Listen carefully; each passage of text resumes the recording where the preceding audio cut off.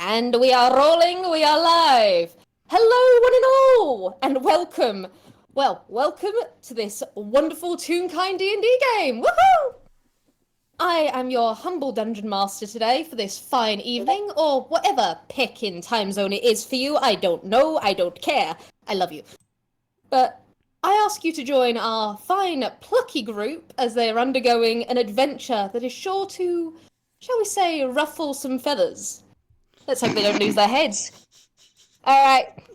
Can my fine cast introduce themselves? Let's go top of the pecking order. Oh my fucking god. I'm not gonna survive this. I am loving this. Hi. Hello. I am Spec, or Spectral Haunts. And I am very weak to puns, so I do not know if I'm going to survive this game, actually. I am going to be playing one real kind detective, Quinn Queen. I was trying to wrap his rep, but I started laughing too hard.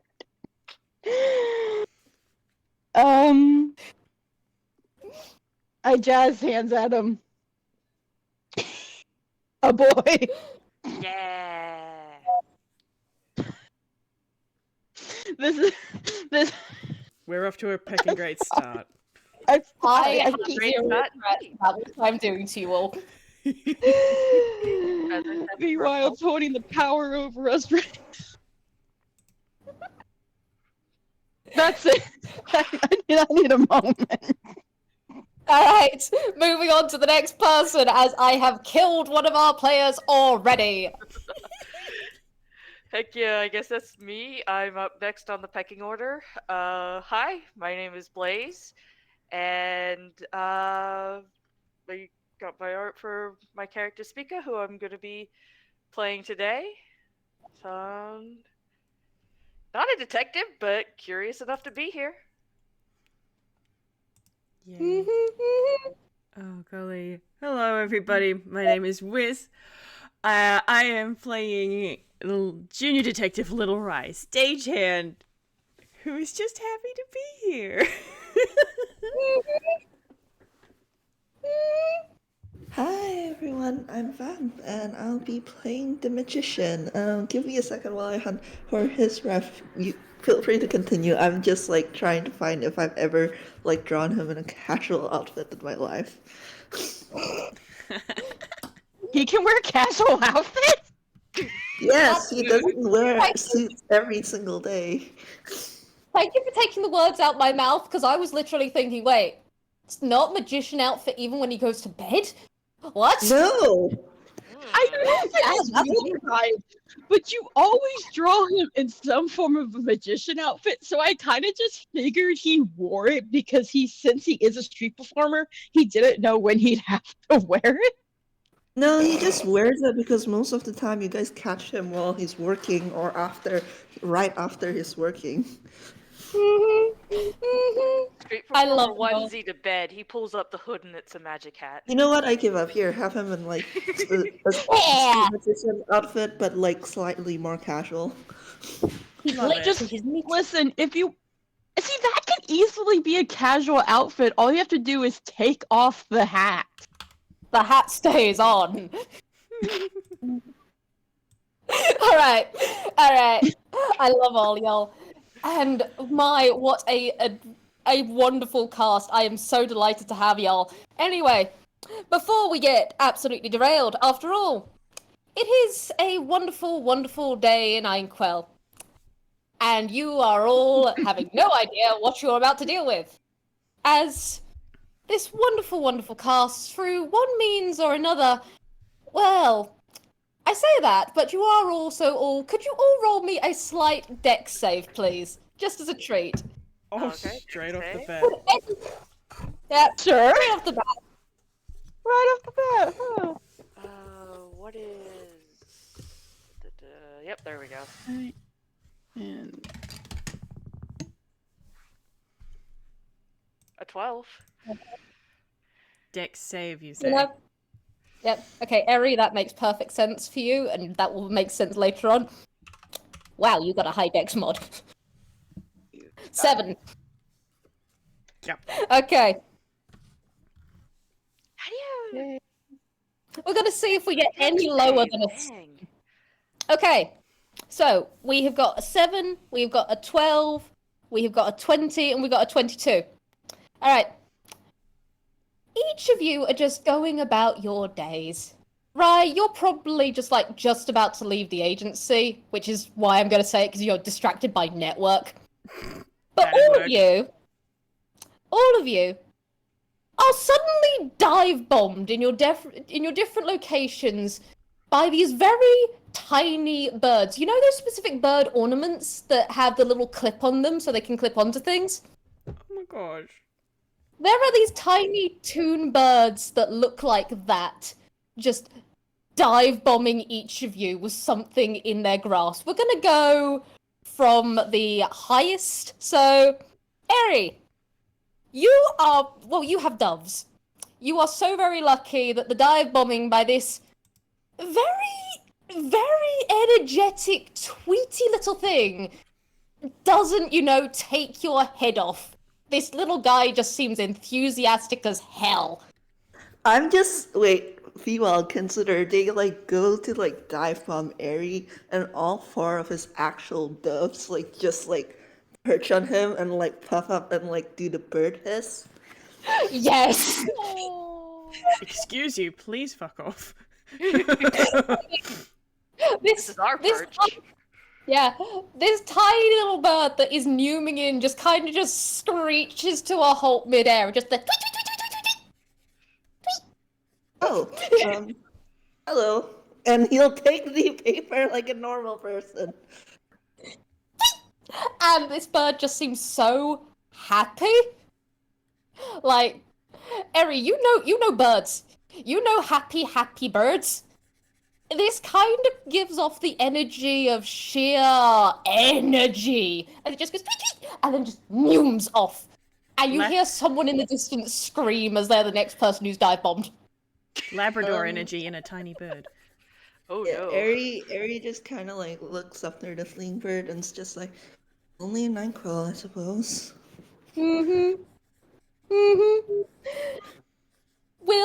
I'll give everyone what it says, I think, after the end. You guys already know. But next person, so let's go. Quinn, it is a wonderful, wonderful day in Einquell, and there is a bird diving at your head. He is ducking. He ducks. The bird sails over you, and then as you raise your head again, it dives again. And it's one of those things where it doesn't hit you, and you were very good at avoiding this little. He's gonna try and catch it then with his hand. You know what, please? The sheer image I've got is, the either A, you try and catch it, or B, it's like in baseball where you've got the glove. Because it's gonna come at you again. You know it's going to come at you. He gets an idea of how it's starting to repeatedly go after him, and one of the times he ducks, just shoots his hands up where his head used to be. There is and the... gives a grab. Yes, there is the... of this tiny... It feels like styrofoam and fluff. As it just collides with your hand, and and then it just sits there, just very happy, very content, with a telegram note just in its little clasp. He slowly lowers his hand and just looks at it for a solid second, processing it, coming to terms to what his life is. You have no idea how a bird radiates such happy vibes, but here it be. This has got to be an Einquell thing. He's gonna pick up the note to read it. As you pick up the note, The bird lets it go, like, super easily.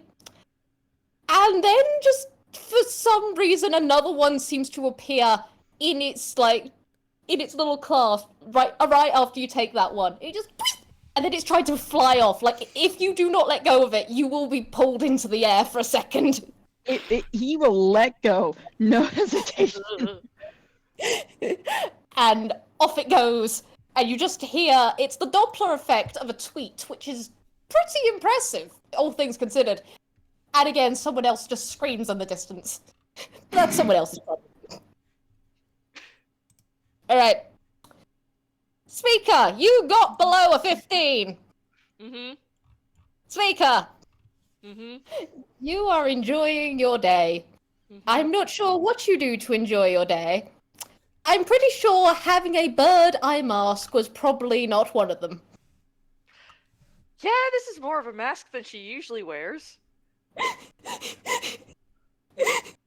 It is dark. There is styrofoam. There is a very tweety bird on your face. You now have a very nice mask. Yeah, 2 of them. She just stands there for a second, and you see, she has cats. So after like a second of this, there's just like an extra pat on the face because it's just like.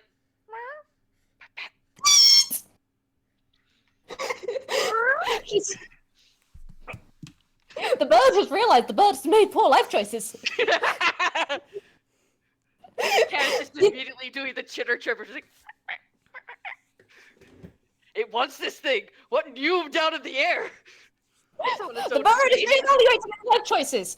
The bird is letting go of its load. The bird is clambering on top of your head, trying to get away, maybe making a minor bird's nest of your hair. Apologies. She can't speak with animals, and it's just like, all right, everybody, calm down. You stop that. Why are you on my head? I've got places to be. This is for you. Telegram, take it. All right. Thank you. Just hand. Give it over. Give it here. I haven't got a hand. No, I have a hand. I'm holding it up to you. Just put the telegraph in my hand. Okay, there you go. Okay, I have thanks. so many more to deliver. I have so many more. Okay, cool. Good luck. Bye. Look out for cats. I'm getting rich. And then this bird just like, you don't even think it salutes. It's too much of a blur. It's more like it smacks itself in the head, and then it just. Well, today's not gonna be boring, I guess. And Rye. I can picture how this happens so very clearly. Paint me the picture. Okay, Paint me the picture. Rai is on his way out to, I don't know what he's doing. Maybe he's just going to the shops or something, but he's just on Network's front step. So, okay, Network, yes, I will get you one of those. I promised I would. And then he does not notice this just coming out like this, like that ding in the distance, and then this and then the shot of Rai there on the step talking to Network, and then this whatever color bird it is, blur, just sort of smashing him out of frame, and then zooming out to the street of how that they live on in Halloween Town, of him just sort of going down the street, making a boom, boom, boom, crash, and then skidding to a stop, and then it's just lying there with this big cloud behind him, and this little bird just sitting him when he goes on the back of his head. Exactly. Yes, that is exactly how it plays out. There is just this absolutely contented to peck bird now just on you. It somehow managed to land on top of you given the skipping stone impersonation you just did, which is impressive in and of itself. And it's just like... Oh boy. What the heck? It pecks you for that, and then just goes... Ow! And he's just going to sort of roll over onto his belly. There is a teeny, tiny little bird like this. These are small little things. And it's just now on you. Just very insistently, like, hopping. It doesn't have feet. It just has this clasp with a telegram in it, just hopping up and down. Just... Aww. It's just like little Lucky! Have you got a letter? Is it for me? It's now just like gesturing with both its little nubbin wings at the clasp in its hand, or in its. It doesn't have a hand. The other one already established this. In its little clasp, just like. Ryle will reach out and just grasp it with both hands to take the telegram. And for this one, it does actually stop right before it's about to zoom off. Just goes, and then, out of its beak, it's almost like it materializes, just like with a previous one that you did not see, that just materialized another telegram. It materializes something else, just this small little object, pops it down as well, and then it is just gone. And someone else in this poor frickin' town is gonna get dive bombed. They didn't deserve this shit. They're just dealing with this. Oh. Thank you, delivery picnic. What is that? He's gonna pick up the other thing. Yeah. The other thing is something that's probably not going to make any sense to Rye, but it's a small chess piece. Oh, okay. Indeed. It's probably not going to make sense to him. It'll make sense to someone else in the household, but each to their own. Anyway. Well, he's gonna stick it in his pocket and open up the telegram. Indeed. And as you all fine cast have successfully been dive bombed, you each find a note, a telegram specifically. And the telegram reads, Detectives! Solvers! Helpers! Curious! Urgent! Problem! Disaster! Stately manner de Perdix! Tezukanada! Rotisserie! Problem! Go away! Go away now! No! Come, not you! How do I send telegram? Do just hit send! Send! Cranberry! Money reward! Go away! Send! Lord Perdix. I still love that so much. Oh my gosh.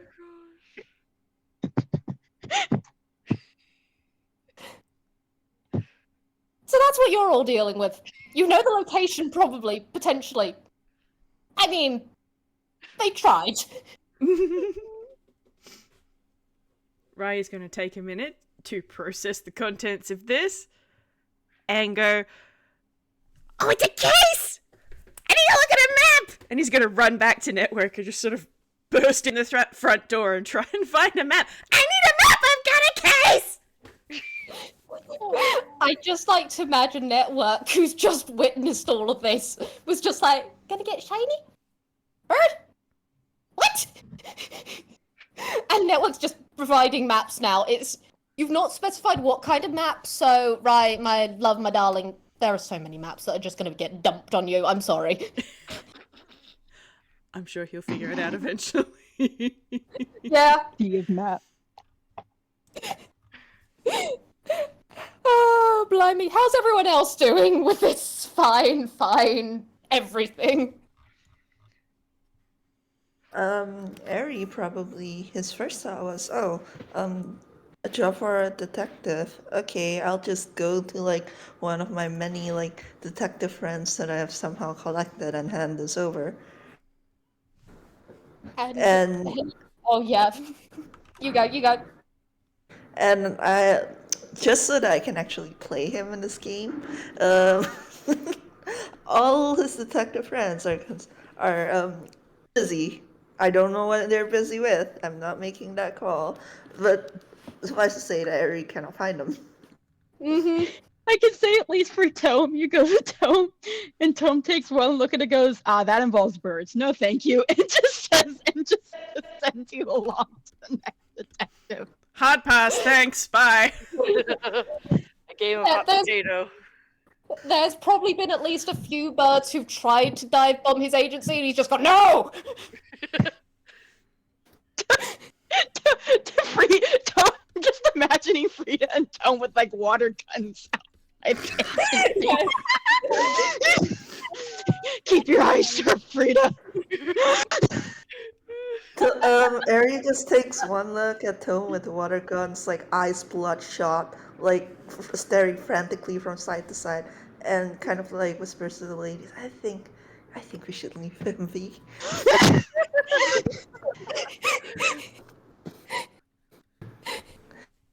So, suffice to say that none of his detective friends are available. They're all either busy or, in Tom's case, hunkering down behind, like, in his agency, like the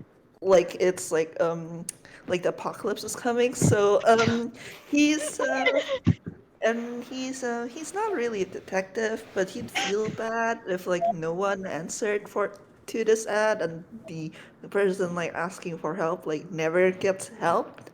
So he guesses it's just gonna go there now. Yeah. God almighty, I'm sorry, Ehri, the plot denied anyone else. You, Ehri, have been chosen. You have touched the beacon that was a bird.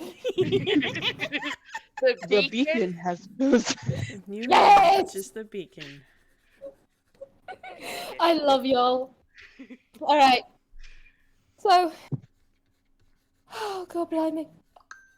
I'm gonna say it's semi-easy to find the place, and there's also probably you're gonna get an expedited, way through the teleportation circles, just because the poor teleportation people are just there, just like, please, if you're going there, just go, wait for me, just go. Back, little birds, back. I would also like anyone who any of your characters who are aware of money as an idea, as what things cost, can make me an intelligence roll if you so choose. Yeah, right. Okay. Aware of money, huh? Just straight in. Yeah, let's go straight in. I'm so sorry. Quinn would not. That is all right. I love him. And the worst part is, it's not because he kind of is learning Einquell currency. More of a problem because he doesn't budget. He just buys. I love his that. dad funding his entire time here, so he's. Yeah, you know what? It makes sense, especially given who this person is. So, I put the DC as 15. So one of you is going to get this. I'm sorry to the other two. You might figure it out like at a later point. Right. No, it makes sense though. Ehri's not from Einquell. Indeed. This is related directly to money, right? As you're making your way over, you're looking at this telegram. There is something that comes into your head of telegrams pay per word. At a decent little price, like let's say a couple of silver pieces per sort of thing. But then there's also express delivery. Right? Every last one of these telegrams is about worth 10 gold each. Oh, picking damn rich people case. Cool, I love those. They're always so stupid. I knew you would get that immediately. I love you. Right. I love you. More than I could put into words, actually.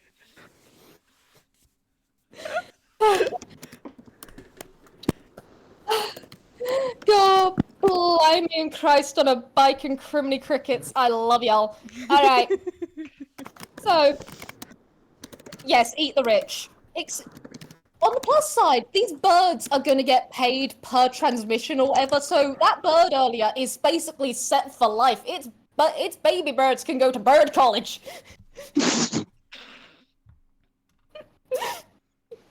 They're going to get their beaktulas degrees. Alright, but before we branch out too far, let's settle back into the roost. Gosh! So, you fine, plucky, feathery, lack of feathery individuals, except for one who has a +4. You are all here. I hope I got the amount of doves there right, otherwise I'm going to be very sad. Alright. All of you, I'm gonna say, convene outside the Manor de Perdix at the same time. Just, you're way here was probably quite eventful from sheer birds, which will have eventually tapered off as everyone has been terrorized underground.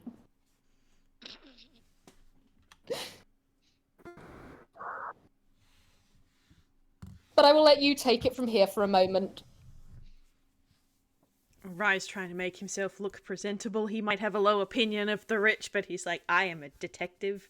I have to be presentable. This is a very important case, and I'm gonna get a good grade in detectiving. Mum will be proud of me. Mm-hmm.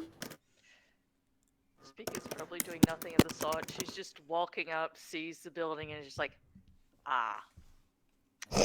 Welp, I'm not here as a detective, a solver, potentially a helper, definitely a curious, very likely a problem and a potential disaster. So, Ah, wonderful. all of those were listed.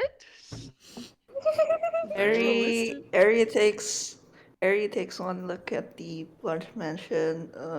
It's just like, of course, and also kind of internally goes, I hope this isn't a trap. I don't think any of my high boys will let me live it down if I get caught up in another criminal thing.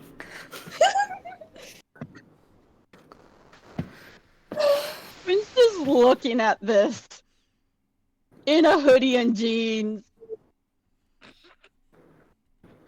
just staring. I feel like even with Ehri being more casual than his usual suit, it's still like pretty fucking formal, like out of the four of them. It's a suit, and yeah. Yeah. Mm-hmm. My wordy. Alright. Do you guys say anything to each other? Because you are just four random strangers who have rocked up to this place. Rye's not paying attention to anyone else. He's just like, case. He's just like, to the door. I have a mission. Oh my god, I love him. It's And safe to assume all of you got attacked by birds. Oh, yeah. Oh, yeah. Yeah, I definitely got attacked by a bird. Bird to the face. Attacked? No bird attacked me. They just gave me the paper. And on his shoulder, one of the little ladies like preens without Ehri noticing. Spica looks at the bird and is just like, can't possibly imagine why you didn't get dive bombed. Quinn's just side-eyeing the bird right now. Oh, well, Okay, that's good. It well- knocked me halfway down the street, so. Okay. Oh. Sounds right. So you're all here to help too, then? Depending Yes. on your definition, yes. Hi, I love doing cases with a group. This is gonna be fun. Introductions then. My name is Junior Detective Little Rice Stagehand, at your service. And he gives a smart little bow. Oh. Oh, Quinn's heart is melting.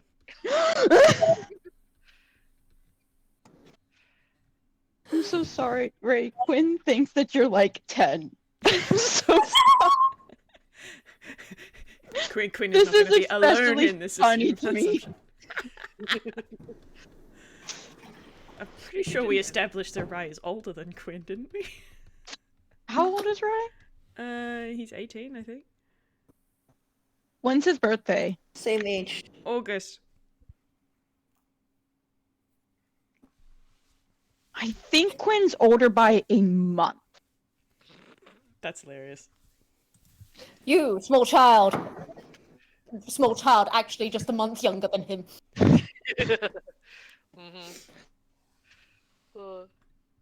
Spica just gives a nod. It's like, Spica, not much else to it. Not a detective, but I'm not about to argue with a bombarding bird. That's fair. Ehri just kind of like gives like a short bow and it's like, Ehri Howden, street magician. I was, I tried giving the pamphlet to, an actual detective, and the camera cuts to like Tom's agency and the sound of high pitched screaming from within. Tom at this point's probably already invited other detectives in to help him. Oh my god, that's why none of them are available. They're all bunkered down at Tom's place protecting him from birds.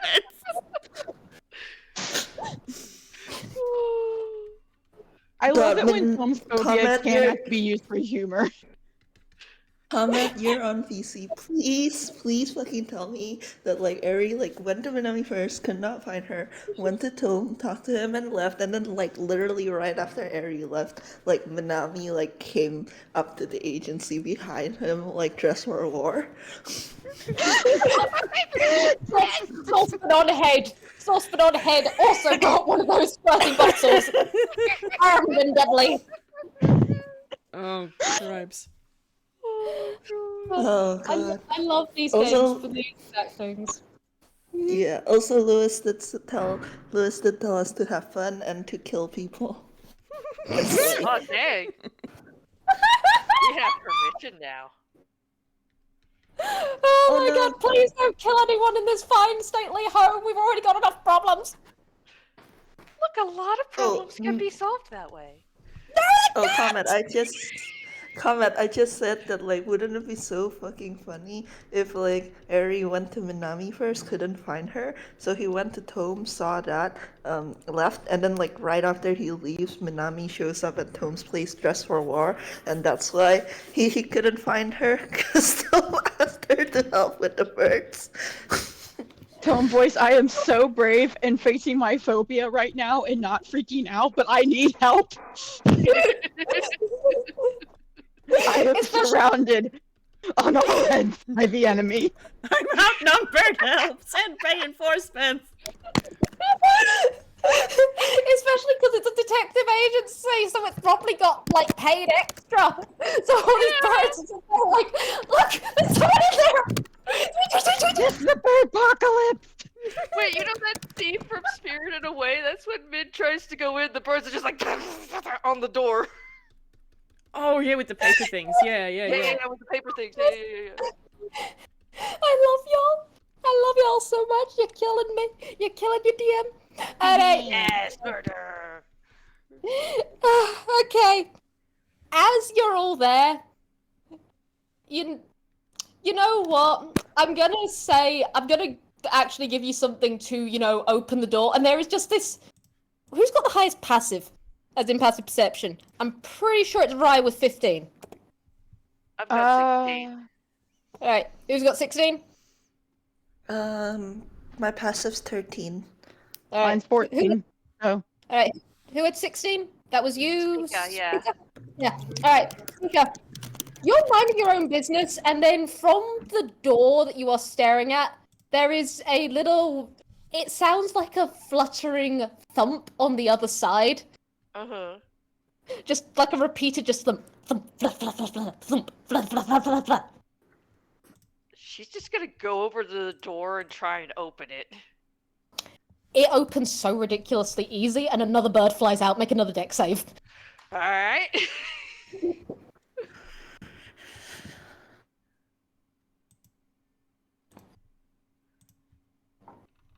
Okay, I'm just gonna say, like, she knows it's coming, so she just stands there and waits for it to smack her in the face.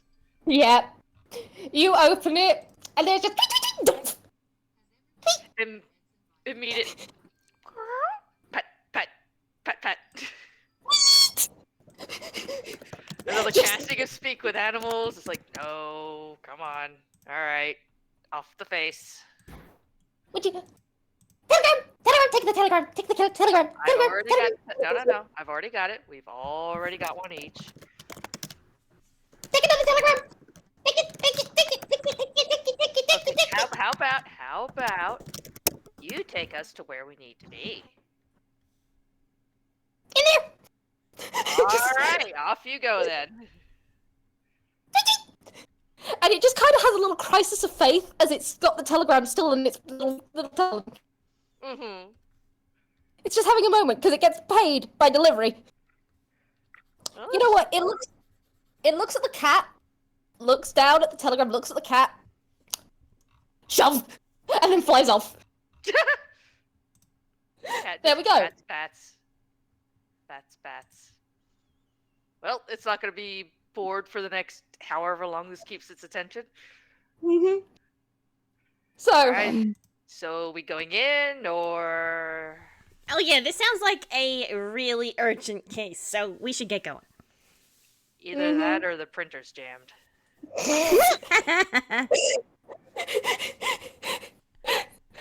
all right. So, all right. I will say, oh, you go. Oh, you go. No, you go. I will say before I forget, I did go and check. Rye is older than Quinn. Hey! I actually Small went in. Actually went into my old notes to find Quinn's exact birthday, and Rye is in fact older than Quinn. Let it continue. The quote-unquote Brilliant. 10-year-old is older than you. All right. So, you all enter into the first part. Like, you go through these massive doors. All right. Once you've come in through those massive doors, they do just kind of shut and clunk behind you. Yep. You have now entered Manor de Perdix. Well, that And was a trap, I guess. On the plus side, the door just like further in it does now open. But yeah, you guys, that door behind you, that was a solid clunk. Yep. Did it lock? Like, just Yeah. me out of character, did it lock? Yeah. Of course it locked behind him. Ehri is just looking at the door and he is considering just picking the lock right now, right here, but like nothing is in danger just yet, so maybe later. Ehri, do me a solid because of your thought on that. Roll me a perception right now. Oh dear God. Ah, yes, nothing more terrifying than when the DM asks for a roll. A random You know, I roll. should have like changed his. I forgot to change his floating perception from like rogue, phantom rogue. I should have moved it to perception for a detective game. Ah well. It's Ehri, you hit the DC. Ehri, you look back and just like, I think I can pick that. Ehri, the door is just like 2D now. Painted on. All right. It's That's very much worse. that. It's just very much that. Hey, where's the door? Meme. It's now 2D. All right. Door. In that case, Ehri's gonna take out his plot device while everyone else is chatting and quietly send a message so that people don't worry, and so that in case things go tits up, people know what the fuck happened. Wait, Quinn has a plot device. You send that. You hear a ding from Quinn.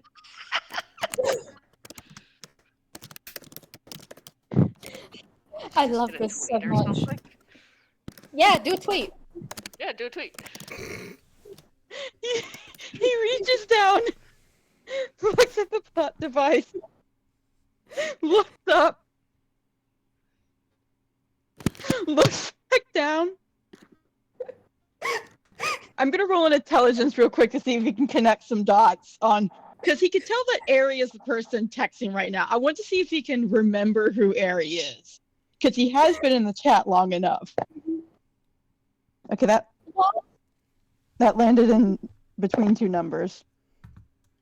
Okay, he does not for now. That was a for a history, that was a 9 in total. So Nine. he does not remember who you are. Does Ehri remember who Quinn is? Probably, but let me roll. It'll be really fun if Harry remembers. Oh, Yeah, He remembers. Ay. Alright, I love this. Alright.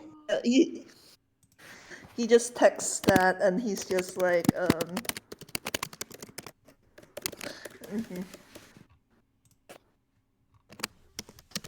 The furious sounds of an Ehri typing. Plus, Okay, I have to roll roll again because Quinn really did hand me shit. He knows who I am. I need to remember who he is now, so this isn't awkward. Oh god, I feel that though. Like just like staring at Ehri, trying frantically to remember him because he clearly knows who the fuck you are. Like I looked at him, and I looked at him. The dots connect. The dots connect. Whereas Rye's not in the chat, Quinn so in the Rye has head. no idea who Ah, either yes. of you are. Yes, I Magician. have no idea either. Leo cares about. Quinn in the back of my head really just handed me, handed me, and I think I told Vamp about this already. This is one of Leo's new dads. I will be watching him. This is his judgment. This is his death. He's just standing here, my guys. And While Ehri and Quinn are having this, he looks at me, I look at him moment. Spica and Rye, could you both give me a perception roll? Yes, absolutely. Absolutely. Also, I don't think that Quinn actually got as far as saying his name out loud. So No. Rye's just kind of gone in. Those two are on their phones now, and Rye's just like, right, case, we're inside. Yeah. Yeah, Quinn didn't introduce himself. Yeah, he's just. Ryan introduced himself and then chaos broke loose again. Alright. Was that 23. Nice! Alright, so Rye with a 15, you can hear some sort of commotion indoors, but you're not entirely sure where. It's just you know it's indoors. Speaker, you was somehow with this superb hearing just hear, send it again! Send it again! Send it again! I'm trying! Send it again! She just like looks out and calls out, how about you don't? You got visitors! Like, there's this pause, and then you just hear several people kind of losing their marbles.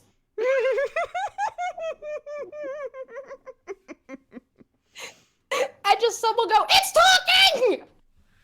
No, it's not! Hello? We got your telegram. You got visitors, front door, hello, knock knock. We'd appreciate it if you let us in. We're already in. There is Second door. There is a technically in. pause. The door in front of you opens. There's no one there. You do just hear this commotion a little better, including like several people talking at once. Just like, are we sure? Are we sure we should let them in? I don't know! Ah! Why do you send out messages for help if you're not gonna let us in? That seems counterproductive. Hello? I'm a detective from the Stagehands Requiem Agency here to help. Well, no, just stay there! Come in! Come in! Come in! Come in! Come in! Come in! Ah! Spica pushes the door the rest of the way open and goes in. Quinn is failing these history rolls right now. Continue. You Ehri. hear... Wait, what was... Oh, that's an exclamation mark. You guys hear Oh. this noise just like coming from a wall, or specifically a door off to one side. It's if you were in a video game, for example, there would be an exclamation mark of, oh look, a place to go. How bizarre. Out of curiosity, guys, I have to ask, how do you zoom in and out there again? Do you have a mouse? The cursor. Trackpad. Sorry, that's what Okay. it's called. Whatever Expand you your do, fingers. Yeah, whatever you do for the equivalent of like a mouse wheel on the trackpad. Oh, okay, Okay. I see it. Okay, good. Okay. Alright. So- Leah, I was gonna say, like, Ehri just kind of looks at the others and it's just like, is this what it's always like? Going on cases? Are all clients like this? No, not all of them. Not outside Einquell. I wouldn't know. Oh, this is gonna be Do- fun. Do you approach this door where this Yep. exclamation mark is. All right. Absolutely. Who's the? All right. I love all y'all so much. Okay. So I got you, Vamp. So, you all get there, and there is this hullabaloo from indoors, and then yeah, and then you do just you hear this voice, and it seems quite far down the door. Like the door doesn't open immediately, but you do just hear it. Okay. Are you birds? Nope. Not presently. Are you sure? Very. I have a cat. 100%. Wait, there's a cat. Several. Oh, he gets like this every time there's a cat. Come! Engwin! Engwin, get off the table! Okay. Oh, good Lord, so, my God. Alright, you promise you're not a giant bird? No. Okay. They just said no. Wait, why did you say no? You don't promise you're a giant bird. Oh, yes, I promise I'm not a giant bird. No, I am not Okay. a giant bird. Okay.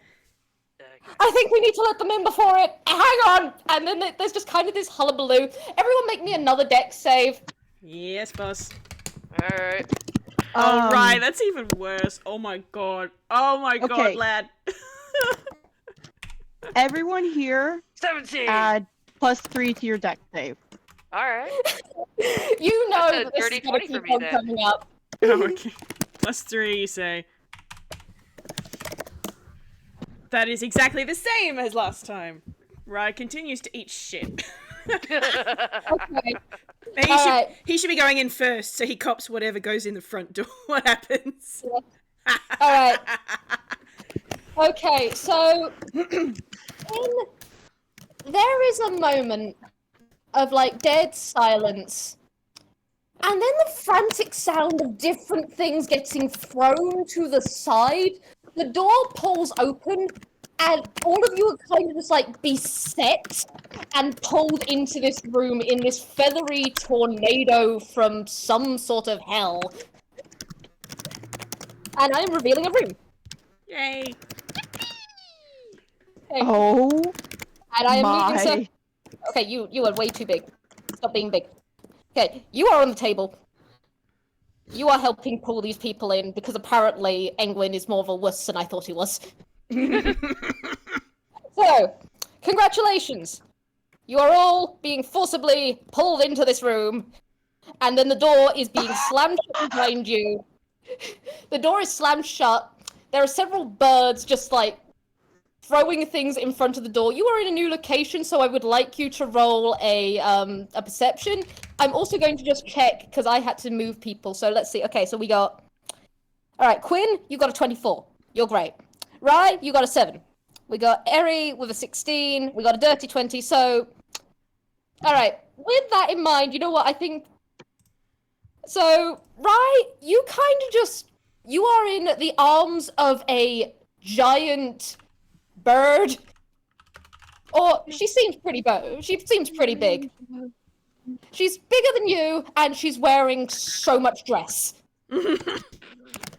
Quinn and Spica, you kind of both been pulled in by this one partridge, and he's just kind of holding you both. Yeah, table pear tree. I'm glad we all got there. Lord Partridge de Perdix. And let's see, who got the highest again? Who got the highest again? That was Quinn. Yeah. In fact, Ehri, you and Spica have both been held by this partridge. Quinn, you have got this absolutely tiny penguin just like latched onto your legs.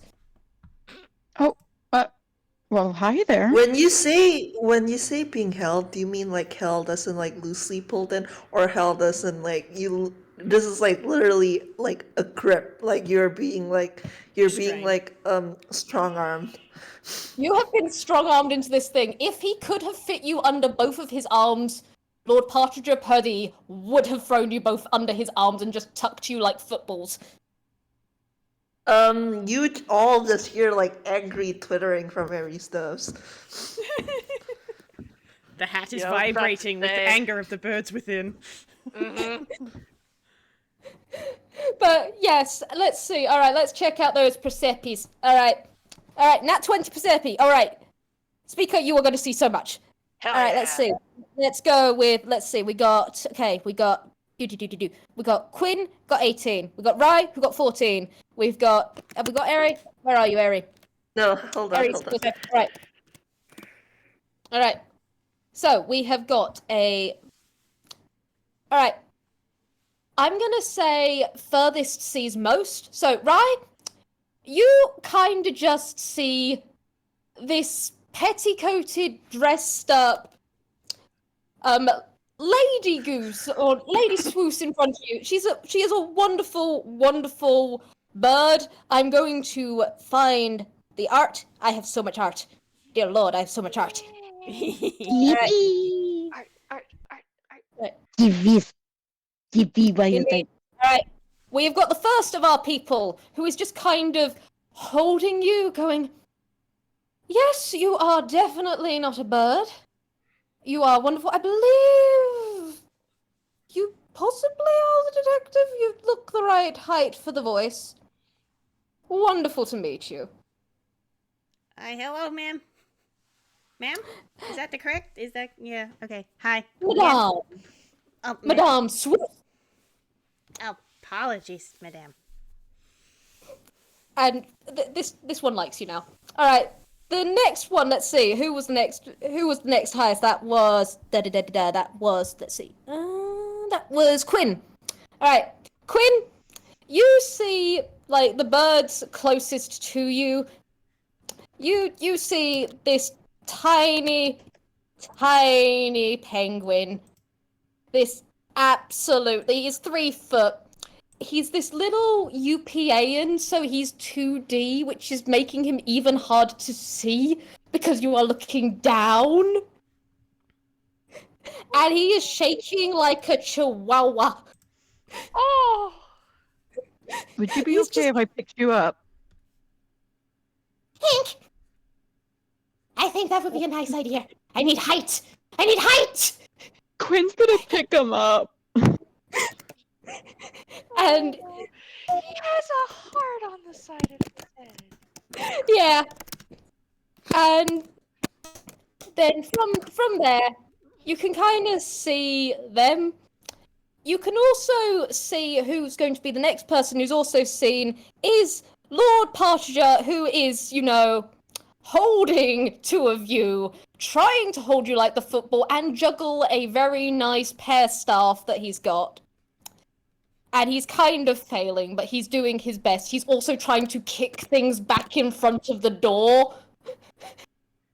Just desperately kicking furniture in front, and he's not quite figuring out what to do with everything in his arms. He's got so much in his arms now, he did not think this through. And from further than there... Oh, is that Scopo? Yes. Dang it. Kind of looking at us, yeah. Dang it, I I'm thought I gonna managed warn to you. make it- The problem is with most bird eyes tend to fall under Scopo. Right. Sadly. Okay, I've managed to make everything except for this guy. I think Lady Henning might be a problem, but I thought I'd managed it with her. I'll spoiler both of them just to be sure. All right, but you do manage to You see did a little amazing. further. Yeah, you managed to see a little further that there's a porcelain hen just like off to one side, who's kind of just also nudging things towards the door, but kind of keeping her distance. You're not entirely sure why, and then Spica, you catch all of this, and then you also catch at the far back of the room, just kind of with their head tilted in the... You don't even know what the expression is. Their head is just tilted, watching every last thing that's going on. Of just this a very large bird. Like, out of everyone, this is the largest bird in the room, about 7 foot tall. This Okay. large owl just watching you all. Oh, and something I did forget to mention about this all is just, there is everyone here. Every last bird in here, and you will all catch this, is covered in different kinds of foodstuffs. There is just like cranberry sauce on one. The penguin is slightly covered in mashed potato, which is not helping his frazzled energy. There is the chicken off to one side. The lovely lady chicken is absolutely covered in gravy. Like, she is practically a gravy boat. There is a puddle underneath her. The only person who seems, and this is something that you'd pick up, Spica, the only one who seems pretty immaculate is the guy at the back of the room. Spica looks at all of this, side-eyes the cat on her shoulder, and mutters quietly, "Not a prestidigitation among them." Okay, Spica, you say that, and you actually see the owl at the back of the room's, like, ear twitch, you know, the ear tuft, and then just smile a little wider. Spica just looks amused at that. She doesn't care if he heard. Found it funny. Yeah. I will also just say, Quinn, I'm so sorry. The penguin in your hands has realised that they are now A, further from the floor, safe. B, closer to cat height. Not safe! Not safe! Not safe! Oh yeah, the cat is looking around like, oh, it's cat Christmas. Birds. All right. I won't let any cats bother you. So take deep breaths, okay? Promise! Promise! Promise.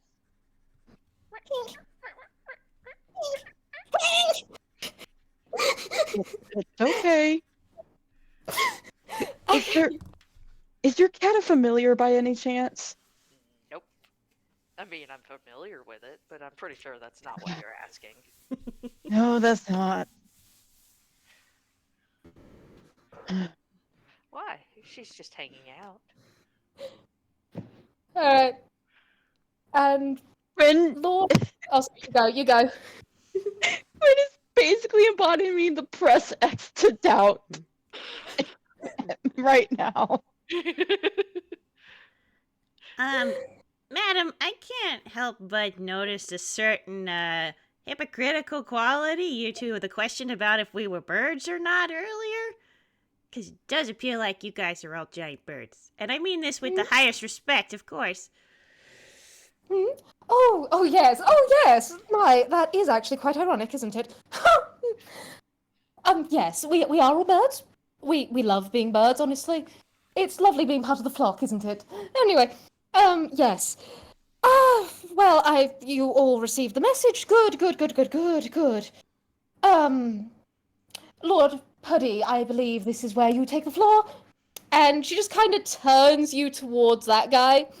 And he does finally put you, Spica, and you, Ehri, down, and kind of take a healthy step back from, you know, the cat, and just like, he holds his staff in front of him, just goes, yes, welcome, I would say esteemed guests, but you have valiantly come forward for our cries for help. Thank you so very much. We seem to be experiencing something of a coup, if you will. I won't, but go ahead. We'll deal with that when we come to it. But yes, we have called upon the most valiant people in the land, and he kind of looks over at this typewriter in the corner that is just heavily hammered to hell. It's also got foodstuffs on it. You get the picture that it's just been bashed into as many times by as many people as possible to get this to work. As he just goes, and we are calling upon you for aid in our trying times, as, well, matters have befallen us outside of our control, and we have very little idea how this has come about. Well, I'm always happy to help people who are in need. What can you tell us about the situation, sir? Well. Here we all were. here we all were. We were having a wonderful time, a wonderful feast, a wonderful everything that we always do because we have such wonderful parties. Honestly, you would love the parties.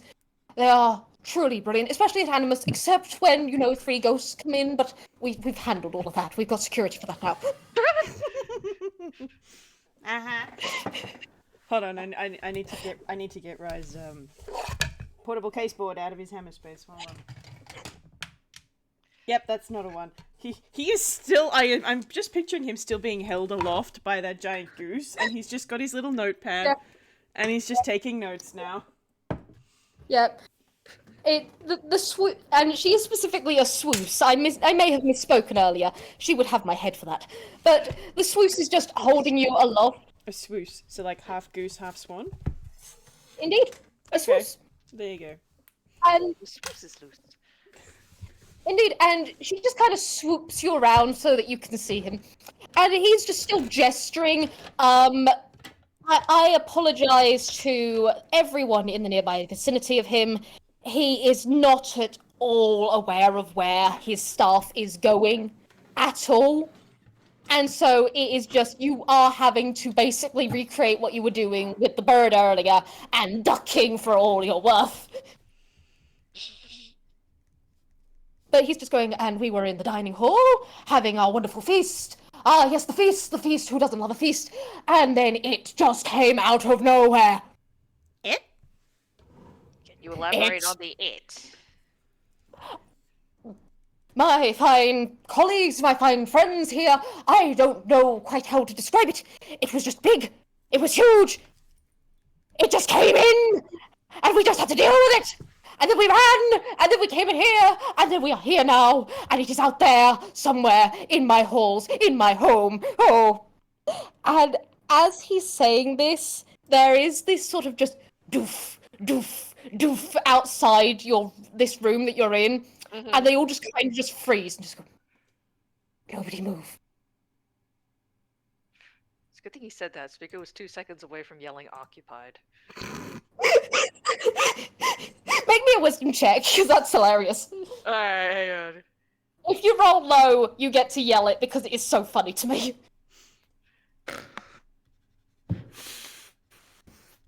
Okay. Brilliant. Occupied!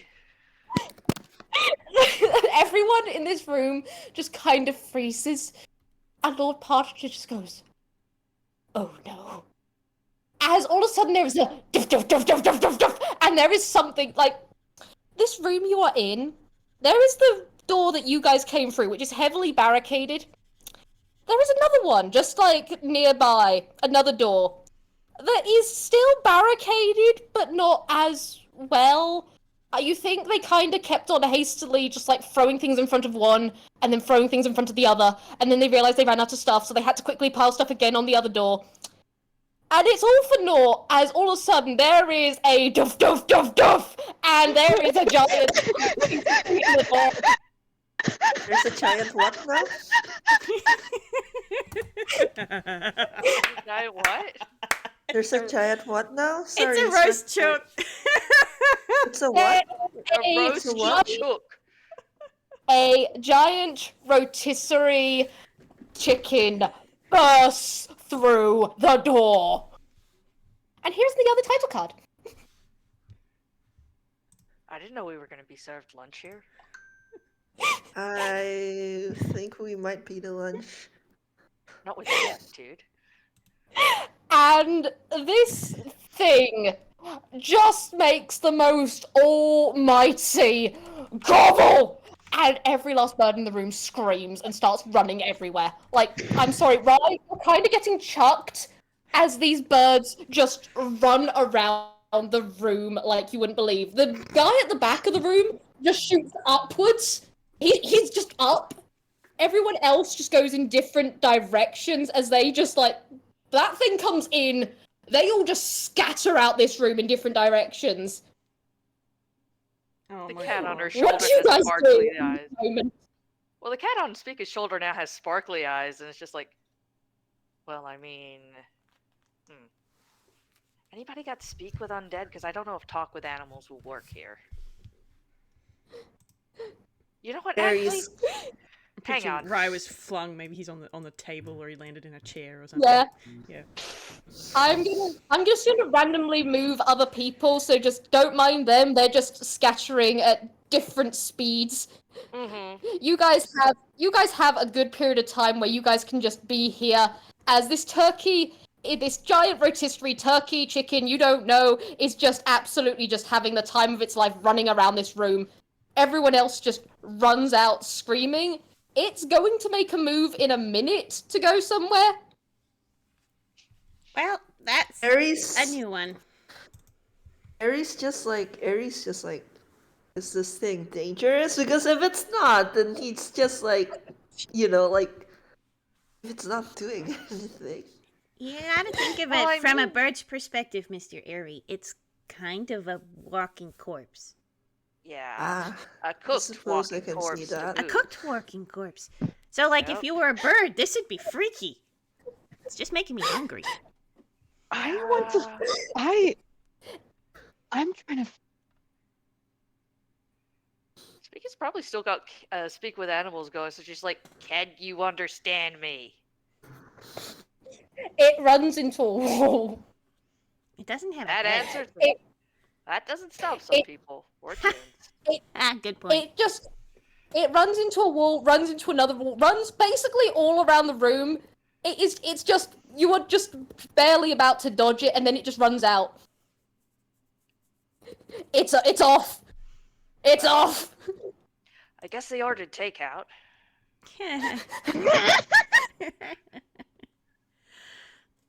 Okay. I guess giant animated lunch is the case. Okay, I'm writing that down. Just hold on.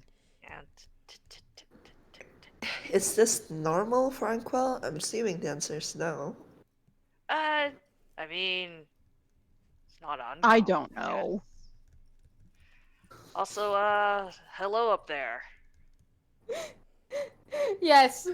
The single bird who's still in the room does just, from the top of the highest bookshelf, where he's kind of compacted himself in the way that owls can, and Oh, he's just looking down.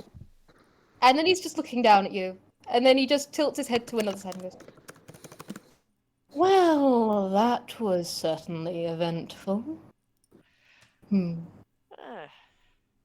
dinner and a show, but I'm guessing not what was expected. No, not particularly, but I must say it was rather entertaining. That it was. Is there anybody here, either living or working, otherwise occupied, who has, animate undead or anything of the like? Hmm. And he takes a moment, and then he does just like open his wings, and then it is completely silently as he glides down and lands, and then folds them and just goes, I am afraid I cannot inform you of such things. I myself am a guest of the evening. I don't know if anyone else has such spells. Fair enough.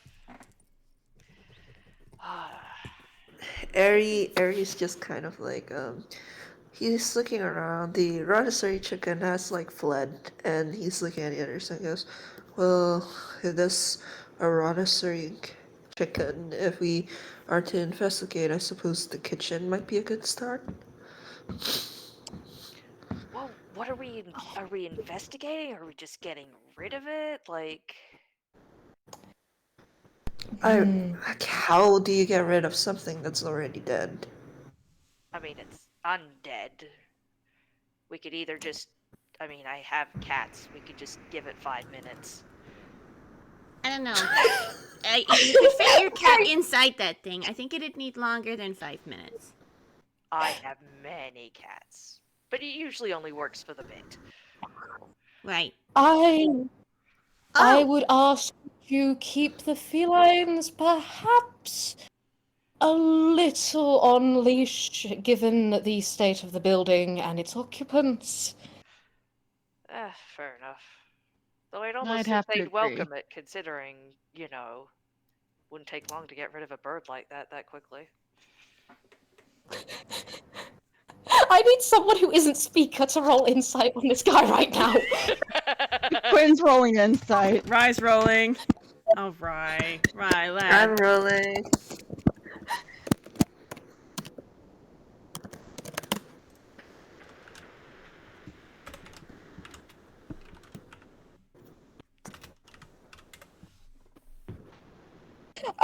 Right, my love. I gave this DC of 15.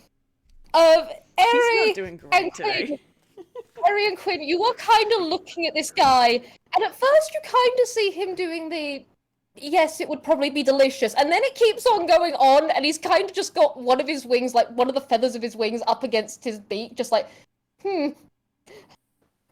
oh dear, we are in danger. Ehri is just like, in any case, even if we do get rid of the chicken, there's still the question of why and how it came here in the first place. If someone sent it, it might be a good idea to just deal with them first. That's a fair point. Was this meant for dinner or what? It can happen once, it can happen again, unless we deal with the source of the matter. Although I've got an idea on how we can deal with the present issue that's freaking them all out. But we might have to corner it. Because it moves fast for something that's, roasted. Yes, we did rather notice its flighty penchant. Well, actually, pardon that. It doesn't seem to fly, which, small mercies for me. Which, I do apologize, I never announced who I was. And he kind of takes one wing and folds it over his front, and then just does this bow and just goes, Earl Strix of Bonesbridge. A pleasure to make your acquaintance. Quinn's in my head, in his own head, just went, that is a very suspicious new name. Spica just gives a nod of her head. Likewise, sure. Ehri takes off his hat and gives a bow, likewise. And as Partridge was saying earlier, I cannot thank you enough for answering his call. I understand he's quite eccentric, my old friend. But he knows how to pull out all the stops to keep us safe. May I ask you a question, sir? Of course. Ask away. I am aware that you are a guest, however, given that the Lord of the Mansion and everyone else have scattered, would you happen to have a rough idea of the layout of the mansion? Indeed, I do. This is one of the Manors de Perdix. Its posture has a penchant for visiting other establishments across the year, but I am familiar with this one from long standings with the man. I will be able to direct you to certain places, although I heard the kitchen be mentioned earlier. I'm afraid that place is going to be a little harder to get to at this time. How so?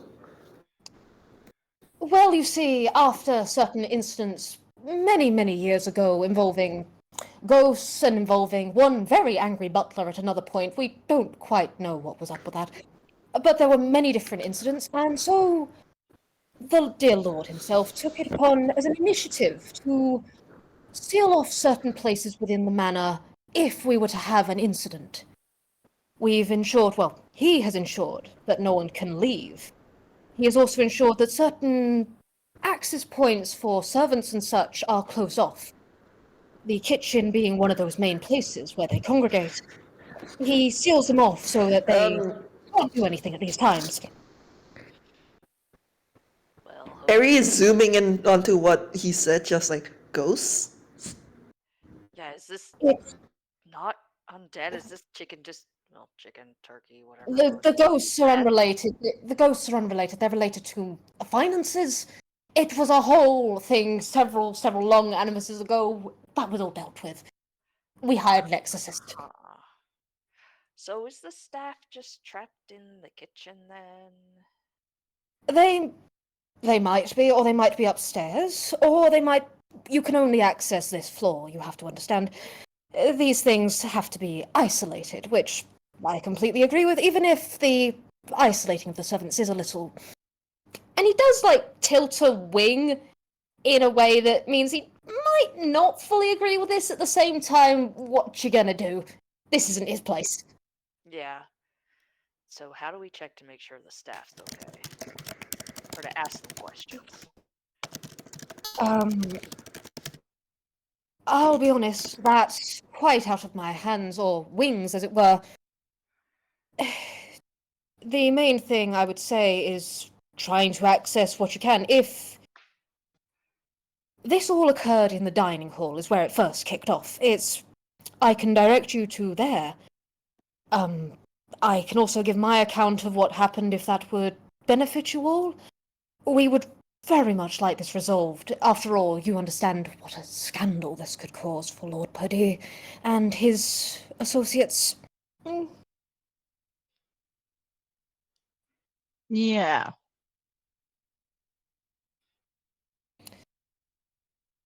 Did they ever state if they were planning on eating the chicken? They didn't say. I will be honest, we are not all vegetarian. So it could have potentially been. I admit I was not entirely aware of what would be eaten at the feast. It's been a while since I've managed to attend one of Lord Partridge's soirees, as it were, but he twisted my arm and said it would be a pleasant surprise of a day, so I flew over. Quinn in my In his head, head. Ehri's like, oh, you first. You go, Vamp. So Ehri's in his head is just like makes sense, cause like he knows like toons are weird, man. Quinn in my head is just. Toons are so weird. I understand you're not vegetarians, but you're birds. Eating a bird. Yeah, birds How- eat birds. Have you met How is birds? this? Yeah. See, look, Quinn's like, we're sentient, and that bird may have been sentient. Quinn's just so confused in the back of my head, like, is this not the same? As if, what? Ehri's gonna look at Rai, who is the other detective here, who's not currently having a crisis, and is just like, should we go to the dining hall then? I think that's a great idea. Probably the best place to find clues. And maybe the walk Agreed. will give you a minute to process that. Yeah, birds do eat birds. Yeah. I was saying he wasn't saying that out loud, that was all in his head, but he really is just in me, oh my gosh. Especially since Quinn thinks Rai is like 10 years old and he's just like, yeah, birds do that.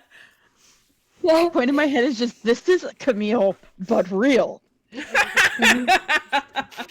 Because he knows the truth about Camille now, which is going to make it even funnier when Rai turns out to also be 18. If Quinn had a nickel for every time he met someone he thought was a 10-year-old super smart detective that turned out to be actually 18 years old, he'd have 2 nickels, which is a lot.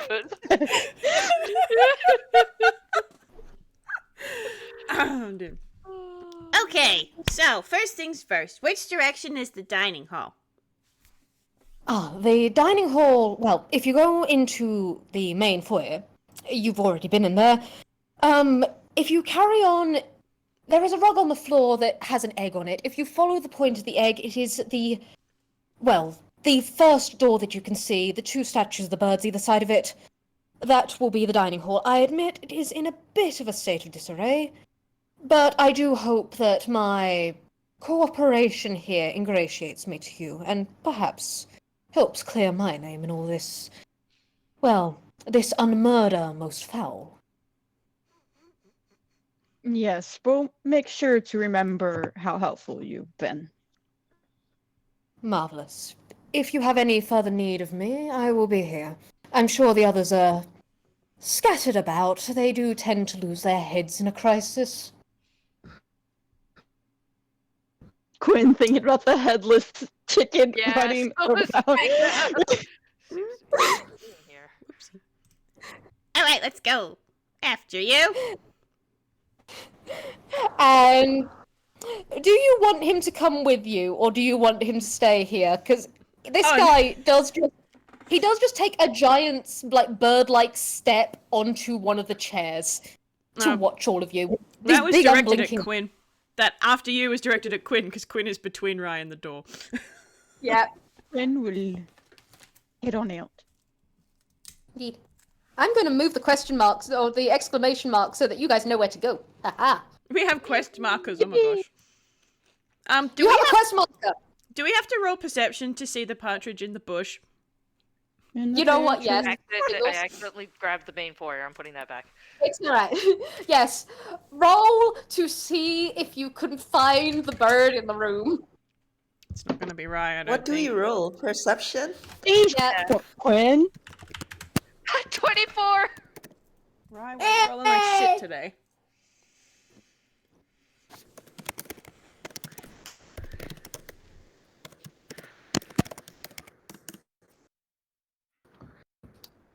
Not fucking 20! Alright, let's go! Okay, so we got... Alright, so we got an 11. We've got a 24. We've got a nat 20. What's Rye rolled? Has Rye rolled yet? Oh, I see the typing. Oh lord, he typing. Oh, No! I'm checking the other channel. You got a 14. Alright. So, I'm just gonna roll a quick roll for this guy. Oh, surprisingly good for a giant plump partridge. That is a 16. So that's Ehri, right? You're kind of you're going. You're going. You know where you're going, and you're going. Then the other two of you, you're going past, and you do just, you know, there are these two very large green plants either side, just in this place. And as you're going past, you do just like kind of do a double take as you're going past, and you just see, oh, green plants. Oh, you know, giant green waistcoat. Wait, what? And there's just Lord Partridge sitting on the plant, like partially in it, partially on it, just stock still, pretending to be a statue. Mm-hmm. Sir, if you wouldn't mind coming out of the plant. Oh, how did you see through my disguise? The green. Detective's intuition. Ah, yes, of course. Marvelous things, intuition, very useful, very useful. And he just kind of partially comes out, and as he pops out, it's kind of staff first. So, do me the shiggles and roll me a dex save just for shiggles, because this guy is absolutely waving it about. Like, you think it's impressive to wave something about this much? Once again, add a 3 to your dex save. Alright. Love paladins. Dirty 20? Yeah. Okay, you are masterfully dodging this wildly gesticulating pear tree staff. Uh-huh. Was that Quinn? You're having to dodge a bit more with that 16. It's just like it keeps almost hitting you, and you just have to out the way as you just go. Well, have you solved it yet? The who caused it, or the what's happening? Both would be good. Both would be immaculate if you solved them both. Well done. Also, the who, well, who's normally... It's normally Strix's line, but he couldn't have done it. So, anyway, have you solved it? Have you solved it? Well, not completely, but what do you mean he couldn't have done it? He's too nice. buddy. By that logic, everybody's cleared. Quinn's actually, normally a little so- more respectful, but like you say that and he really just handed me, you've gotta be kidding me. Well, there we It's go exactly. It couldn't be anyone in here because they are all very nice and they are all my friends. So, who did it? Did Well, you I- know that the majority of crimes are committed by people that you know? No, I didn't. Is that true? Yes. That can't be true.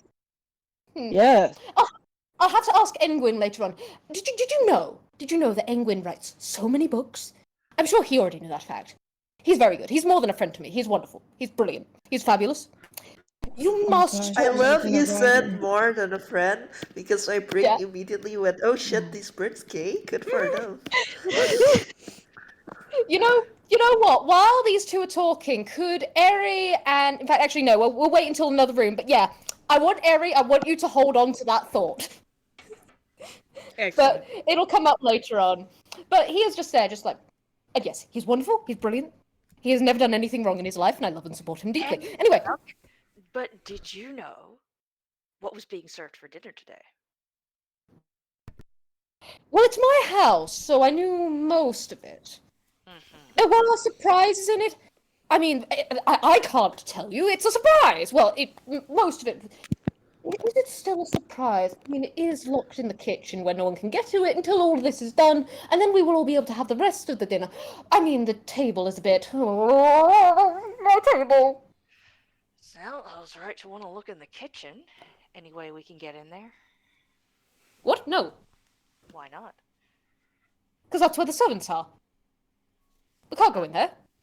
Not until we know The who did it. servants who are suspects. Well, yes, but I mean, they can't do anything when they're stuck in there. I mean, admittedly, we have got reduced staff at the moment. The majority were, upstairs making the beds and everything and getting everything ready for the sleepover later on. Don't tell them that. They don't know about the sleepover yet. Anyway, but we should have like one or two. Or, I don't know how many staff we have. I kind of lost count. I just pay their checks. They're all wonderful people. They're very nice. I mean, they're meant to not be seen or heard or anything, but they're very nice. But yes, the kitchen's kind of, 2D-ish at the moment. It's fine. But anyway. Spica is giving Quinn a look. Quinn is pausing, and I'm gonna roll a deception. He's gonna put on his politest detective voice smile. He is so polite and nice right now. He is. Okay, that did not. He is so polite and nice right now. Do you want to roll insight on Spica? Who? Quinn. That was a deception on Quinn's end. No, does Quinn want to roll insight on Spica? Because she's very purposely looking at him at the moment. Sure. That's another nat 20. Oh, dang. I don't trust like this. It's kind of a silent, subtle. They're getting on my nerves. Do something before I start shaking them. Quinn just kind of makes like a small little motioning of his hands for Spica to kind of step away if needed. Okay. And he kind of gives like a very polite smile. I understand what you're saying. You don't want to risk the servants getting in danger. I can completely understand that. And that's very respectful and nice of you to worry about them that much. It's Oh, more, thank you. I am worried. well, I do have to point out, if they're locked in there, if something goes wrong, how are they supposed to get out? You've effectively trapped them. If, for say, especially because of the kitchen, the fire rate, Well, and think about it. The fire is magic. The fire is magic, so it would go out immediately and all that sort of thing. We've got a lot. I would like to say I have spared no expense on all of my buildings. Every last one of my buildings is very secure. I have made sure that there is no fire hazards, there are no snow hazards, there are ghost proof, all of those sorts of things. There's minimal chances of magic stuff, including wild magic surges. Do you know how much it costs to get wild magic surge proofing on buildings? It's a lot. It's a lot. I'm from Fort Sinon, yes. Oh, that's where your accent's from. Marvelous. Yes. Yes. Me, who is I am not doing a French accent right now. I am not doing that. You can pry that from me later. Yeah. You know, this guy just kind of steamrolls over for you a moment and goes, "Oh, you must talk to Swoos. Swoos loves Fortunanian stuff. The literature, the poetry, all those sorts of things, the art, the architecture. Oh, she absolutely loves it. She's a wonderful person. Have you ever met her? She's even more than a friend. She's absolutely wonderful. Incredible. Superb at planning things. Every way. I very will laugh. I will laugh at that even more than a friend comment. I will laugh if every single guest in this house right now has a crush on this guy. That's what I'm starting to wonder. Yeah. Quinn's just standing there. Oh, well, I'll make sure to talk to her. Okay, well, if they're safe, I do have to ask them about your safety as well. Well, yes, Because that's why I did I'm here. mention, well, yes, but I mentioned that they're all suspects, you know? And you have left them in a room full of food. One of them's already proven they can bring food to life. You may have armed whoever did this. And with all that access, they could easily break down the door or cause even more mayhem or even hurt the other staff members. All we're asking is to be able to go in so that we can just ask some questions, see if anyone's acting suspicious. We'll make sure to lock it back up if it's really that important to you. But I am concerned about, by locking them in there, you may have created extra problems that could lead to even worse things. I would like you to roll insight. Both of them are just Okay, that one's... You can both roll insight as a treat. Okay. Yay! Please, because Quinn did not do that good. Okay.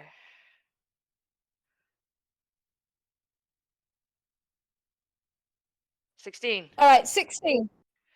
Speaker, as he's been talking, you do kind of see, like, Parcher has been taking this in, Mm-hmm.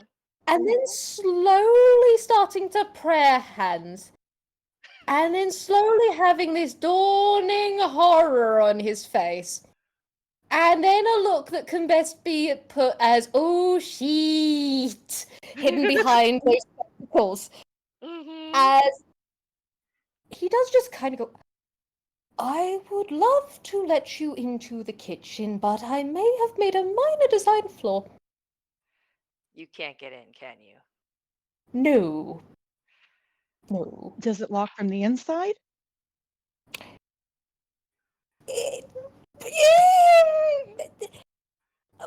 I hired the person to help, very nice friend of mine, not here, but very nice friend, UPA makes certain doors and such 2D. And so everything Like the alarm... Exactly, and the alarm system kind of has to, go down to, un-2D it. So I have to let everything down, and I'm not doing that while there is a giant... Yes, Corp? there is the problem of the giant. Okay, I understand. Where is the alarm system at?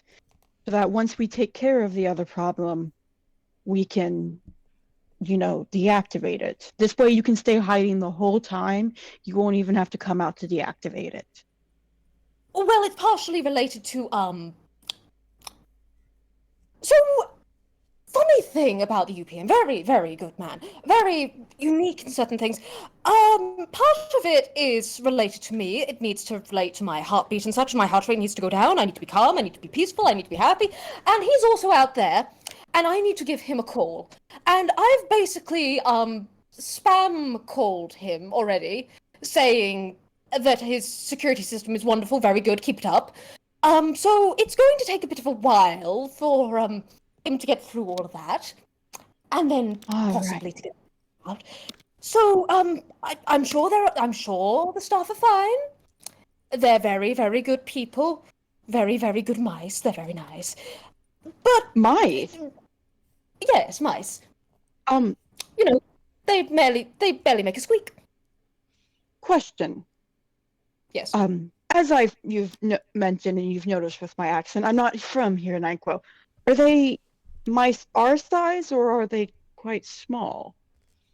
They are quite small. I mean, define small, because they're not tiny, tiny small. Those kinds of ones are the ones that, Strix eats. No, we're talking about, and he kind of just has a moment of just trying to figure out, like, gesturing with his hands, trying to figure out how big to sort of put this, and kind of puts, like, about a third of himself, just, like, measures that sort of stuff out and goes, well, about that high. Very Are nice. there any doors that only they can get through since they're smaller? Servant doors, maid doors, as things that only they would have access to. How should I know? I'm not a servant. This is your home. You don't know what went into your home, what was built into it? I have over 5 homes. You have to understand, I can't keep track of all of them. Okay. Final question then. And then I will allow you to go back, though I will ask that after we leave, you do keep trying to contact about deactivating that security system. Of course. The doorway to the kitchen, although it is permanently closed, is there any way the servants could hear us from the other side if we were to try to talk to them through it? I mean, I've never tried. Usually when we need them, I ring a big, big bell and they come running, or they're just there and they're very helpful, they're very quiet, very nice. Honestly, wonderful stuff, absolutely brilliant. They are not more than friends, they are the help, but they are very nice and very sweet. I see. And where is this kitchen at? I know we can't get into it, but... Well, hang on a second. And he just kind of hops out for a moment, runs over one way, just goes, here, and then he just goes back and just dives back into the potted plant. Thank you so much. Well, that is all my questions. Like I said, just please keep trying to make contact with your friend. Indeed. Although there is one thing, you said about animating food and that sort of thing. I have heard rumor from something before, but you mustn't blow it out of proportion, of course, you understand. you Oh, understand. of course not. I'm a detective. I only take things for the fact side. Oh, good, okay. Now, not to speak ill of anyone here, I mean, Lady Henning, wonderful Lady Henning, wonderful, wonderful lady. I don't know her too well myself. I know her father more. For some reason, he just wouldn't attend today. Very, very nice man, almost more than a friend. But he's wonderful. But I have heard rumors of certain things, you understand. Ah, I see. Well, we'll make sure to keep an eye, but if you assume that she is kind, especially considering you seem to be on such great terms with her father, we won't let that cloud our judgment at all. Don't worry. Oh, good. Because Lord Of Henning course. is a man, and Lady Henning, a very sweet young woman. Very, very nice. Of course, I understand. No, thank you so much for your help. You've been so helpful. Thank you, and you're very nice. Both of you are very Oh. nice. Thank you. Thank you. All right.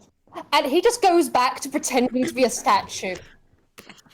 Quinn is gonna walk over to the other two, and as he turns away, you just see the exhaustion of that conversation hit his face.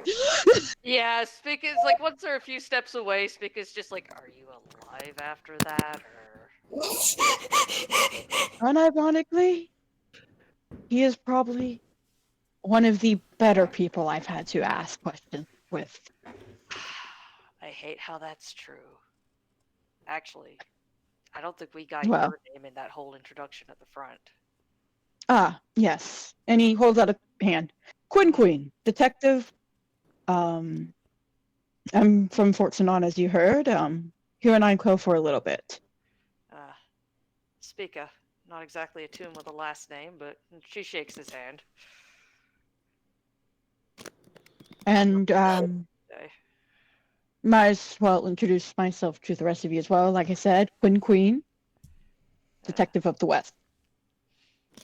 And apprentice to boot, I think. Yes, Me is my mentor.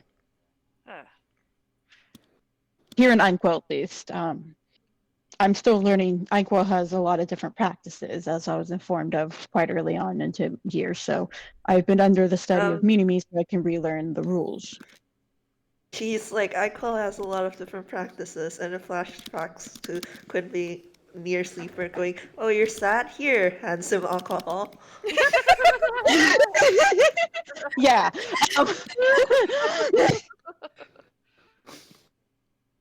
Oh, I've heard of you. You have? Mm-hmm. Oh boy. Word gets around here. Is it good or bad word? Depends on how you look at it. Well, we're in the middle of a case right now. Yes, let's worry about this later. Yes, later. If he was a tune, there'd be a sweat drop right now. Quinn voice, I know the plot I get mixed up with. This is not comforting news all the time. Spica just kind of like gives him a look for a minute and just like, don't worry about it. Okay. But yes, I should let the rest of you know what we figured out, and he will recount all the stuff that he learned to them. Yeah. Mm-hmm.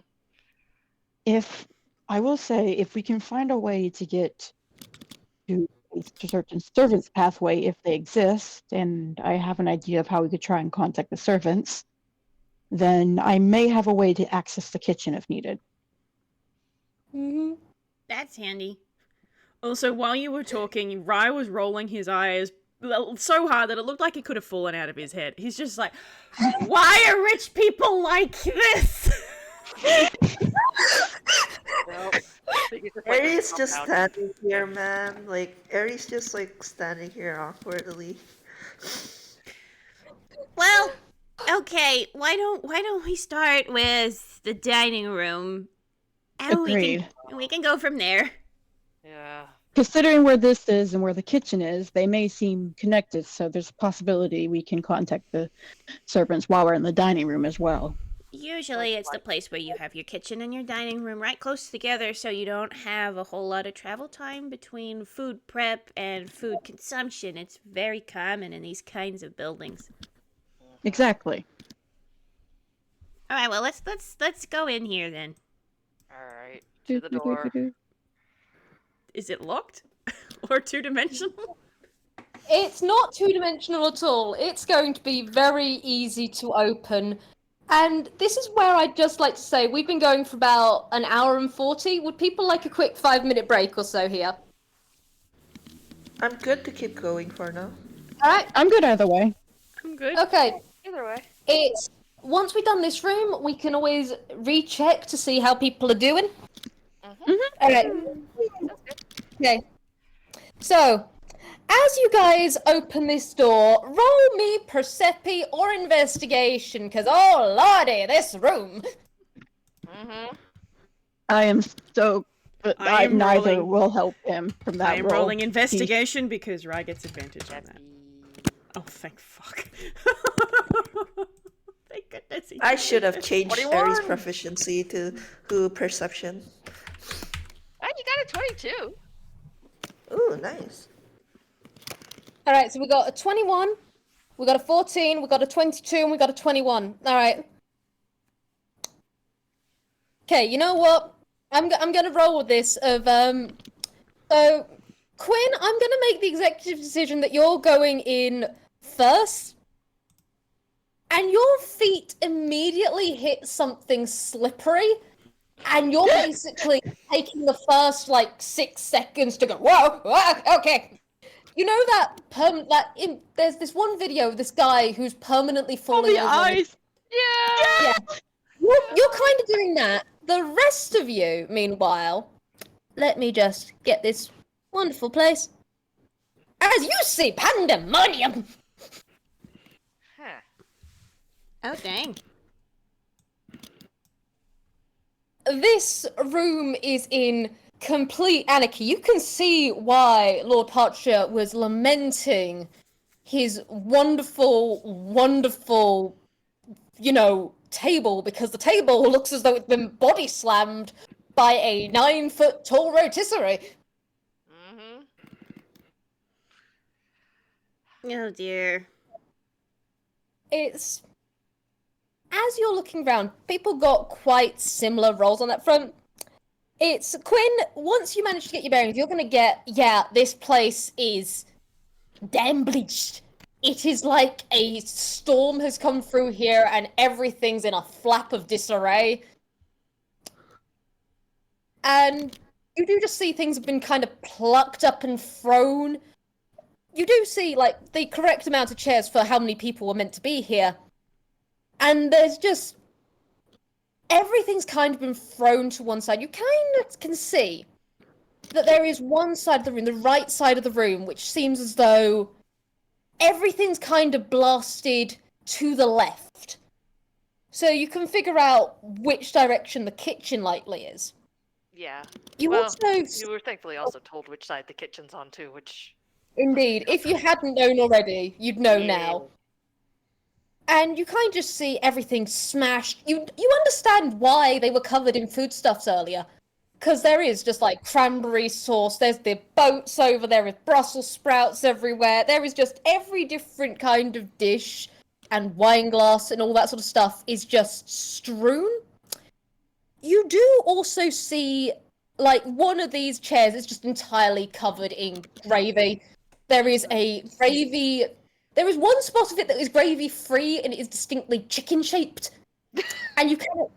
In fact, Quinn, you have actually partially... The thing you focus on, Quinn, is that you are in a patch of gravy that is chicken-shaped.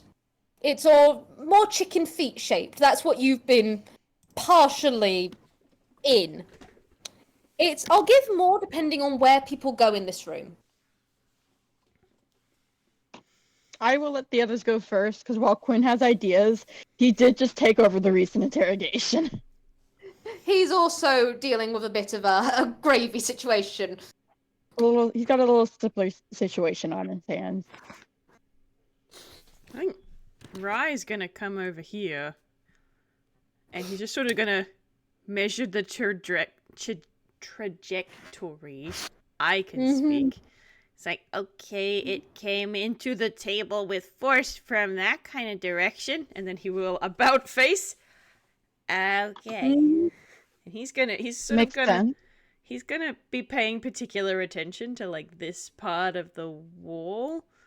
And like if there's window damage, or this is presumably the kitchen door here. Yep.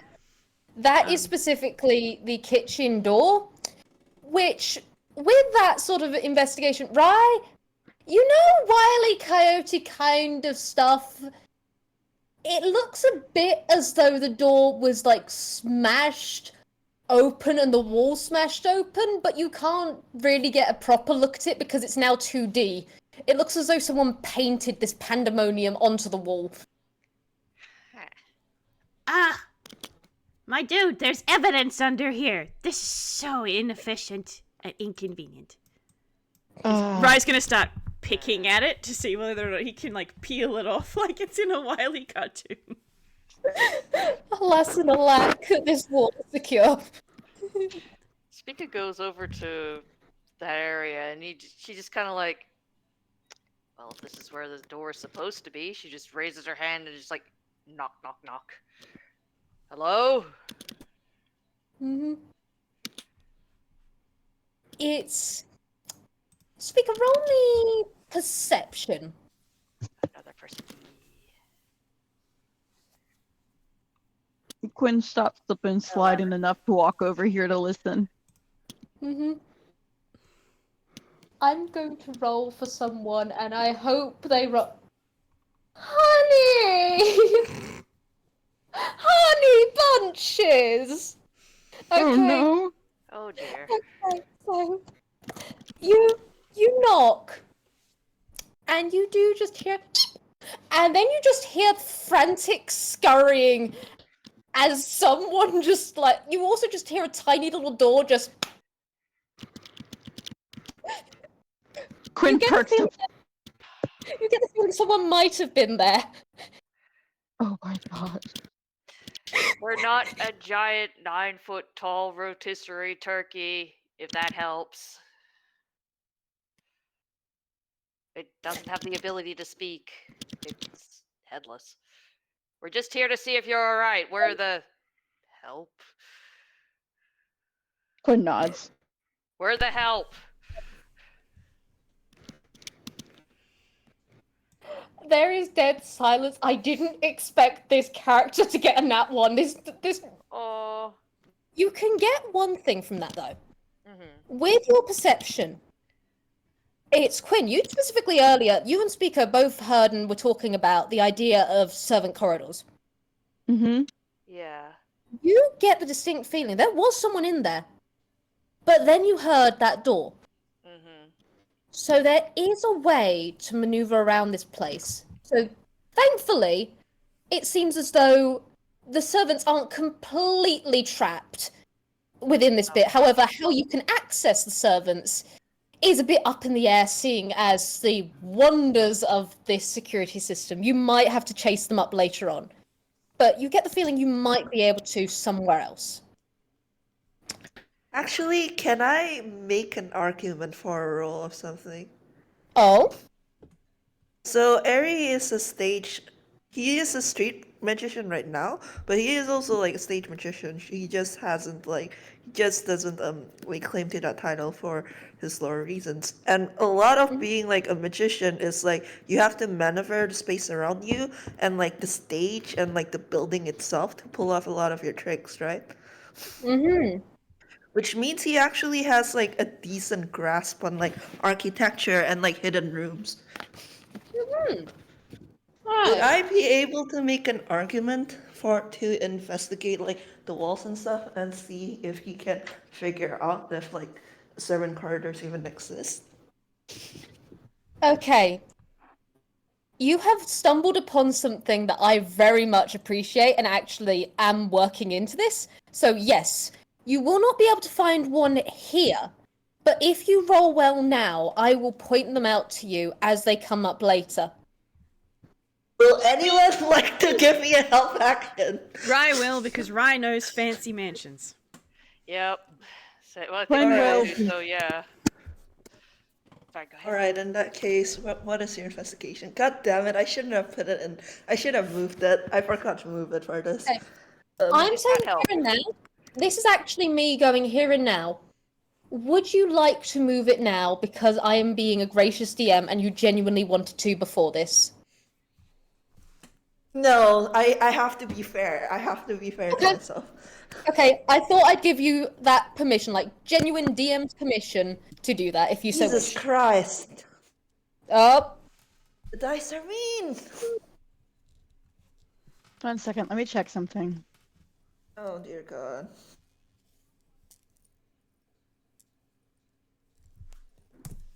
However, I am screenshotting this and sending it to Fletch and saying, fucking proof the area is not broken. No, you cannot do that. I will scroll up and find other proof here. You cannot. He's been rolling low. Vamp, state on recording what his sleight of hand modifier is. Okay? Oh, Anyway. Exactly. I will pull it up, motherfucker!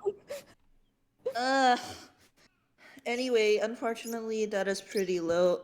If I had taken up the proficiency offer, it would have been higher. But no, I have to be fair. I have to be fucking fair to myself. All I did right, not sleight of think you'd do hand it. plus 19. Very good, very good. So mean to me. Yes, I'm your DM. Yeah, no, that's a third. For saying it on recording, his first roll was an 8, and his second roll was a 13. Ehri doesn't actually roll very well when I play him. All right, all right. It won't help you now. However, I am making a note of that for later on. Okay. All right. So,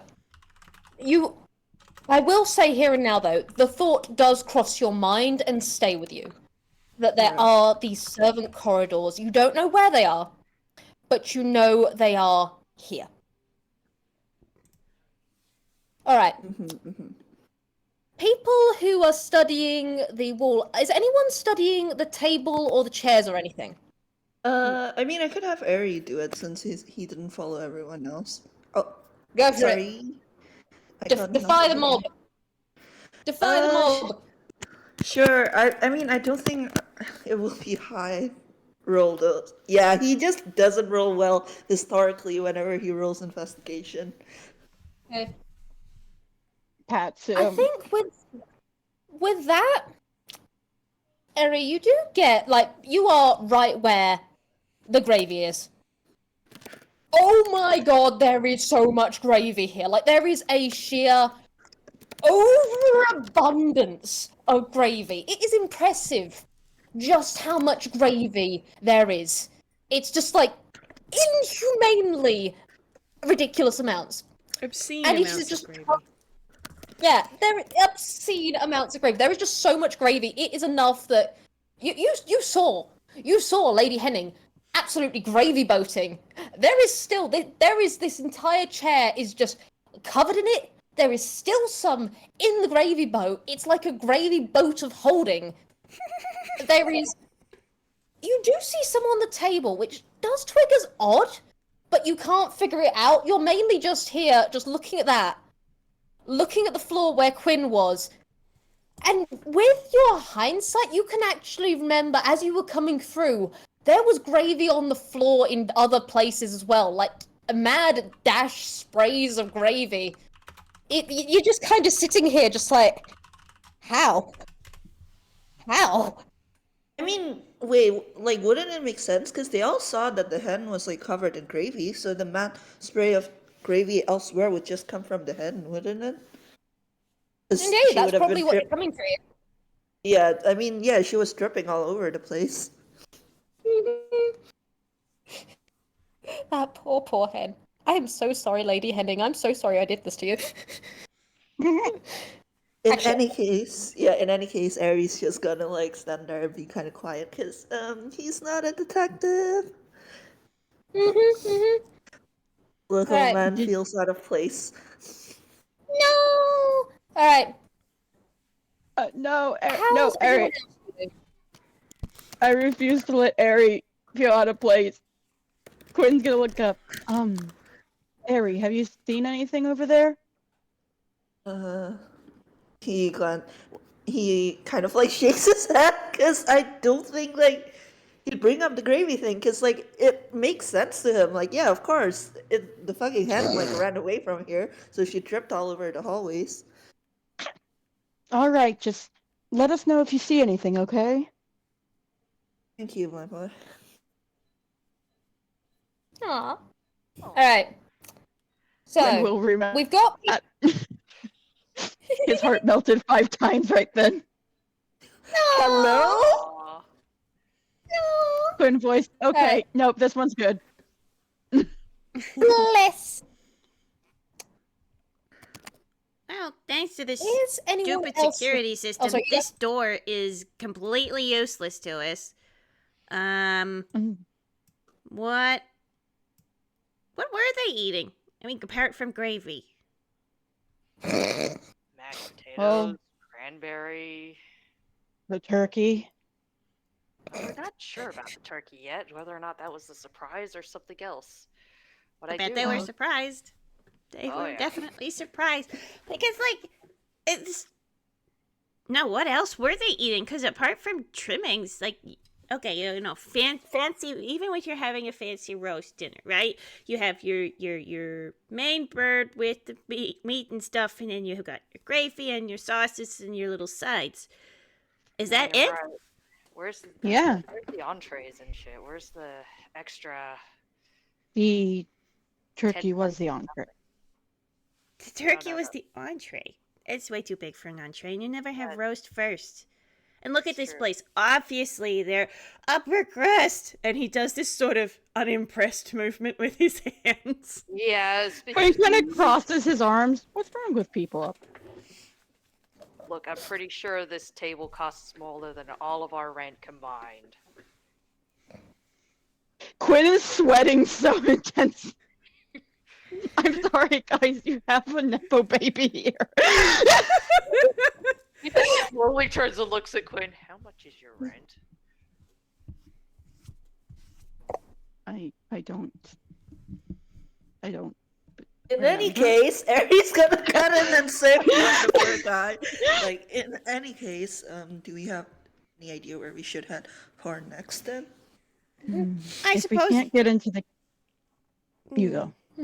I was gonna say, if we can't get into the kitchen, which I think you were about to say anyway, we haven't found the turkey thing, and I'm surprised that it doesn't make more noise on the constant, so maybe it has to rest, which is funny from a cooking perspective, because you let meat rest after you take it out of the oven before you Well, serve it. That, and also probably doesn't have any organs. Well, Okay. no. How about we I just will find a room we say- can get into and go there? I will say with that, there's one final thing that you will note. Who got the highest? Who got the 22? That was Ehri, I think. Uh, I think Okay. mine was the 21. Yeah, mine was the 21. Ehri got Okay. the 22. Okay. Alright. So, Ehri, you know what? Ehri, have you moved closer to everyone else during this time? Sure. Cool. I will say there is actually something you do note just like as this conversation is going on. And that's you're paying attention still, don't get me wrong. And you're all probably looking now for, the other foodstuffs. You do notice as past that, the table where it's splintered, like it's splintered on one side like it's been body slammed into. Yeah, you remember the gravy earlier?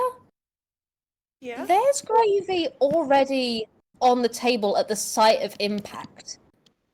Like, not as though it's come from the boat, but as though as this being body slammed into it, gravy came off it.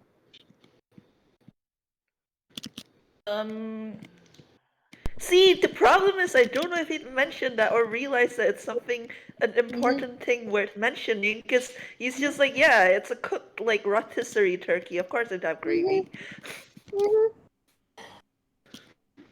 But would it have gravy on it before it came out? Because you usually add the gravy to it, after you've taken the portions you've won. You keep in mind that I am not American, so I don't celebrate Thanksgiving. No, it's fair. It's just up for suggestions. It's all good. Yeah, so I don't actually know how, like, turkey, like, gravying works, and honestly, I don't know if Ehri would either for similar reasons. That's fair. That's fair. Right. Yeah, but he would probably make a comment of, they must really like gravy here. It Why- would seem so. Why do you say Oh, that? the rotisserie turkey, he kind of like points out the side of impact. It was already covered in gravy before it even hit the table, I believe. That's a little weird. Oh, Peck, is this thing like a gravy balloon? Instead of stuffing, it's full of gravy? That's so gross. That's Oh, I hadn't even considered that. That is a mental image. Oh god. I will also interrupt, as you're all having this, you hear throughout the house, like you've been saying how quiet it had been, and you just hear Just this very loud wailing Hank I from somewhere else in the Quinn building. is rushing towards that sound wherever it is. Yeah. following. You hear, like, before you've even left this thing, you hear the doof, doof, doof, doof, doof, and it just seems to be reverberating through the entire building, but you do just hear the Hank from one specific place. That might be All right. Madam Swoosh. Can Quinn open the door? Yeah. Alright, let's see. I will just say we are at the 2-hour mark now. How are we all feeling? I'm good. Doing good. Good. Oh, okay. Damn, this is going great. Alright. All right, hang So, on. Vwild, do you need a break? Because you've been doing. no, I'm doing great. Okay. I'm just very mindful of you guys. I don't want to be that. This is great, guys. You're all corpses on the ground. No, we're doing good. I will be honest, AI has trained me.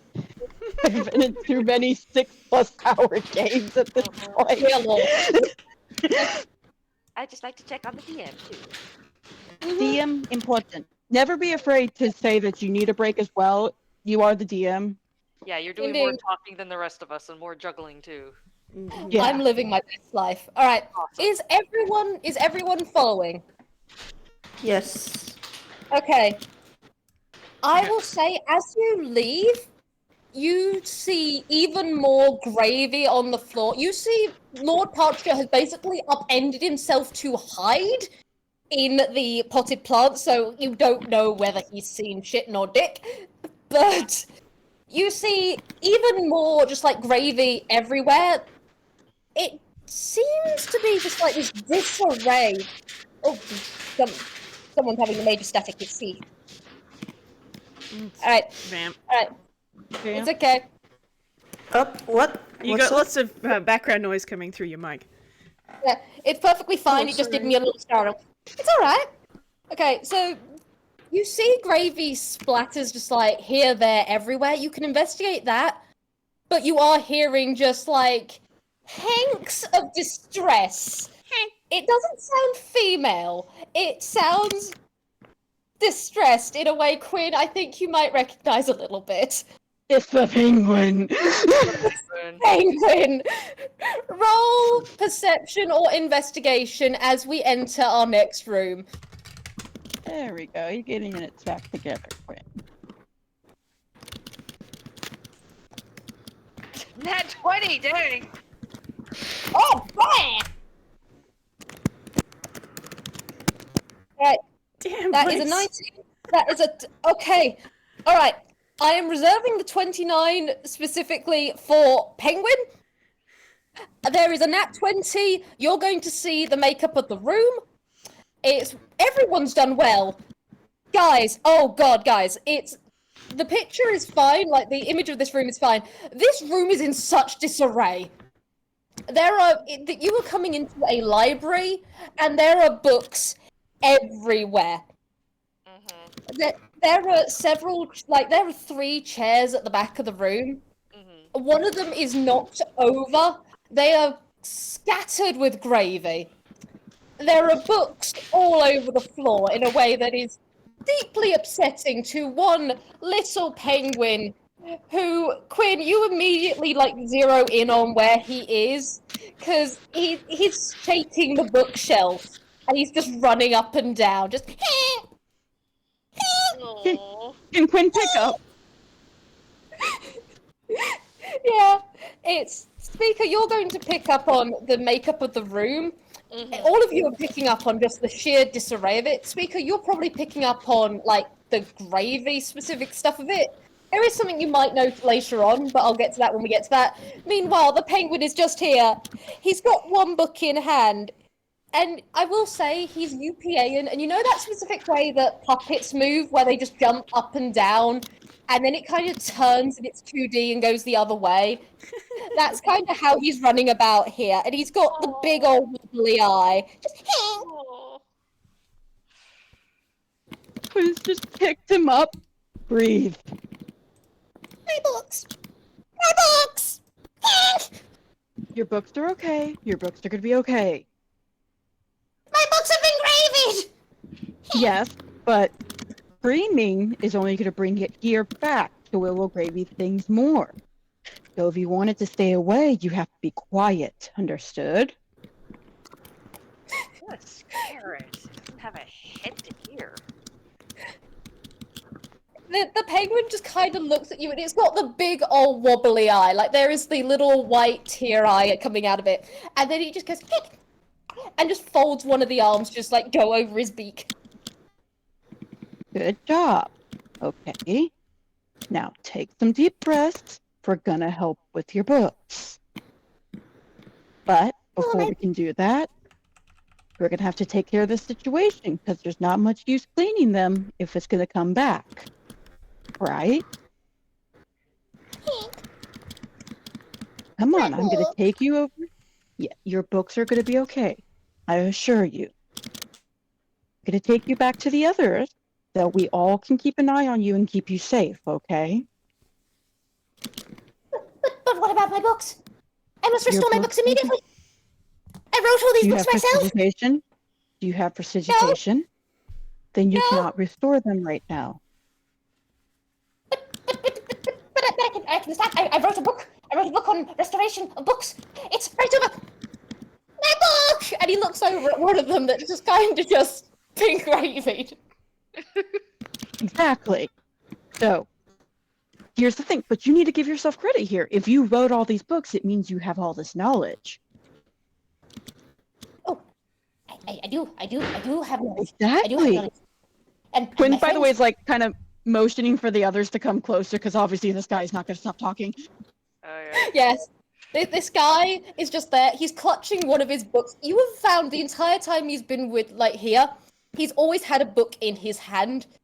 And now he's just, like, clutching this book to him like a lifeline. He's just, oh, yes, I have much knowledge on many different things. And I have written all these books. And You have. Actually loves my books. And Narcissa. They both love He my books. They're more than friends. They're absolutely brilliant. And these are my books. He did Oh. compliment you and your brilliantness. He actually told us about that when we talked to him earlier. Okay, this guy stops panicking a moment just to have his little eye just goes into a little star for a moment as he just looks up at you just like, yes. Yes, we've heard a lot of good things about you, actually. And since you are so knowledgeable and, well, we're still doing our best to understand. We're not from this mansion, so we don't know everything here. Do you mind if we ask you a couple questions? Oh, yes. You can ask questions. But while we're doing it, can I pick up my books? You They're promise spines. to not scream? I won't scream. I just my books. Okay, They're spines. okay. And they can I come here. understand then. Just make sure you don't get too loud so we don't summon the corpse. Here, if it helps, I can do this. And he's gonna cast Prestidige on a few books. Okay, the penguin considerably calms down at seeing that. It's just like, yes, very good. Okay. Quinn's gonna like let him down so that he can walk over to Rye. Yeah. He walks over to you, right? This is a 3-foot tall penguin with the hat. Fry is barely taller than this guy. But he just goes, you're a very nice young, I don't know what you are, but you're a fellow bird now. You're very nice. One of my uncles does refer to me as a bird sometimes, so that makes sense. And I'm a part-time bird. Oh, honorary bird. I have books. I have books on honorary birds. And he's kind of just going around, and he is just like picking up his books, and he's just bringing them over, and he just goes, ask away with your questions. I have written all the. But I didn't introduce myself earlier. Hink. I'm Professor Engwin Esquire. Hi. Oh, you're a professor. Yes. I write books. I am a literary professor. I have won many awards for my books. I have written over 500 books. I am very good at writing books. I enjoy writing books. These books are mine.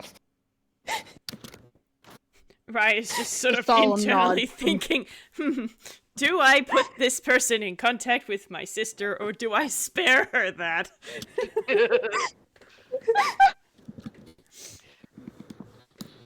Okay, well, how about we start? Well, I'll help you with your books. But do you want to tell us what happened when the giant chicken thing showed up in the dining room? Oh, yes. It was there was so much happened. I should probably write a book about it. Or I could write a book on poems about it. Poetry in motion. I like it.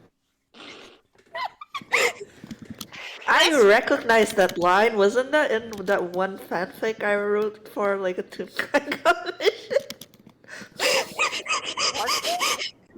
I may have forgotten, but by God, it might be. Yeah, I remember that line, poetry in motion. Amazing. Well, I'm getting worry about the pressurized by a books. fucking bird. Worry about the book writing after the whole situation, because you can't write a book if you don't know how it ends, right? Oh, yes. That's one of the biggest problems. Narcissa is always telling me to slow down, to breathe through it, and to wait for the ending to come to me. You know, let it come to the boil and bubble to the surface and all those sorts of things. She's very smart. Okay, Well, she's right. Back to the start of this book, where everything happened. Oh, yes. So, we all arrived in this wonderful place in the main foyer, and we greeted Patria as always, because Patria is so good friend. And, well, more than friends, he's absolutely wonderful. And me and our sister said hi, and he said hi. We had coffee first, and then everyone else turned up. And then we were expecting, Lord Henning, but Lord Henning didn't show. But Lady Henning, young Lady Henning, she's very nice. She's very young, she's very new to all of this, but she came along and we said hi, and she said hi. And then Strix came along, we all said hey! He's just gonna stop rambling for a second. And then the giant turkey appeared. Oh, that was later. That was far later. That was like our middle of this story. But yes, we all came in and we all got settled, and everyone was talking, and then Narcissa and Patria, they were talking, and they were saying about some sort of surprise, because Strix came because there was a big surprise, and I don't know about the surprise, but I love surprises. They're really great, the stories, and I love them. Anyway, and so we were all in there, and we were all having stuff, and then there was Strix was next to me, and I was sitting there, and then Patria was at the end, and then Swoosh was on the other side. Well, Narcissa, Swoosh, she likes it when we're at dinner to, call Swoosh because she's fancy, and we love her. She's so fancy. She does excellent. Have you seen her clothes? She's always wearing the most fine of clothes and the finest of gloves. And then she was sitting on the other side, and then there was Lady Henning, and Lady Henning was kind of playing with her food. She seemed a little bored, but that's just her. I don't think she's been to many of these before. And then we were all talking, we were all having fun. I was about to have the mash, and then it burst in! From where? From the, it was the door nearest to me and nearest to Strix, and Strix, he flew, but it came from the kitchen. I think it was the kitchen. I've not been in I've been in the kitchen once before, but then everyone kind of got into hullabaloo. Where are you? And I'm in here, and they couldn't find me. Because I'm very small. Oh, okay. All right. And was it covered in gravy when it burst in? Let me think. I can't think while all my books are in disarray. Well, we are in the middle of organizing. Maybe try organizing your thoughts. This guy, I need you to know, he's a blessed sweet pea. He has such chaotic anxiety. If anyone would like to do anything like helping out with the books or something, I will give him advantage. Ryan's doing a few more press to dig, ungravy this book, ungravy that book, and just watch his anxiety meter just tick down with every book that he cleans. Yes. He does kind of break off into tangents every now and then and just go, this one is a horror story. It's about polar bears. Very scary things. And this one is called Behold, the Joy of Pebbles. It's a very good one. It's a romance. This one, I wrote this one. Oh I my wrote this gosh. Pebbles. Okay, we don't actually need to know about the contents of these books, because these books are going to be in more danger if that thing is still tromping around the manor, right? So this book I wrote for Narcissa and Partridge could have been danger. Mhm. Oh! Mhm. Yeah, and you don't want anything to happen to your books, or to you, or to your friends. So you just need to just sort of dial it back a little. We just need to know about this, okay? So, You're all at a right, 7. We need to take okay. So all right. So the Lord was sitting at the end, and Lady Henning was closest on the seat closest to the door, but on the up looking at the kitchen door. Where were you on the side of the room where the kitchen is? Yes. Me and Narcissa, we always sit closest to Partridge. We go around each other's places all of the time. Like, we come for these events, but they also come to my events, and we go to Narcissa's events. We kind of all just, a triangle around for us. It's very fun. And they come to all my speaking events for all of my books, and we go to all of Narcissa's ones for all of her different events, because she has so many different events, and she has lots of ones that she has specifically within her home. And they're very fun. They're very fun, but they're about surprises, so I'm not allowed to talk about those. But yes. Okay, so but you and the lady with the really nice dress, who was yanked me through the door before, were sitting closest to the head of the table, and then Mr. Owl was sitting next to you. not Mr. Earl Strix. Earl Strix and Partridge. They go so far back. But he rarely comes to these events. We've been trying because he's very nice and we would like to get to know him more, But he finally came because he was told there was a big surprise and all those sorts of things. And so he finally came and there was all of that sort of stuff. But yes, he was he was closest to the door, as was Henning. And then we were furthest from the door, and I was on the side with the kitchen. Yes. Hank. Yes. Okay, so who was sitting in the middle of each? Was there a seat in between? Because there was 6 seats on the sides of the table. Oh yes.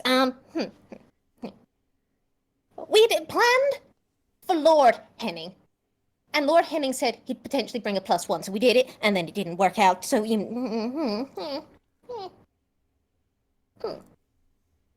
I miss Lord Can Quinn Henning. insight that? Yeah, you know what, dude? Do you know why he didn't come? He didn't say. He said he was gonna. He gets very anxious about things, and but he's been going to lots of other parties recently. But then he didn't show, and then little Lady Henning showed because that's his daughter, the heir of everything and all that sort of thing, and she came, which is a shame. Well, no, not a shame. She's very nice. But I don't know much about her, and she doesn't know much about my books. Okay, so the point where she was like, oh yeah, that's his daughter, the hair of everything. He didn't show for some reason. Like, Ehri just kind of like does like a little like grimace in the background, like, like in his head it's just like, the guy doesn't show, his only hair shows instead. They don't know why the guy did not show.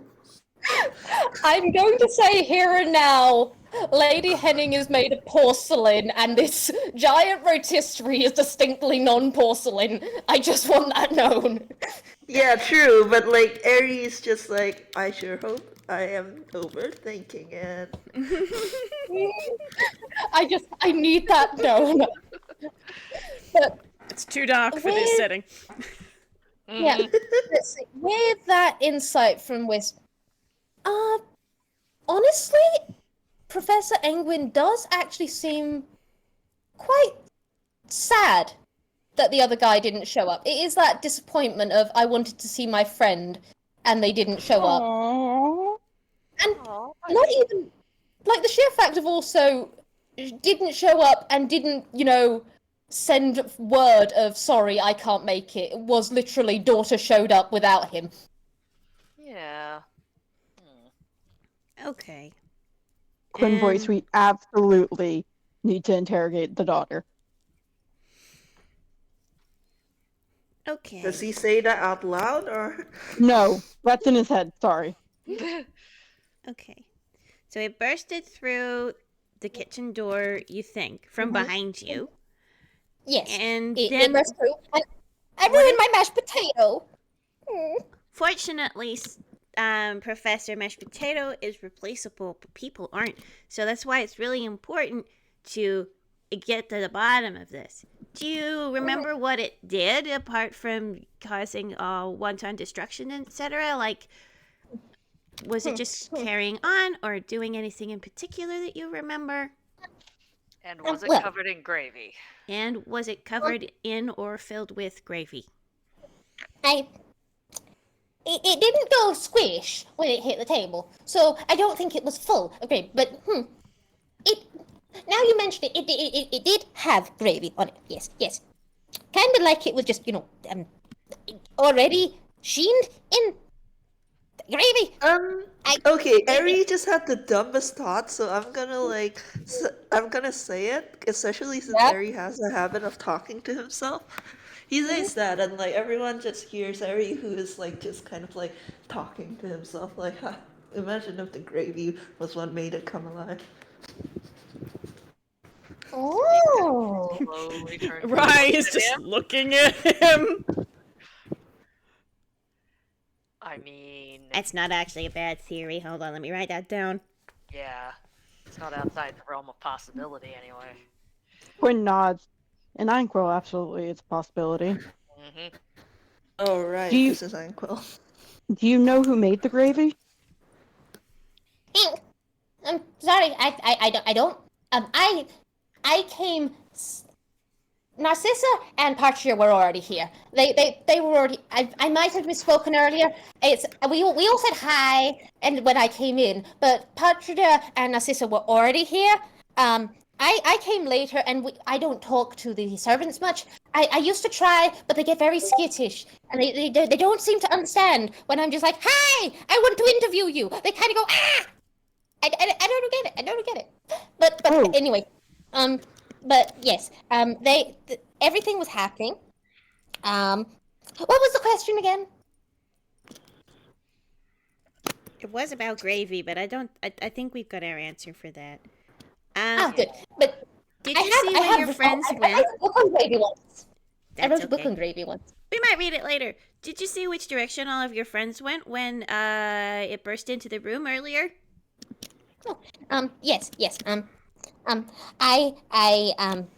We all kind of scattered very quickly. I had a moment, but then Narcissa swooped in because she's very good, and she picked me up, and we ran out, and Partridge ran out, and I didn't see where Strix went, but then Henning was also running out in our direction, and we were all running out together, and then it started chasing us. And so we ran, and then Narcissa kind of threw me, and I went to the library, and she came in for a little bit, and she checked in on me, and then everything was fine. And then she said to stay there, and that she'd go and find some more of my books, because she borrowed some of my books earlier, and my books are missing. And then, so she went away. And then everything was happening outside, and so I stayed very, very quiet with my books, and I tried to make my books be quiet. And then Henning came in, and Henning was saying how everything was in a complete hullabaloo, and I said, yes, I know. And then it came in, and then it was everywhere, and then she was screaming, and then I was screaming, and then I hanked, and then every books were everywhere, my books, and then it just left. Okay.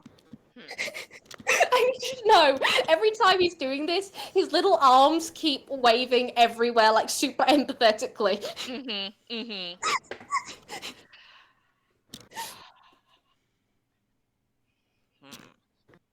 You all just hear Ehri mutter, just talking to the other people in my inn. Don't worry, sir. We'll make sure that you and your friends are safe. You should Oh, very probably... good. Maybe it would be a good idea if you hide around the corner here. Try not to hank too loud, yeah? Hank. Okay. One more question, really quickly. You said that Yes. these party things happen often. You go to each other's parties and whatnot. Oh, yes. It's, well, Lord Henning comes to a few of them, and Strix hasn't come to a few of them, and young Lady Henning, she's not really gone to these before, but me, and Narcissa and Patricia, we go all the time. It's great. We're never alone, basically. I mean, I go on business trips, and Narcissa goes on her trips, for surprise trips, and then Patricia goes on his trips sometimes when he has to do important things. But we always come back together. Yes. Okay, so is this a usual group, or is there somebody else who's not a part of these anymore? Well, we've been trying to invite, Lord Henning. We want to get to know Earl Strix more, because he's Partridge's, friend, and we'd like to get to know him more as a friend. But Lord Henning's usually here, but he's not. And Narcissa was going to show off her new gloves. But nobody who's been uninvited from this. Oh, no. When Partridge makes a friend, he keeps a friend. And we all make friends from his friends. It's great! Okay.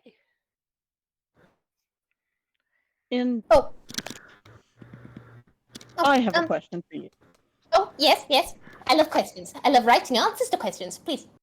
I understand. You're very smart. You have a you. lot of knowledge, and so you want to be able to share that. I do have to ask. You mentioned that you were trying to become friends with the servants before, and considering your vast, expansive knowledge, I figure you have some understanding of perhaps architecture. Have you ever seen servant pathways that they use? Small little passageways that only they would have access to? Oh, yes. Perhaps one of the times you were chasing them? Yeah, you have? Yes. Where at? Yes, I have. I've seen. Well, this is not one of the houses that we usually frequent. We usually go to one of the other ones, but I have seen them in this one. Yes. Usually, it's through the fireplaces. We do love a fireplace. They're very fun, and they're like those secret passageways and those old spy movies and spy shows and spy books. I've written spy books. Do they need like a special lever, or are they just small holes? They're small holes. You see, I am very small, and it is wonderful. I am very small, and I have a lot of money. So I have no stress. Well, mostly no stress. But there are even smaller holes in them, at the back of them. And that's usually where the servants go. And the mice are very nice. You don't And, like and we fires? can nod. And did you know they're unionized? Oh, Good for them. Oh, thank Exactly. See, we're very nice to the mice. The mice get unionized, and we pay them properly. And I did research. I wrote a book on it, don't you know? And we make sure that they have a fair amount plus a little extra, because we know we're a little extra. And then we give them cheese, and they like the cheese. Okay. Okay, Ehri not? is like, his opinion of them is like going up a bit. Oh yeah. Spica likes Handshake, the Quinn. tiniest sliver amount now. I will say, if it's okay with you, Vwild, from now on, whenever Quinn enters a room, he will be keeping an eye out for a fireplace. Yes, absolutely. There is just going to be one last bit from just Professor England. He does just turn up. If you do happen to see Narcissa as you're going about, could you tell her not to worry about? I mean, I love my books. My books are very important. But you see, she borrowed a book and she was going to go and find it. It was my ye olde recipe book. But I don't want her to worry about the book more than she worries about herself. You know. Hink. Quinn nod. There, very good, very good. Okay.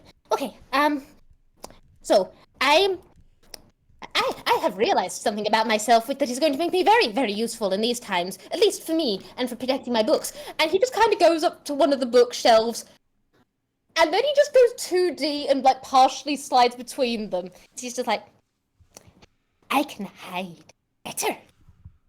Oh, yes. Can. Well done. Good call. Yeah. It's what I would be doing I if should I write was a in book your on shoes. hiding.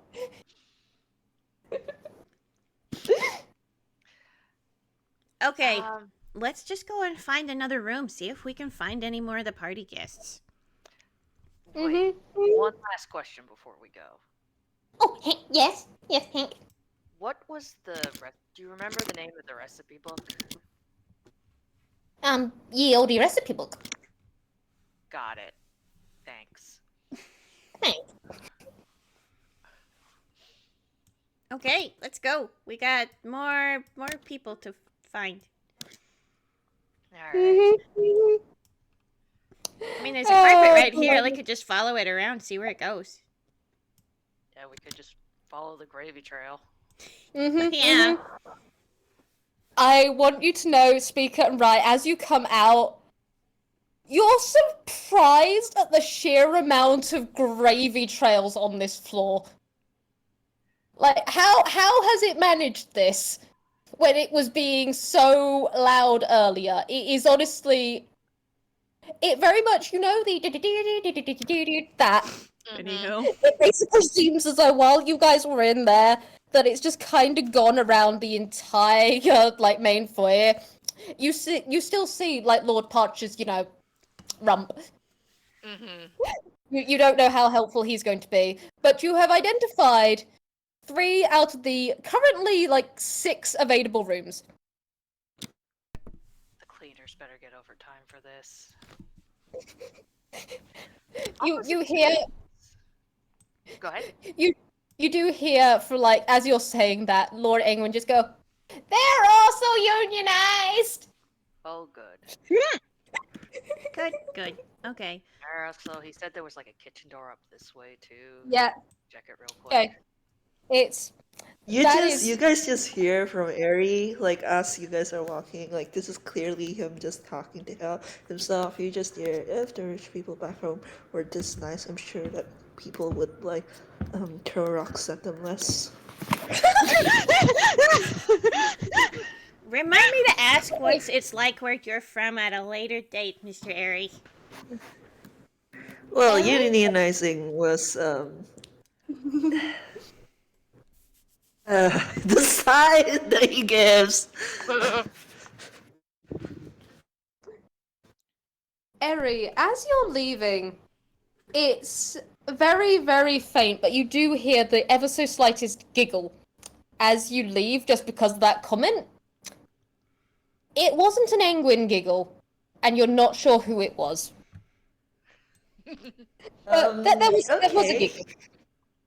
Yeah. He does like start a little, cause And then there's just yep, you don't get any more, but there was something there for just like a half second. And I think he assumes that it was probably a servant listening in, and he's just like, and he just like smiles and like keeps going after the others. Harry gets it, man. Alright. I'm gonna call a break here of about 5 minutes. Okay. That's not. So we will be back at like 23.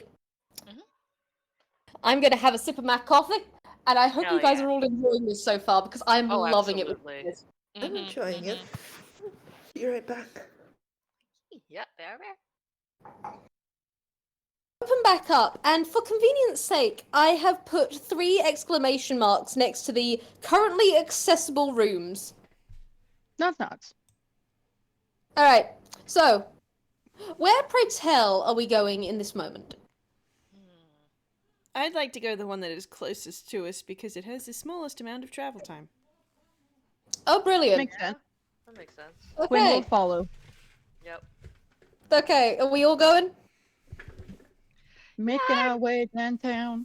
Speaker's not Walking one up for and- splitting the party. Alright. Now.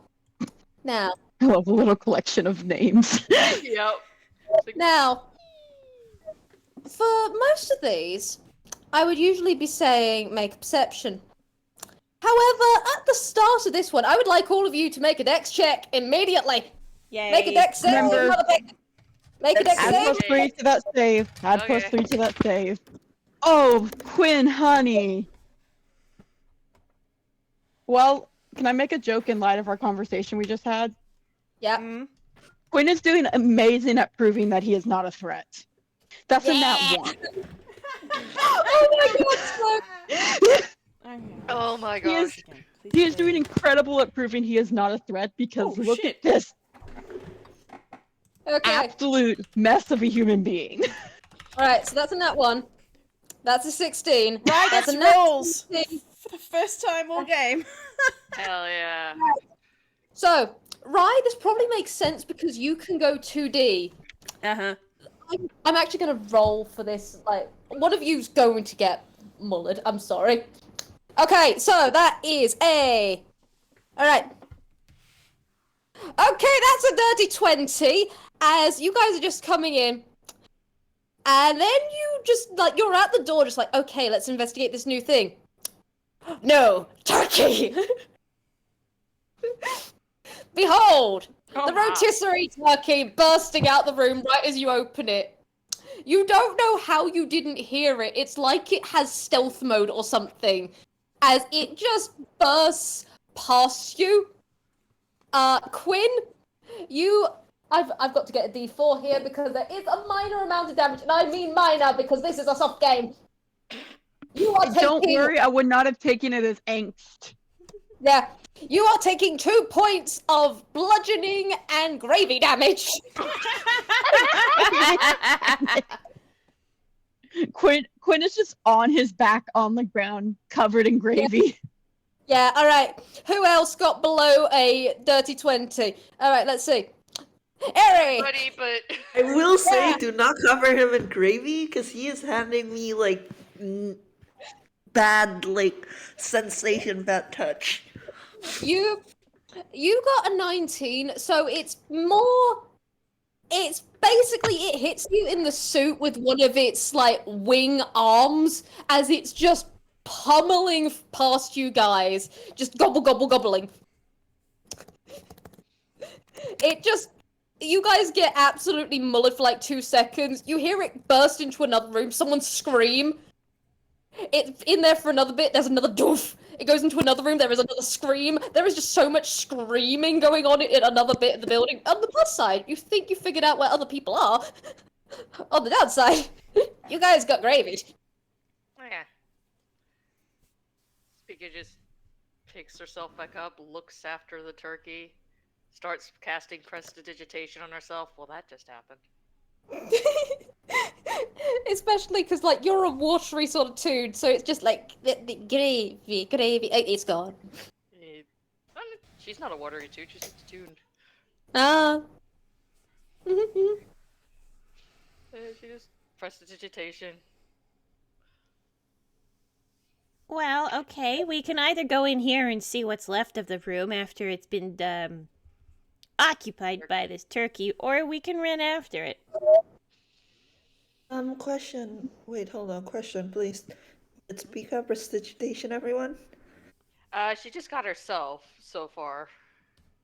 Alright, great. Then Ehri's still, like, trying really hard not to get overstimulated. He is... I don't know if he's neurodivergent, but he's definitely feeling, like, a certain kind of way with the smell and the texture. Does he, like, have a look on his face or something, or...? Yeah, like, very visibly has a look on his face. Like, Alright, yeah, she'll get herself first, pauses, looks at Ehri, sighs, just keeps snapping her fingers around like, alright, just give me a second. Take a breath. thank you so much, especially since he's wearing a suit and a gravy suit that's, like, ugh to wear. Yeah. Like, come on. Alright, now just... Smell should be gone. Take a deep breath. Good? Thank you, my dear. Yes. Quiet. This is much better. There you go. Alright, where to next? Well, since the poultry fiend has vacated the room, we might as well look into it to check for clues. Aftermath. Okay.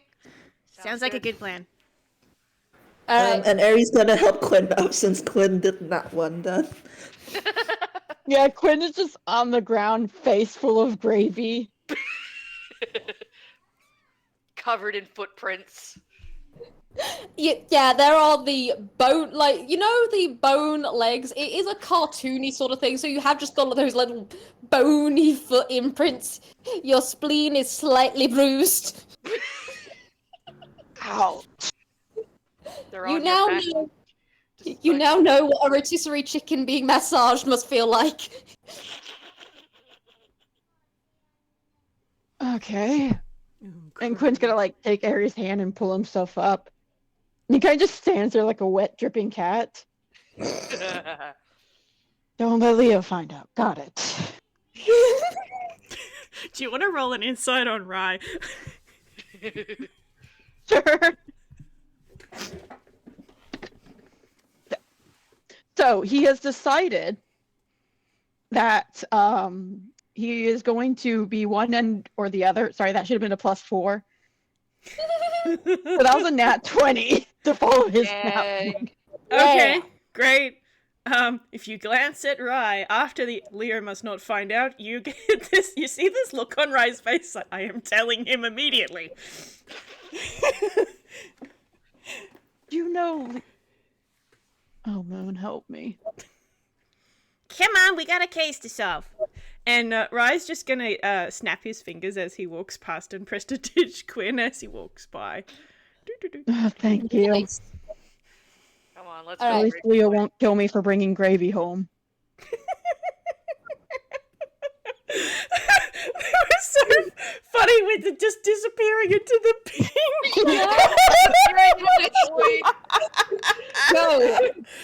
Go in the pink.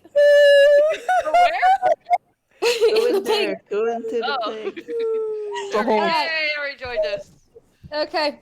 As you are in the pink, roll me perception and specifically Ehri, roll me with advantage. Can I argue investigation? Yes. So guess what Quinn just got? Yay. No. It's not a 20. Alright. Alright.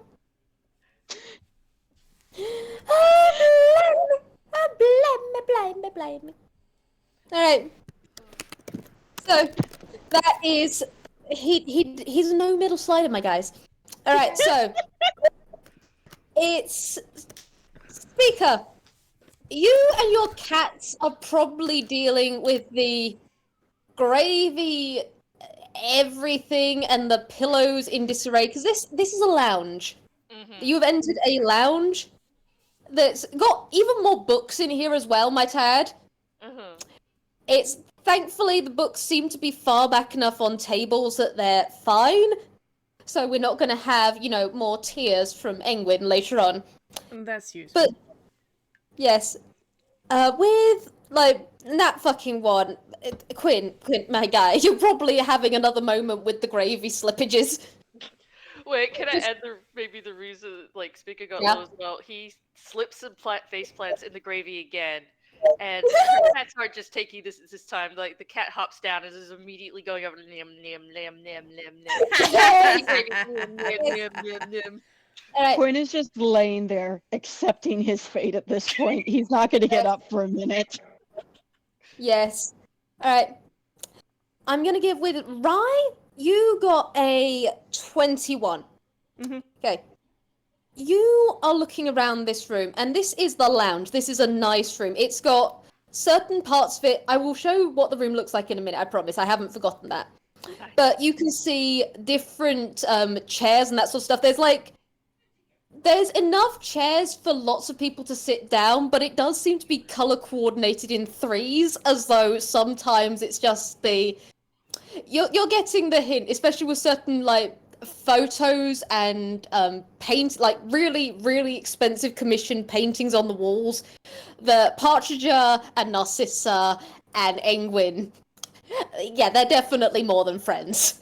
Mhm. Good for them. You can, Oh yeah. I will say you can investigate those photos and such, because that might be something that catches your eye. However, Ehri, you notice a fireplace. And on top of that, you notice someone in said fireplace. Ehri kind of gives them a small wave. You see this tiny mouse. She is 2 foot tall. She is very small. She is wearing her maid outfit. And she is very sweet. She's kind of halfway out, a feather duster in hand. and is kind of just looking at you all come in with just. She's got her eyes closed, but she's just got the most startled look on her face ever. As she just Wait, She's trying Ehri just gave me such a cute thing to do, though. Oh, go. You notice that she gives like a surprise eat, so he wants to do like a little magic trick. Oh. Which he wants to do. You know that magic trick when a magician just like summons like a flower for someone?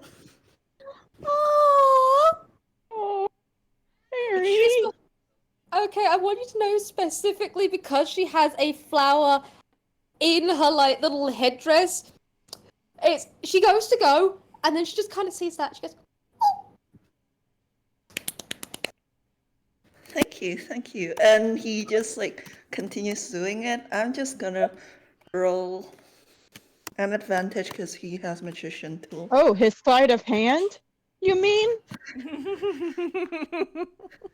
His plus yes, a 19 punch. sleight of hand? Yeah, plus 19. Listen, man, he never. It's never plot relevant. He's only doing it to help. It's to not like plot make him feel relevant? comfortable.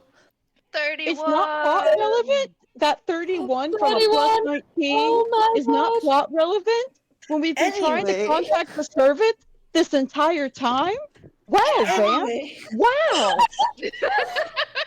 anyway, he's just crouched down and he is like doing like little magic tricks. Like he's making like the flowers like float and move with his hands. Okay, with that much of a impressive roll, this tiny 2-foot little mouse does actually just come out a little bit more. You can kind of see it's that war with herself to, just go back in. Just go back in, but at the same time, this is so beautiful.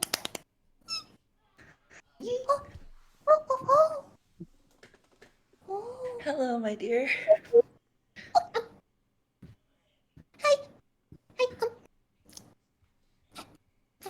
I'm not meant to talk to this. Hi though. That's really nice. Thank you. And well, we aren't technically guests. We're actually help.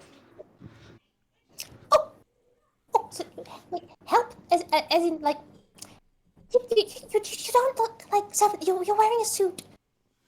Well, thank you, but well, I was actually finishing up a job of my own before I was hired to help with this, which isn't a lie, technically. They are like getting hired to help with this. And she just kind of nods along like, Oh yeah, like Mr. Airedale sometimes does. Yes. Yeah, that's very nice. It's a very nice suit. You must have a really nice employer. I'm. Yes. He's just gonna say yeah, because his employer is himself, technically. Are you nice to yourself, Ehri? Are you? Yeah, he's nice to himself. Good. Certainly. In any case, he's just like, I'm sorry if we caused you trouble or scared you. Oh, it's okay. Everyone scares me. It's fine. I have got so much cleaning to do. I'm the only one on this floor, so it's kind of a lot. But I'm very small, but I'm very mighty, and I'm doing Well, just fine. why don't you take a union mandated break for a while and talk to us? Oh, that is very true. I took my break before everything went down, but I will take another break now. Very good. Every man of the union, I guess. We love a union man. and she does kind of come in, and she just gets a little feather duster, and then she just dusts off one of the things. You notice she uses like prestidigitation as she does so, and then she just sits on it and goes, Hi. Oh, I didn't introduce myself. Oh, wow, there are a lot of you. Why are you not birds? Everyone say hello. Is it rude to say? Is it rude to say that you're not animal tunes? I'm sorry. No, I don't find it rude. Okay. It's fine. I can be an animal tune if that makes you more comfortable. no. You don't have to change. You're perfect just the way you are. Yes.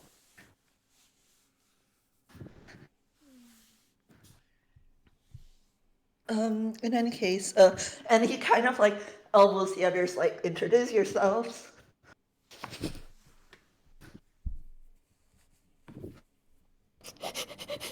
This mouse is just staring at you all now.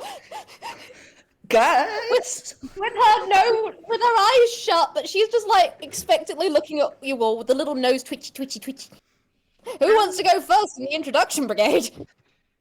Yeah, let me do a. Okay, that's a 2.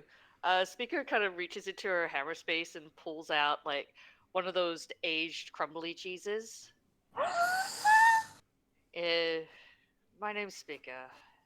Here, are you hungry? Hi, cheese. she just kind of like reaches up. She holds it out to her. You need to eat on your break. I do.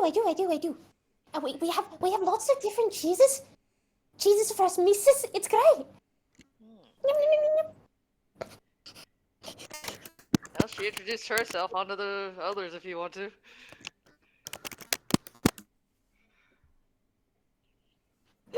Alright. She's gonna look at you, Rye, because you are the closest person. Mm-hmm.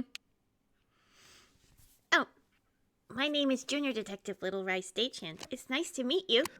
And he'll put a hand out towards her. Oh, you're a detective. Uh-huh. We're here to help with the, incident. Oh, wow. Wow, I've heard of detectives before. There was this case over with the Osman estate.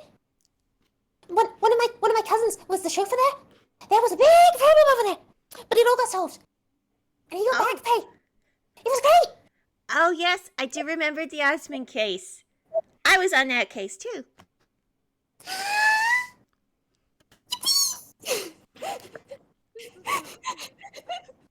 So you don't have a thing to worry about, okay? Okay, that's very good. Because if detective, this house is very nice, and it's really good for us misses. I'm not the only. I am my. I didn't introduce myself. My name's Dory Meese. Hi. And I have cousins, and one of them's like Felder Meese, and then there's Churchy Meese, and we're all great. I'm the only one of us Meeses here. There are a few, up on the other floors, because they're just. I'm not meant to talk about the surprise. Or that surprise. But yes. But hi, nice to meet you. Thank you. And there's another one of you on the floor. Hi. You okay? You healing? Just the cat sitting next to him, lim. He's got a cowlick now. Lim.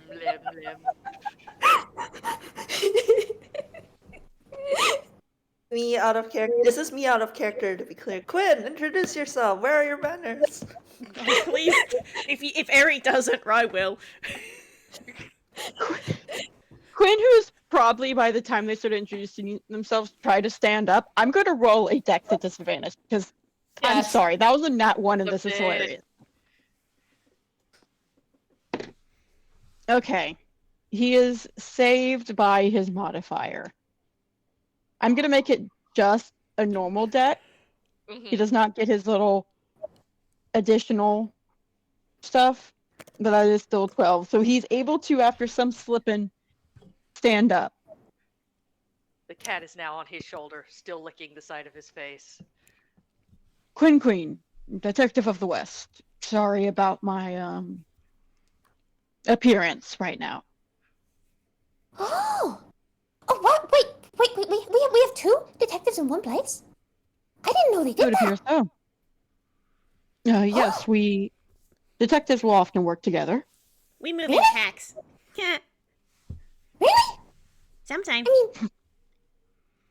mean, from what I'd heard, that I didn't know they did that. Like you hear about one, or usually like a death in the news. That sort of stuff is what every now and then when L. Strix comes around, he brings newspapers about that sort of stuff. And Well, he has a detective where he's from, I think. I'm not entirely sure. I've never met them, but wow, more than one in one place. That deserves like a nickel or something. Sometimes they can be loners, but a lot of detectives are happy to work with another detective. Oh, It's just the same as looking after a big house like this, right? It's hard to do it all by yourself, but if you've got more hands, it's easier to do. Oh, Quinn nods. Well said. Indeed, well said. You deserve cheese. She kind of looks at the cheese in her hand, and then she just breaks off a little bit and just goes, Do you also need your union break? Don't worry, we've only literally just started. atrocities for her. Yeah. Handshake. but she just nods, and then she just starts nibbling on the bit again. She's just like, do you have any questions? I mean, I can talk on my break. Anyway, hi. Is there any chance you were working in the kitchen when this all happened? I wasn't. Cause, well, we done all the food, and we were very good with all the food, and then there was gonna be something. I wasn't told about that. Lord Partridge said, to not worry about it, that it was part of a surprise, to stay out of the way, to prepare everything as needed, to make sure the withdrawing room was nice. And then he sent everyone else upstairs, and they were all to make the beds and the pillows and the pillow fort and to get everything ready like he sometimes likes. And then he said that at the very end that we needed to remove certain things because one of the people wasn't going to be here, which was Lord Henning, which is very sad. I don't know why he's not here. I hope he's okay. Is he okay? To our knowledge, yes. Oh, very good, very good. He seems very nice. He's a bit skittish, and his daughter also seems pretty skittish. I don't think she likes it here. She's been screaming a lot. But I'm sure that's fine. And I was over in the fireplace in the drawing room, and then all the screaming started, and then there was everyone doing shit. Wait, I'm not allowed to swear. Sorry. Oh, please don't worry about it. It's fine. Okay. I heard Okay. you're fine. Oh, good. And then everyone was coming in, and I ran up the fireplace, and then I went through the ceiling parts because it's great. We have these little channels in the ceilings, and they're perfect me-sized. They're me-sized. For me. And I went through, and I was very quiet, and then there was lots of screaming, and talk of cranberry, and sending things, and then there was a lot of birds. So many birds! And not big birds! Tiny birds! Oh yeah, those will be the telegram birds. Yeah. They're very nice. They're also unionized. Oh, well, good for them. Yeah. It's Elstrick sometimes pulls a face when people talk about that. But Pasha and or my dear lord and the dear madame and the dear professor, they're all very nice. And they make sure everything's all nice and sorted and all good and smooth. Yes. Ehri's making a mental note to maybe sick the Lupine gang on Elstrick instead. Raya's gonna go over to the fireplace, and he's just gonna sort of peer inside, see if there's anything he can see. Assumedly, it's not lit. Can No, it's the fireplace is not lit. You can also roll me Arcana if you like. Certainly. Oh, no, that is a natural one. I don't see a fucking thing. Dang. It is dark. It is mouse size, so even as you're peering into the void, it's really hard to get any bearing on what's in there at all. Does this lead you go? to just one place, or is it like a teleport you to other parts of the house? Oh, well, usually it also goes up a floor and we're able to come out of the floorboards in specific places, but that's not happening at the moment. I can go from here. I can go to the drawing room. And from the drawing room, I usually go to other places. But from the drawing room one, I can specifically go to the kitchen one. Because it's really nice there. This one, sometimes I'm able to go through here to the library. I have to be very careful with the books, because if you go in through the books the wrong way, then people get sad. And then Professor Engwin, he gets very sad, and he might cry. But then he might want to interview you about how you go through the bookshelf. And I don't talk to people.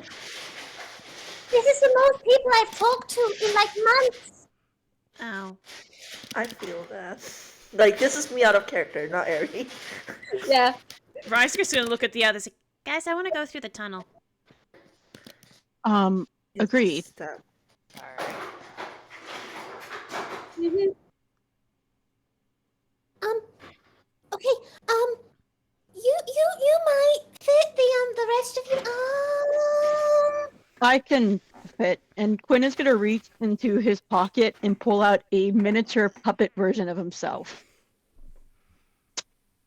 Quinn has the Carionette doll. Yeah. Ehri just kind of like goes, I've fit into smaller spaces before. Points, illusionist. Okay.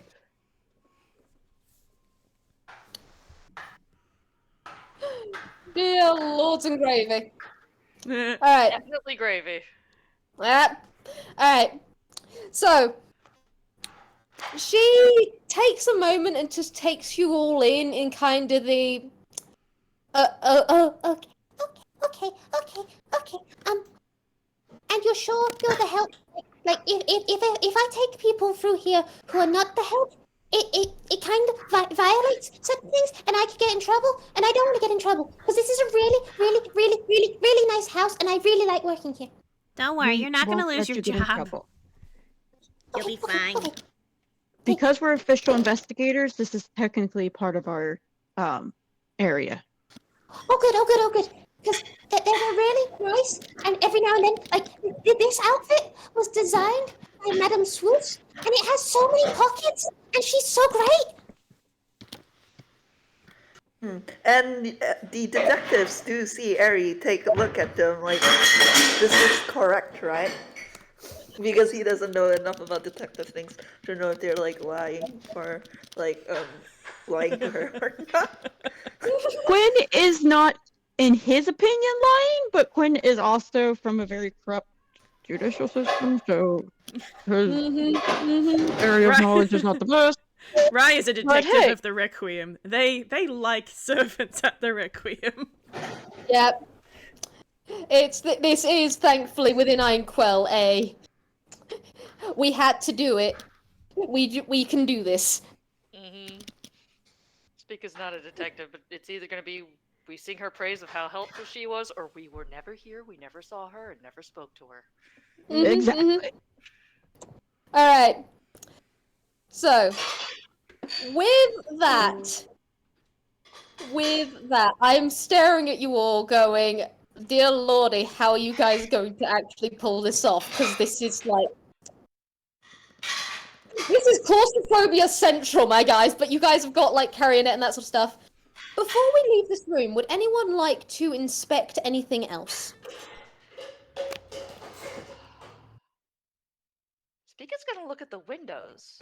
Are those 2D as well? Yes. They're still letting in light. Okay. And they're illuminating, like, the whole room. It's very much there's light. If a window was partially, like, the curtains drawn, the curtains are now, like, fixed in that position in 2D. But there is light through. It's not as though the entire building has been plunged into darkness. So they are still, like, shining nicely on the different pictures and photographs. Mm-hmm. Is there any gravy on them? Like, does it seem like this turkey is just trying to get out, or is just aimlessly, smacking into things? Roll me investigation. Okay. A Nature investigation. Yeah, you're not a detective. Also, I want you to know we can hear things in the background from your end, Vamp. However, I am absolutely thinking this is just the background noise of that turkey somewhere in here. It works I'm so sorry, well. My roommate's putting away dishes. That's fair. It works so well, so don't worry. Oh, I am just straight up imagining that's what's happening.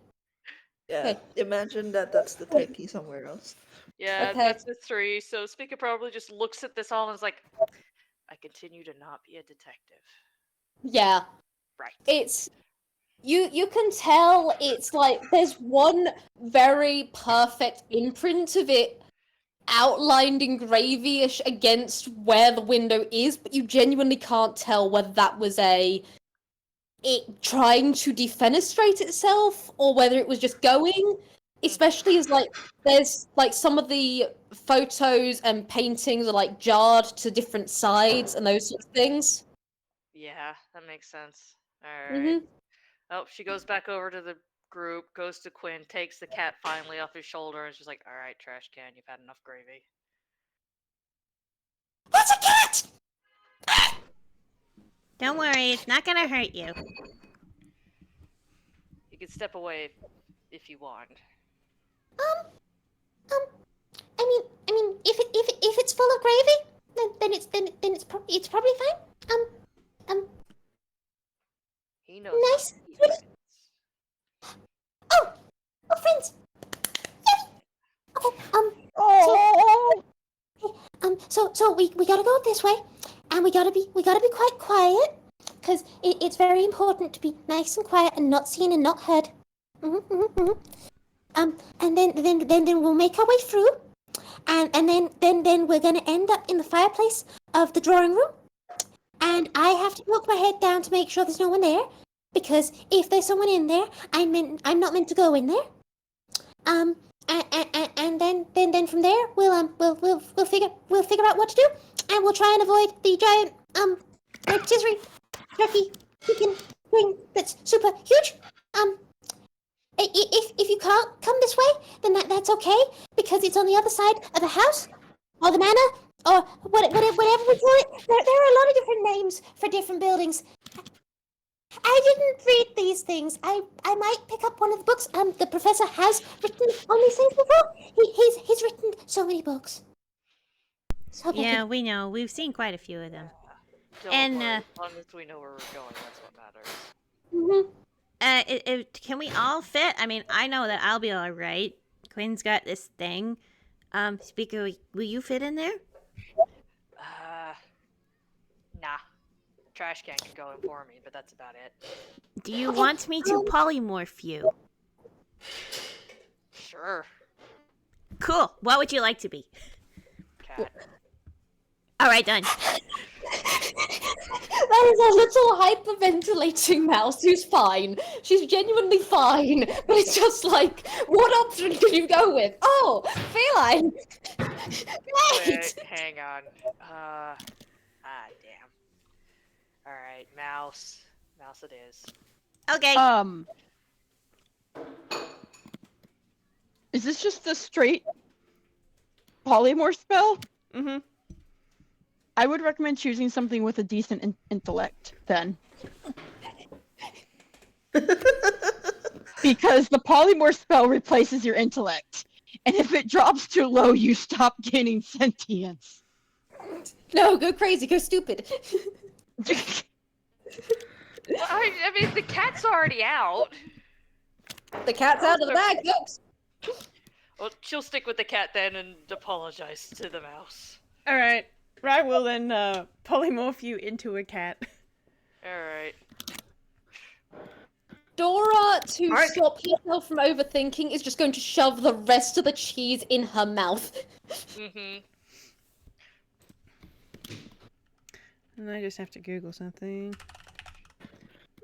Are cats even sapient, like intelligence-wise? They are! Oh. Okay.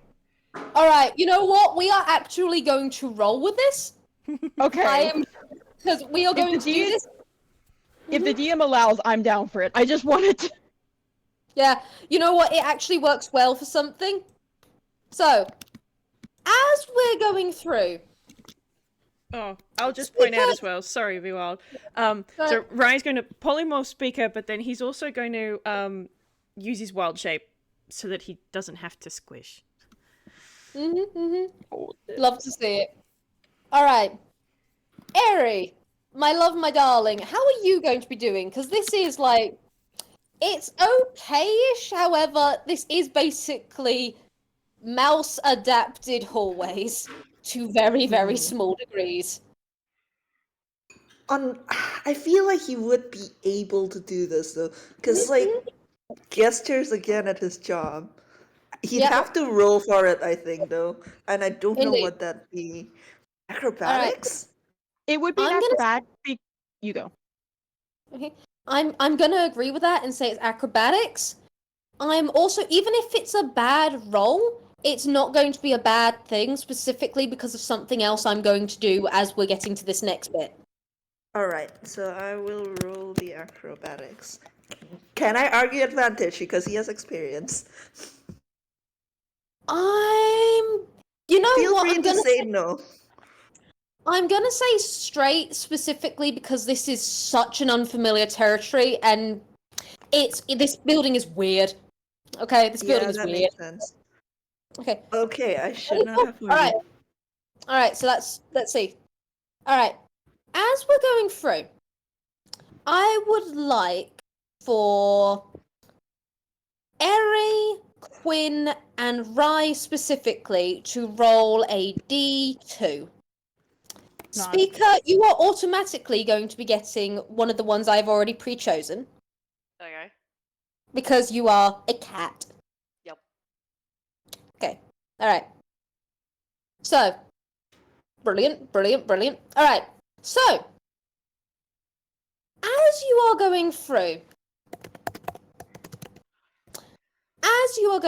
it's Dora just goes, okay, this way. And she is going to take you. But as you are going through this, I'm going to move you myself as we're doing this part. Okay. It's I will say don't move the big Quinn because when Quinn put the carrionet down, his actual body just basically ragdolled as the carrionet came to life. I need you to know that the tiny little mouse did just squeak in distress at that. Just like, No, it's fine. And like the carrionet's moving now. My soul's in this. We're all good. What? Oh! That's why I put it on the couch. Oh, okay. Wow. It's all good. Wow, Just give me a double thumbs up. Like, the Hennings also do magicians from time to time. At least I think they do. Wow. Okay.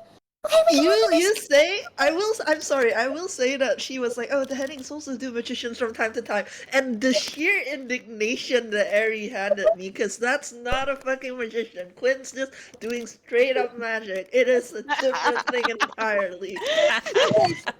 all right. So we're gonna have. Let's see. All right.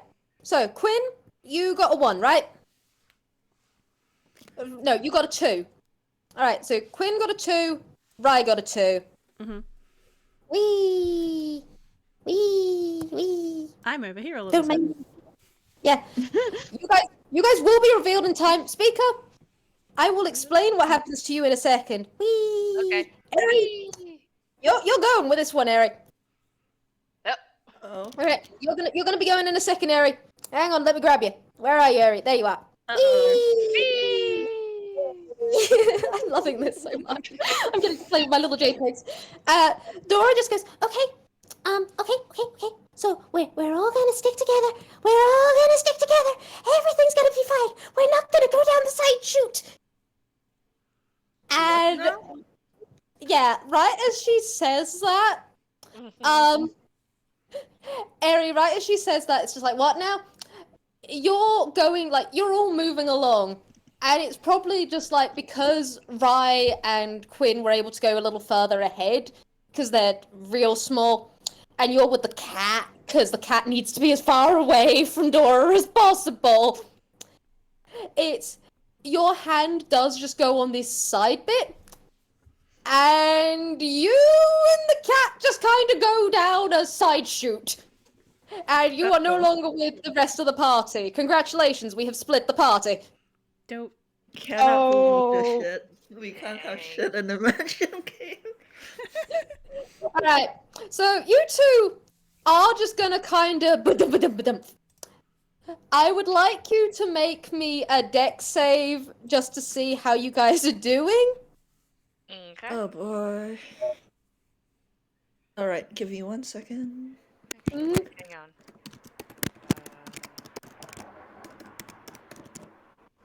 on. Dex save, right? Yep. Okay, what is I'm this just dex save realizing again? how much this game relies on dex saves. I'm loving it. Mm-hmm. Alright. Okay, Can Ehri catch the cat? yes. Oh, good. So, in an impressive display, the man manages to land on his feet, and the cat manages to land with the Ehri.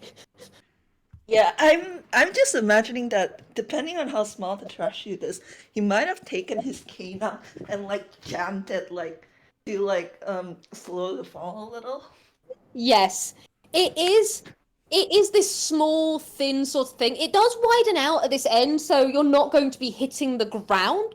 In fact, with that idea of the cane, I like to imagine, like, as you were coming down, you planted the cane when it was still thin, and you've kind of swung on it like a bar and caught the cat, and now you're just able to just, like, step down, and you're in... It's not a garbage chute. It's this little side chute, as though it's to another place. Ehri catches the cat, breathes a sigh of relief, and goes, "Oh, that was one of my best shows yet. Pity there was no one to watch it." The cat immediately looks up at him like, "Excuse you." Are you aware as a cat? I thought polymorph didn't work that way.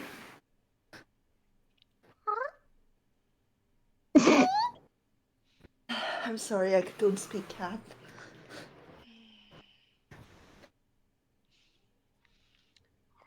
Alright, so here's a thing we've now split the party. It's what I'm going to do here is I am going to have it where everyone rolls me perception, and whichever group has the highest perception is the group we are going to focus on first. Makes sense. Alright. Oh boy. Good job, Dad. Okay. Okay. Alright, so we've got a 9. The dice do not like you today. Okay. Let's The see. dice We've like got very 9. few people today. We've got Rye, who's got a 22. Have That we one's got... I'm Right, typing. let's see I'm what- typing. It's okay. Alright, so... Alright, we're going to go with Rye's group first, and then after that, we're going to go to the other group. We're going to pan over to them. So... Rye and... Quinn, you're kind of having the moment of... Hey, where'd the rest of the party go? Hello? Quinn voice, our numbers has dropped. And Quinn, you Laura- lost Leonardo's dad. Quinn voice, oh no, Leo can't go through that again.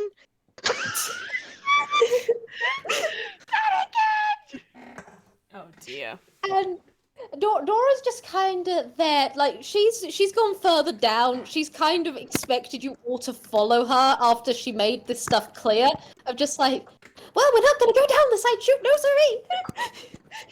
So she's just kind of there. It's a nice bit that you guys get to. It's behind a fireplace, but it's a decent space. It's not as though it's claustrophobic or anything, which is probably nice.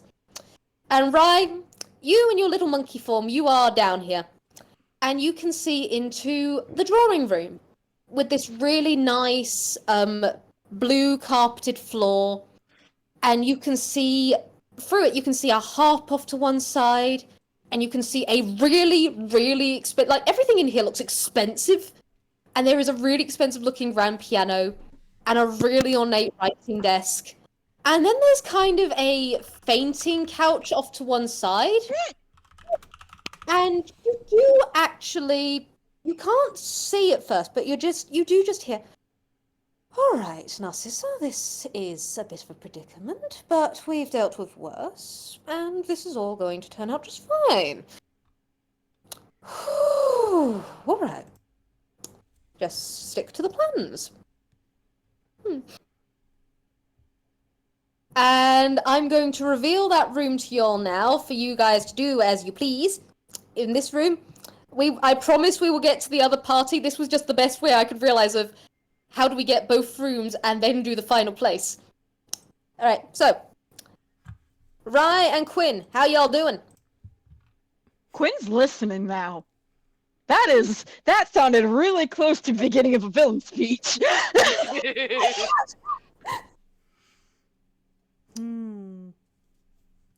Rye is suddenly a two-dimensional monkey on the floor. Mm-hmm. Oh, you seem to have cut out after you said two-dimensional. You still there? Yeah, I'm still here. On the floor. Yeah. He is in Quinn's shadow. Nice. They are well hidden. Yes.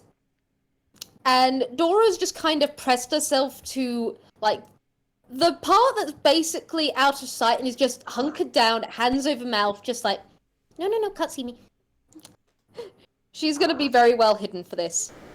And you do see her coming around. Just like, very much walking around the room in a nice, steady pace. Very poised, very graceful as she's just going around. Roll me insight. Mm-hmm. That's my lad. Quinn, buddy. That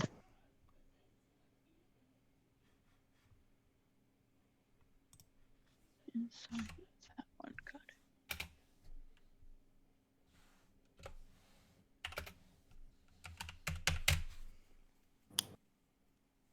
Alright, that's a 23 and an 8. Alright. Okay. Duality of man. I love playing a detective with a really bad wisdom. So, with that, Quinn, I'm sorry, mate. You're mainly getting the poise, the grace, the even gait. Rye, you managed to get, like, a flicker of a look of her expression as she's looking at something above, like, the fireplace for a moment. There's no malice. There's no sparks of villainy. There's no dangerousness to it. She does seem flustered, though, and that hint of anxiety that gets smoothed away as she's kind of wringing her hands together. Just one brown glove over the other. All right. This is an opportunity for learning. Yes, that's what we're going to call it. All right. We just see how this goes. We see how this goes. Whew. All right. I can't hear it anymore, so... And she's just kind of having that moment in, like, the middle of the room. You get she'll probably do something in a minute if you guys don't do anything, she's probably got her own plan in mind. Oh, well, Rye just wants to see what she does. They're just watching with the popcorn at this point. Yeah. She does seem to take, like, another long moment and is looking specifically above the mantle, like, the fireplace, and just goes, alright. I can't hear it. I can't hear anyone. Let's try this. And then she's just going to walk out.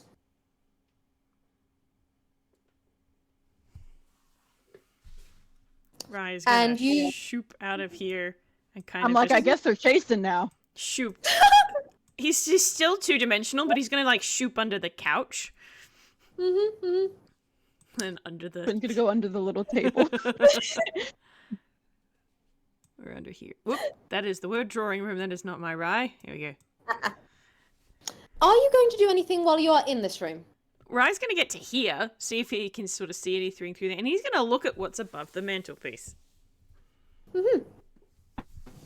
Above the mantelpiece, there is another one of those commissioned, very ornate, very fancy oil painting sort of things of Partridger and Narcissa and Engwin. Would you roll me a investigation?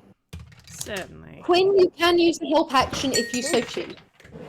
It might help if I put my dice... Quinn is in my definitely using the help action. dice tower instead of... Oh my god, I can't even remember what I rolled before. Okay. That'll be fine.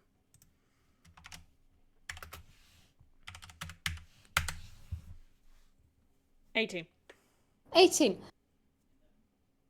I would like you to know what the DC was for this. Was it 18? Was 18. Yay! Yeah.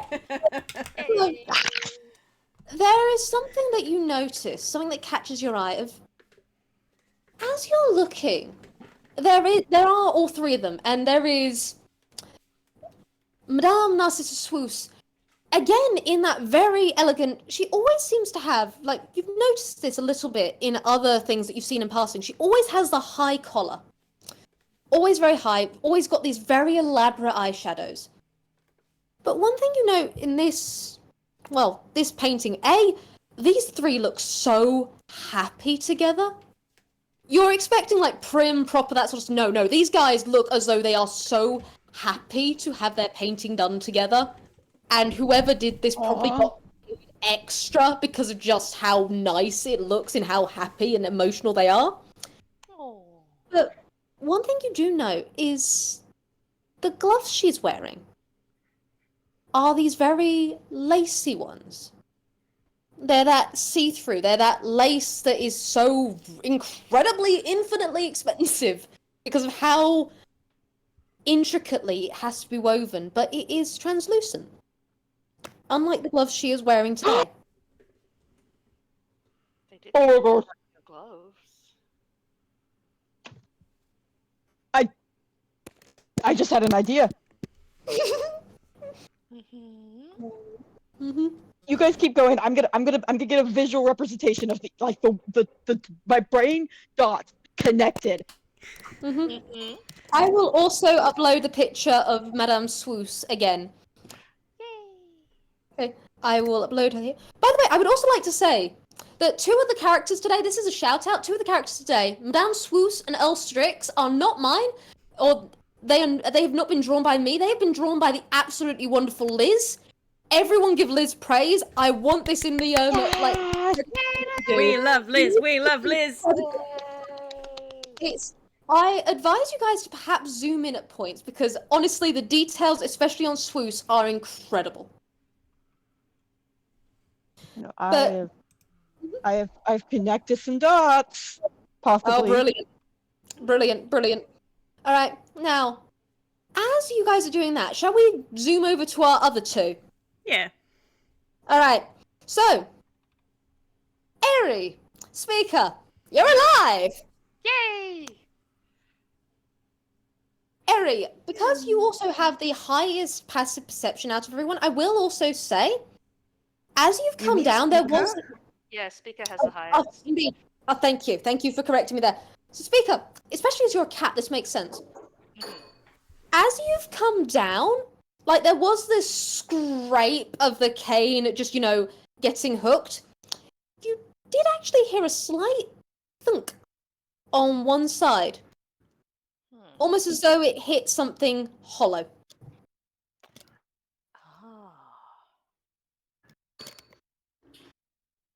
She's gonna.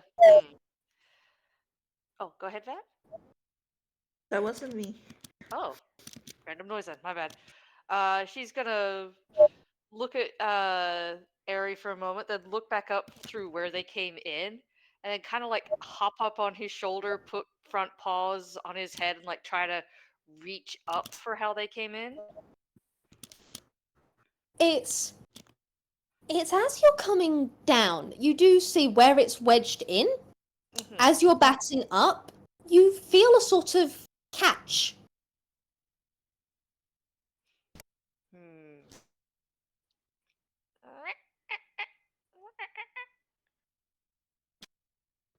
Bat, Ehri with paw. Ow, what did I do? Yes, you're a cat. She like motions with her paw. He follows the motion of her paw. Starts batting it where she was batting it before. And he's gonna examine it. It's like a hollow little bit there. Uh, And she like goes up his head, up his arm too, and like shoves her face into it, trying to open it. Okay, you shove your whole ass face into it and it clicks open. And you are entering a new room. Aha! I would like for you both to roll me a perception. sure. Amazing. This is gonna go great. Dirty 20! Oh, brilliant.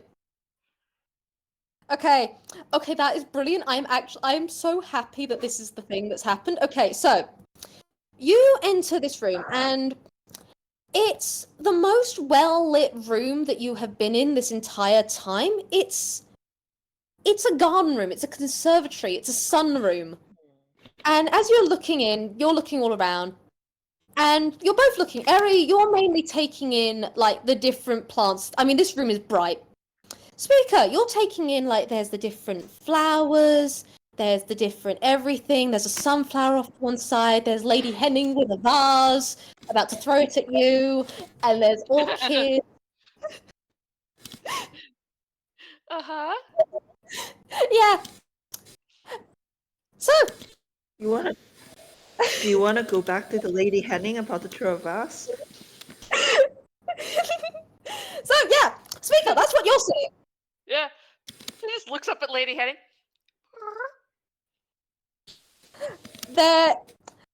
There is a chicken on top of one of the tables, a vase in hand, staring at you both, very wide-eyed, hefting it up higher, just going, "I'm not going to jail!" and just throws it at you. Oh, jeez. Do we roll a dex save? Yes. Did she just yell, "I'm He not said going I'm to not jail"? going. Yes. Yep. Okay. Hi! Oof! Oof! 14. I feel so validated right now! I am hoping the payoff of this specific bit is going to be worth it. It's a bit chaos. I love it. I am loving the theories. Alright, but let's see, what's the dex? Alright, that is a 21. Yeah, Ehri, you managed to avoid this, you duck as this vase just sails over your head, and she is just reaching for the next thing. Just like, this always happens! Always! It's not going to happen to me! You know what happens? Ehri ducks, and he's like, "What am I, a cop?"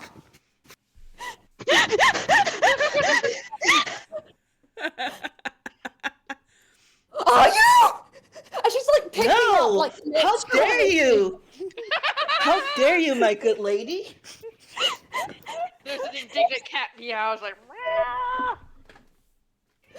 You bring a cat into this place! I don't Oh, this know is you! Spica. This is Spica. Say hello, Spica.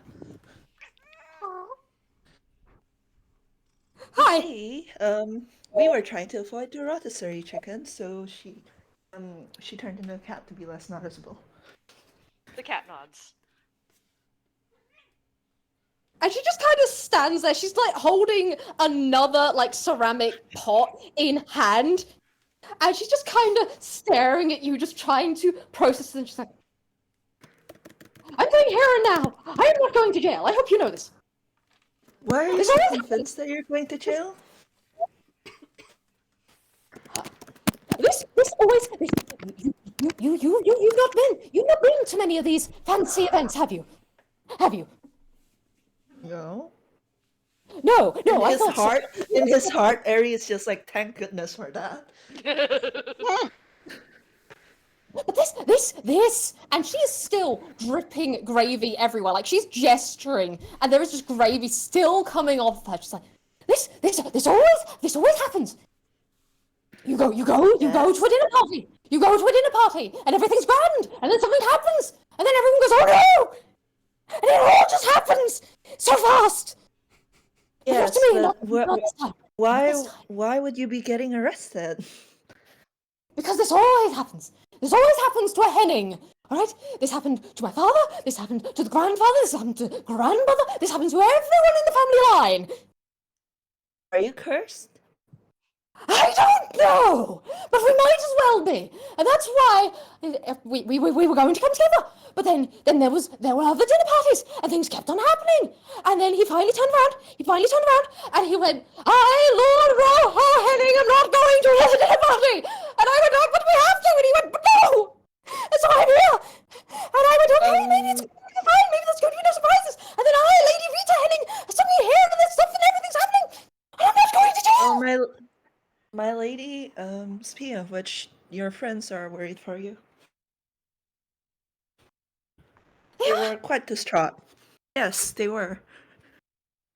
So, In fact, they all made sure to tell us what a nice, sweet young lady you are, and how, despite how disappointed they are that your father could not attend, they were looking forward to getting to know you. Right, Spica? The cat nods and also kind of chirps a bit for prestidigitation to clean up her a bit. bless this ceramic chicken. Just kinda, she seems to just be like, I'm not even gonna have you roll insight. She is just, as I'm gonna quote Whis here, about 85% anxiety and 15% gravy. Oh, And or you at are least reducing the gravy, at least. You are removing the gravy, and you are removing, the anxiety. She just kind of perches at the end of the table and just goes, "You promise? You absolutely promise?"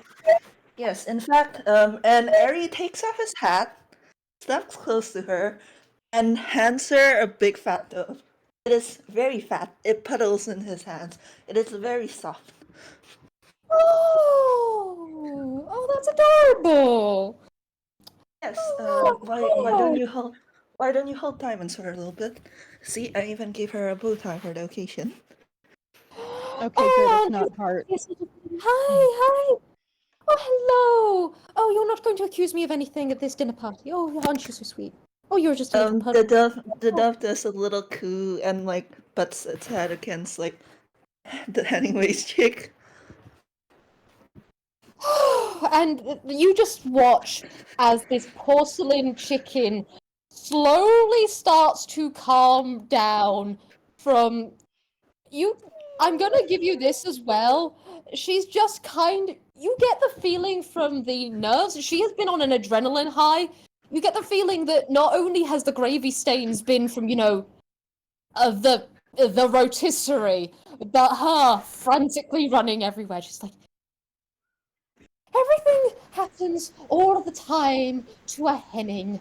And so, when we go to dinner parties, we usually get accused of things, and then it kept chasing me everywhere. And I tried to make it shoo, and I tried to go other places, and everyone was screaming. And I just came in here, and I thought, okay, when people finally come for me, because they're going to come for me, I'm going to be prepared. I do this.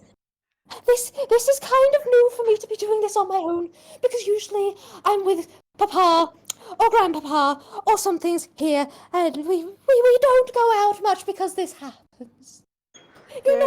Here, have another dove. And he's going to reach into his hat and give her dove number 2. And she's finally just breathing through all of this, and I think you have basically saved this woman from having a squawking anxiety attack. Congratulations. Have another picture of her because I'm so proud of how the pearls went for her. I drew all of this. This one was straight up from scratch. I hope you know. I did learned how to draw fantastic. porcelain. It's really good. Yeah, that's Yeah. a picture. That's I thought that was Yeah. a picture. No, I learned how to paint porcelain, and for like a month straight, I made that specific drawing. Like, Engwin took me like an hour. This one took me a month because I want to have fun. Yeah, it looks really good. It does. Nice. You did great. Yeah. In any case, Ehri's just piling her with 2 of his stuffs. Yes. You're still I anxious, just have another kind dove. You're still anxious, have another Ye- dove. He has 4 doves. He will take out the other 2 if necessary. Yeah. She's just finally there, just having a wonderful time. This poor Rita Henning. Mhm. Madame, far be it from polymorph. Mm, Yeah, I was just about to ask if the concentration on the spell was still kept up. Well, Rye doesn't know where you guys are, so he's gonna concentrate on it for until he knows that you're not gonna get stuck in the wall somewhere. That's very fair. Yeah, and it valid. lasts for an hour, so it's Yep. not gonna run out soon, I don't think. Nope. In Anyway. any case, Ehri is just like, well, Madam, far be it from me to make assumptions, of course, but I do not believe that you shall have to worry about getting arrested. It seems that everyone is mostly just worried for each other and for yourself, and trying to figure out what caused this. Oh good. Well, I don't know. Admittedly, I'm probably not going to be much help. I can answer any of your questions that you have if you have any for me. Ehri, inwardly, why the fuck did I not get stranded with one of the detectives? There are 2, who one of them should have come here. Spica's a cat at the moment, so. Yeah, he kind of like gives Spica like a helpless glance, like, Spica, this isn't a detective. Okay, the cat rolls its eyes, casts message on Ehri. It's like, you haven't been around detectives much, have you? No, actually, well, I know quite a few. They're just, they worry about me a lot whenever I come on cases, so I don't actually get to see them work much. Okay, well, just usual questions work. Where were you sitting? What did you see? Things like that. Alright, he turns back to the chicken. I should hate to bring up unpleasant memories, madame, but any detail might help. Do you recall seeing anything odd or strange before the rotisserie chicken, attack?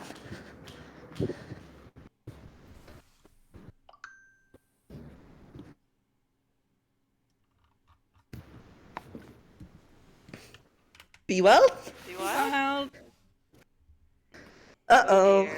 Did we lose our DM? Oh no. Oh, Well, part 2 of the Oh, game. We're gonna have to take this another time. Vwild? Thank you everyone for watching. oh, that was me. Why did I ping myself? Oh my fucking god. I don't know. I did yourself. Vwild! Vwild, we can't hear you. You did. Vwild. Gosh, Well, we part killed two. the DM. Dang. Calm down, Van. Calm down. Oh, Vwild's answering Oh. the art gallery. Oh, my devices have eaten me. Oh, well. Okay. I Okay. guess we're Alright. having a tea break. Yep. Yeah. Temporary break. Everybody stretch, refill your water, or just vibe. Am I back? Am I alive? Hey! You are back. We hear you. Aha! Right. All of a sudden, just you see- mid-word, Vamp cut out, and I was like, well, that's not ideal. Wait, can anyone hear me? Oh, no. Nope. Yep. But no, he was like, please, madam, I do not, I would hate to bring up such an unpleasant memory, but any detail would help. Do you recall seeing anything strange or odd before the rotisserie attack? Okay. I recall. Yes. I'm quite good at memory because I need to be. Because when we go to fancy events, something always happens, and then somehow our family gets blamed, and so I always have to get Papa out of the situation because I can remember things when I can remember things. So I have He's to write going things to take out another dove and give it to her. down. Yes, and she just kind of melts, and she goes, "Okay, okay." So so everything happened. I arrived. I think I was the last to arrive.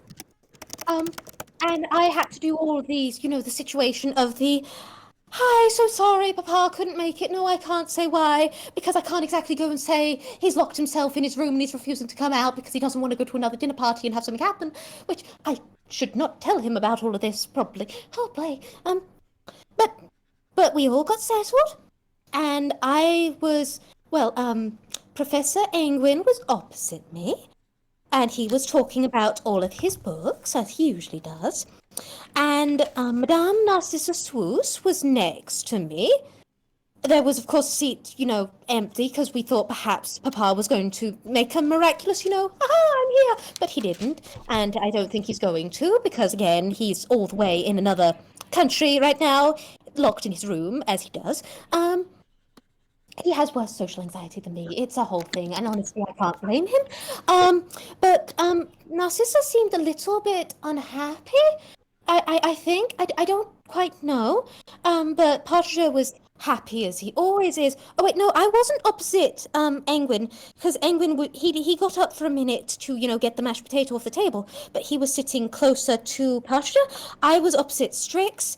He seemed himself. He's always got this. He's very happy, but you can't really read him. But he's nice. I think I've seen him like once ever in like years. But he is who he is, and everyone seems to like him, so I like him. But Narcissa kept on. She was looking down, and then she looked as though she was going to say something, but I don't know what. And then I asked for the gravy because the food we had, we were kind of having what do you call them? It starts with the letter E.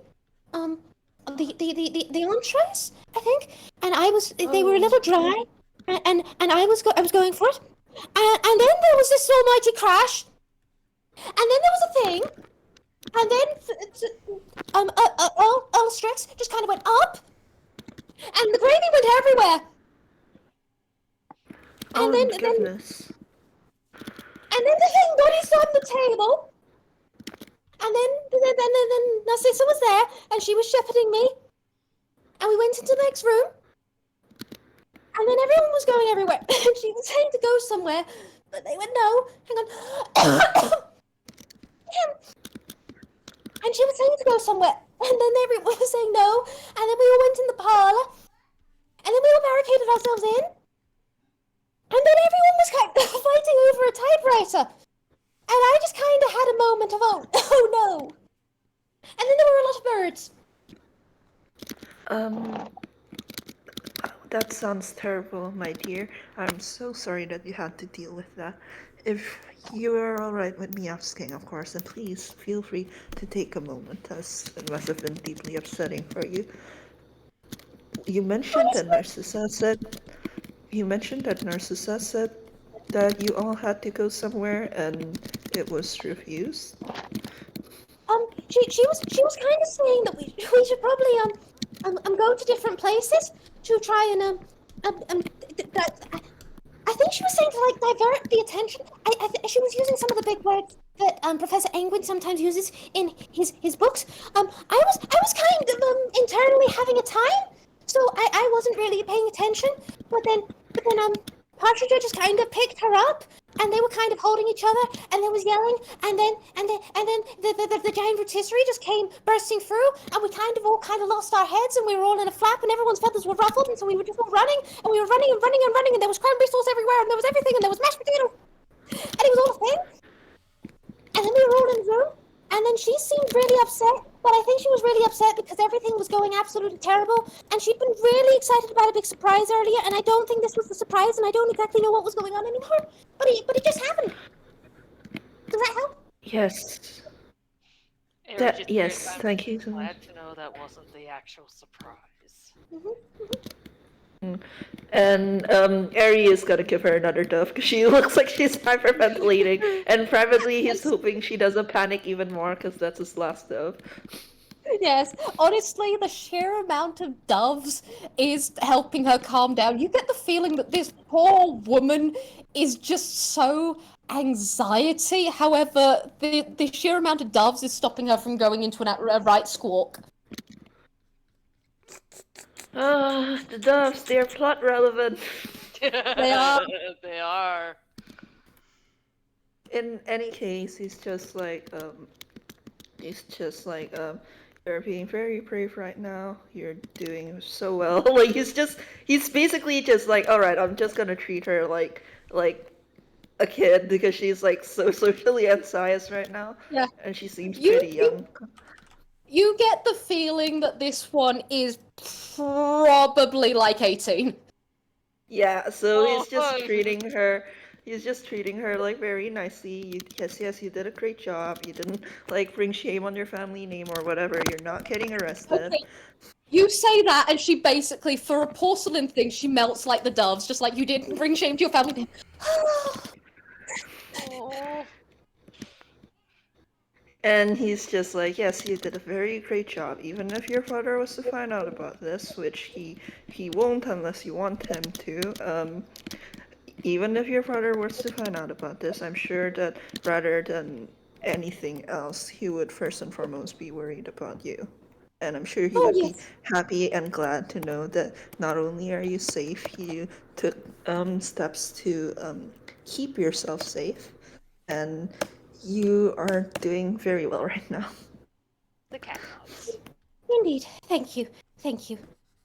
And I have tried to keep myself as safe in here. I mean, the thing kept on coming through, but I learned a trick that made it go away. It was really yeah. I'm a housen, okay? That might not be abundantly clear. But so it kept following me around everywhere I went, even when I went in rooms with other people. I think I'm not entirely sure. I think there were other people. I think I saw a statue in the main room that wasn't there earlier. That was strange. Oh, that was actually your host. He was pretending to be a statue. Again, the cat nods. Yes. Wow. Okay, no wonder he's good at like the game where you all like musical statues and stuff. He's really good at that. Wow. He is, isn't he? Okay, but so one of the ways I calm down sometimes is so I'm a houseman, as I said, and we have the unseen servant, and sometimes I use it to play with things because then I'm not focusing on the situation, and so sometimes it's really fun to just make the puppet do things. But I was covered in gravy. I was covered in a lot of gravy, and when I made it, it was also covered in gravy. And as I was running around the room, all of a sudden the rotisserie thing, it stopped, and it went towards, it went towards the other gravy, and so it was in here a lot earlier, and so I made the unseen servant just go out, and it followed the gravy. Oh. Ehri, inwardly, you're telling me that the comment I made is plot relevant? Congratulations! You got hit by Apollo's dodgeball. Ehri's voice, how dare I be good at this? The detectives are gonna start freaking out. Ehri voice, I can't be fucking good at this. I'm not a detective. The imposter syndrome is hitting hard. Anyway, he's just like, oh, I see. That actually helps a lot, ma'am. We're going to get to the bottom of this, all right? And Okay. and he actually he actually will pause to pick up like the pieces of the fish that she threw earlier, because he doesn't want her. He knows she's made of porcelain, but he doesn't know toon anatomy enough to know if she can still get cut. So he's just gonna like gather those up so that she doesn't. Bless. She's just gonna kind of stay up there. She just goes, I do apologize for throwing that. I did have a small arsenal of things to throw because I don't know when the police are going to arrive, but usually when the police arrive, they go, right, get him! And then they just go after a henning. Because apparently all the clues seem to point to us and no one seems to think anything differently for like ages. They sometimes figure it out in the end. There, my dear, I promise. There are, like said earlier, there are detectives here right now, and they won't let anything bad happen to you. And besides, I don't hold the vase against you. Throwing vases at police is always a reasonable course of action. Exactly! Ehri just hears mumbled in his head from Spica. Ah, cops. Vwild, yeah, I have a quick question. yes, They're the Hennings, right? yes, They're red-toned. Mm-hmm. yes. They keep getting full. Did you make red herrings an actual character? Yes, I did! Lord Roho Henning and Lady Rita Henning, the red Roho herring means red. of Oh this my gosh. investigation. I'm so. Oh. Ah! Well done, Spec. I'm sure. To 2 take years, it. people! 2 years! In any case, Ehri will sweep up the last of the vase and the vases. The vase depends on how you pronounce it and which country you're from. He will sweep those up, and he will like place them aside so she doesn't cut herself on it. And he's just going, "Will you be all right here while we rejoin the others?" Oh, yes. I'm perfectly fine. I'm here. Can I keep the doves or do you want to take the doves? I don't mind either way, but they are so nice. Well, you can keep them for now. He like nods at them. It'll certainly be much safer for them to be here than elsewise. And Thank here, you. and here, and he does like a little like roll of his wrist, like sleight of hand thing. Shut up, everyone! Like the first person to comment on it will get my like fist in their face. Oh, really? Oh, really? Yay. Yeah, reach to the screen. Reach past that plus 19. Do Shut up. it then. Let me live. Let me live. What? He is exclusively doing this just to cheer people up. It's not Vamp. like a thing. Vamp. Anyway, I he would is- not be bullying you over this if you had not said on recording, look, Ehri's not broken. You brought this upon yourself. Marvelous, Anyway. marvelous. Spec's awful bullying of Vamp aside. Wow. He is like taking out like a pack of like what it seems to be birdseed, and he like holds it up to her, and the doves like very clearly stand to attention. It's like, here, you can feed them a little. Don't feed them the entire bag though. They will try to beg for it. We're all going to get a snack. Yippee! Yes. And And she he takes it from you, and you just realize, oh wait, this is a bird, and she's just Yeah. going to like, she's going to be handing it out to them, but also just doing the chicken. Brrr. yeah. One for And you, he's- one for me. Two for you, two for me. Yeah, One and for he's you, gonna give two like for me. he's gonna give a little bow, and then like he's gonna leave the sunroom with Yeah. Spica. Yeah. But I'm saying here and now, as you leave, she's just going to go, oh, this is going to be our little tea party. And yeah, Bless her cotton socks. yeah, you get the feeling that this poor, cursed red herring of a family really needed this. This is a win for the Hennings.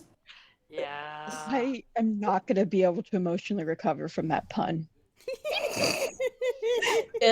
In any case, he's looking at Spica right now, and he's just like, I know polymorph lasts for an hour. Well, it lasts for an hour. I don't know how long it's been. Spica gives as much of a shrug as she can like this. I don't have a watch on me like this, do you? I do have a pocket watch, and he takes it out. But then he pauses as he looks at it, and he's like, I don't know what time, right? Turned you into a cat. Yeah. Time is fate. Size. Well, we'll find out eventually. Where to from here? Well, we probably should rejoin the others. Where? Like Ehri is just like, he doesn't know how to do this. There is something that Ehri just handed me, because he's like, that might work. Ehri's just like, well, both Quinn and Rai know Leonardo, I believe, and it's very difficult not to love that boy. So he kind of like raises his voice, like not to the point of like yelling at the top of his lungs, and he's just like, Leonardo sucks. I'm rolling a wisdom. I'm rolling a wisdom. He's dying!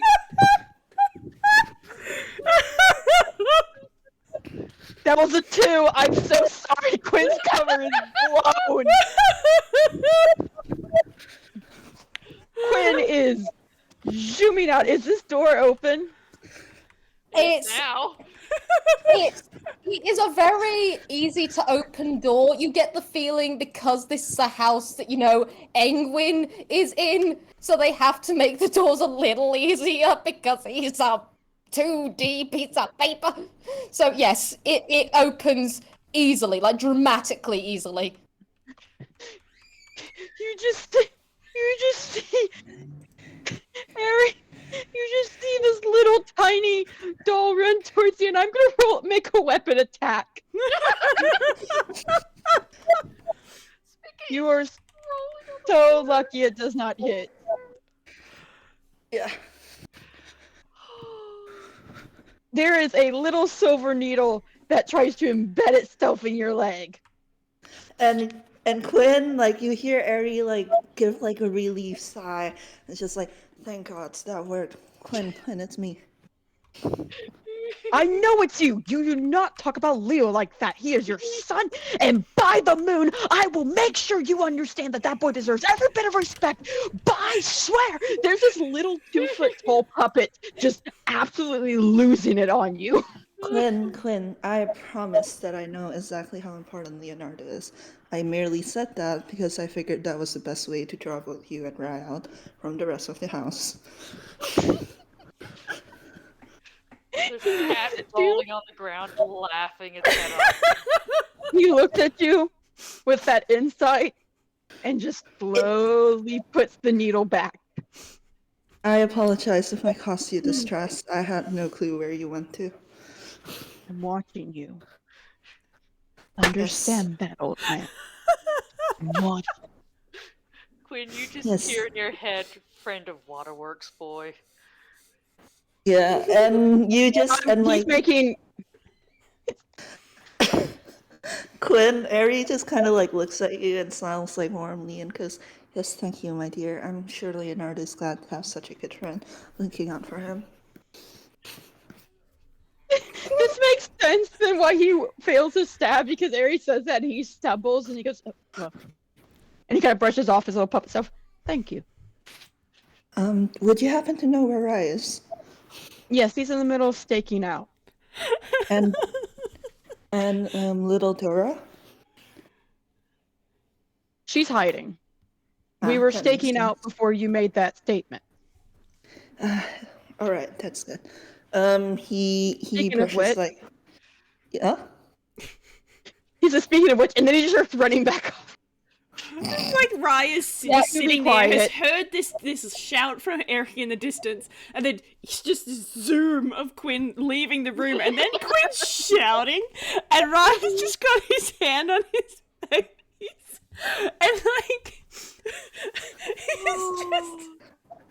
If he wasn't a toon, he might have been more upset about it. But he's just trying really hard not to laugh at all of this indignant yelling. Yeah, I feel like the reason why I already used that was because okay, this is Einquell, toon rules apply.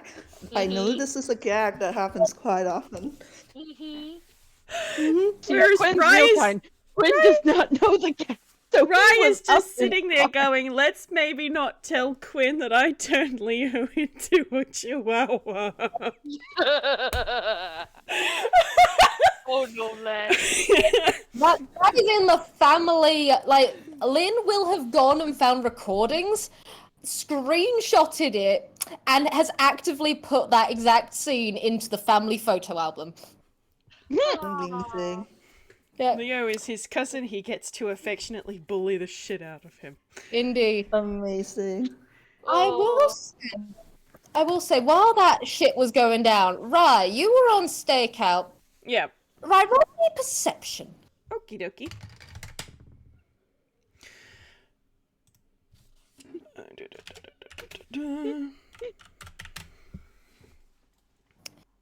Okay, that's a 21. Rye, you were just about peering into the next room. Mhm. And there is that yell. You facepalm, there's all that sort of stuff. But you do see Madame Narcissa Swoos turn around at that noise. And there is a startled goose. And then she turns invisible. Oh, Makes sense. You know that is a caster. Mm-hmm.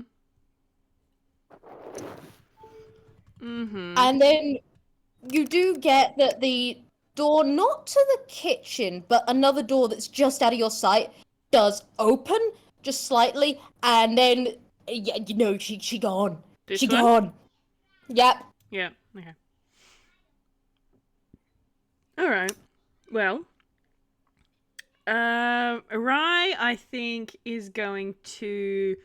With that shout, he's going to assume that they're not in the walls somewhere. So he's actually going to drop concentration on polymorph. Because he would like to concentrate on something else. He is going to cast Pass Without Trace. And he's going to try and follow after her. Does he tell anyone about this? Because I think Ehri, Quinn, and Yep. Spica would be entering the room. Nope. He's just gone. I would just like to say... Okay, so Rye goes zoop. I'm going to say the rest of you go into that room, and there's no one in there, but then you do just hear Dora just go, what are we doing? Oh, Dora, dear. Hi. Well, we believe that we have. I believe we have a lead now. In any case, thank you so much for your help. Okay, I mean, do you still want to go to the kitchen? Because you get to the kitchen through this route. But, He looks at the others. we could possibly stay split. You guys find Rye, and I'll follow her to the kitchen. Alone? Ehri does not seem happy with that. Well, if we split I again, can what- handle myself. Ah, yes, you're a tough little puppet, aren't you? He crosses his arms. Yes, All right. I'm the only detective of the three of us. All right, don't go to pieces on us. You'll lose your stuffing at this rate. This is a wooden puppet, thank you very much. Minus the hair. Quinn, All right. Don't get your slippers in a detective. twist.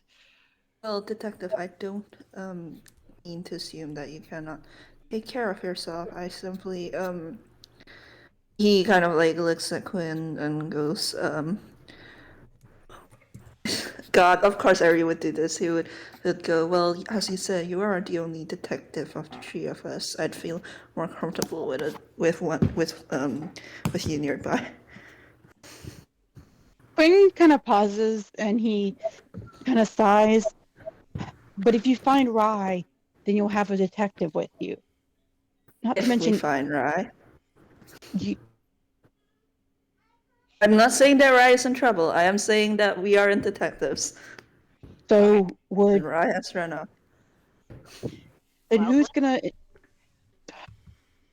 if I He may. kind of crosses his arms worriedly. Okay, how about this?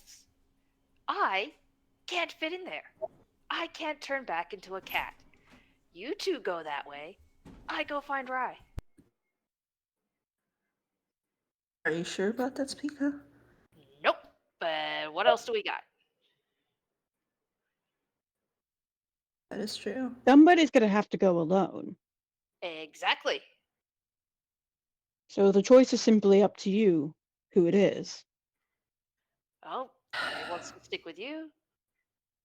I don't know any of you, so I can go find Rye.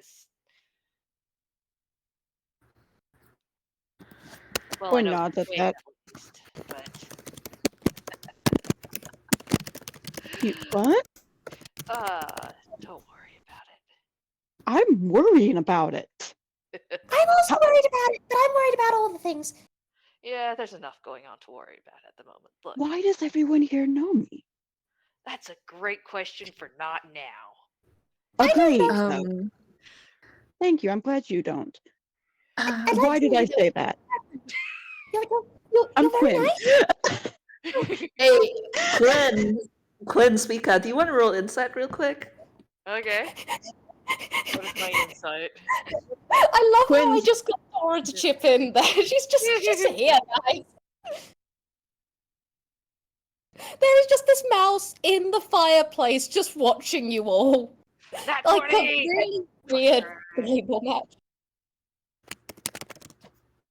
Alright, so Spica notices it. I don't think Queen does. But it makes sense as Spica notices it, because you remember earlier, Spica, when you were like, you haven't been on many cases like this, right? You remember when you mentioned that to Ehri and he was like, yeah, like I know detectives that like they're like protective over me, etc. Ehri is getting a little overwhelmed, and you get the sense that he's actually not used to like being in crisis situations. He is a civilian. He's not an adventurer. Yeah. Oh no. Yeah, Spica's just like mentally thinking, alright, this guy isn't gonna be the one to go off on his own. She's like, look, we have to split up. It sucks to suck.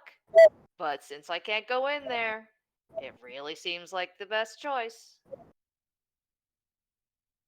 So you two go that way. I'm gonna go that way. And what happens, happens. Alright, you're sure you'll be safe? Nope. Oh, so you trust Quinn voice, I am sure I'll be safe, but I can't go alone. The person who openly admits it. Oh, I Hey. love her. I love her so much. Wait. Speak up. I don't. What's your tone of address? My what? Like lady or madam or mix or any of those. What's Yeah, lady, she, her, any you like. okay? Lady speaker, it's dangerous to go alone. Take this. And she just like holds out her feather duster and she just goes, oh. It's my lucky one. It brings me luck. I think. I've never gone Oh wrong. my gosh, Oh, well. Nah, my yeah, heart. see, I'll be fine. Never mind. Oh, yeah, with this? Okay. Good. No doubt. Because I gotta remember, because I gotta be able to return it to you later. Means I have to come back safe. Progress. And she's just like, she raises her arms and this is the most like positive energy you've seen this entire time when she raises her tiny little mouse fists in the air, just like, I did a good thing. Spica gives a nod of her head. Don't worry. I gotta get your lucky Alright. person back to you. And it's just like, That's like Yeah, entire I will map. say, Quinn, even though with a 13 you don't notice Ehri is overwhelmed, you do clearly see that he's so fucking relieved to not be alone. Well, come on. Alright. I love how it's the opposite of what Aries used to. Quinn is literally putting like zero concern on Aries. Yeah, Quinn and voice, it's this is a nice, grown honestly. man. Yeah. Quinn voice, this is a grown man. He can handle himself. Yeah, and honestly, Ehri does appreciate it. Like, yes, he's overwhelmed and he's a civilian and he doesn't handle high stress situations as well as other like characters, but like he can still take care of himself, and he's grateful that like Quinn isn't babying him for it. Mm-hmm. Finally, a detective who treats you like a human being. Camille treats him like well too. It's literally just like Yeah, complicated. you can point at Tone. You can point at I Tone. point at him. I point at him. You Good God, I'm Tone. like I know that I have two ends of the spectrum. You can point at Tone. I can't point at him. Man really argued that they should just leave Ehri behind while Ehri was right there, huh? Yeah, he did. He's done that what, twice? What? Yeah. I'm Let's just see, let's hearing fucking make it a gag. that probably makes the line that like Dora says that's just like, Okay, we're all gonna stick together. No one's gonna get lost. If anyone feels as though they're gonna get lost, hold my tail.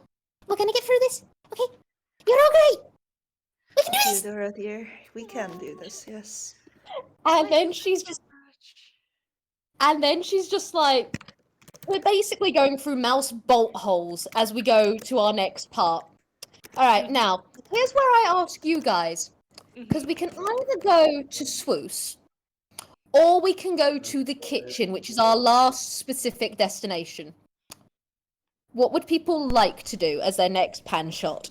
I'm happy for you guys to do the kitchen first if you'd like. Okay. Because that's probably going to give us the last bits of like relevant information, and then we will cut back to you and your Swoos hunt. I will note. I will make a note. I have a shift that starts at 7 p.m. and I have to like start preparing for it at like 6:30, which is like 19 minutes from now, give or take. So like it's Alright. fine. I can hop on VC once I get to my actual office. But like when it hits 6:30, I will have to like dip for a little bit. Okay, I've noted.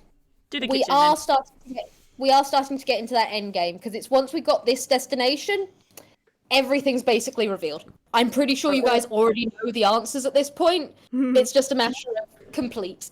Yeah, all right. Yep. In that case, Do the if kitchen. we need to wrap up so Vamp can go, then the kitchen might be best.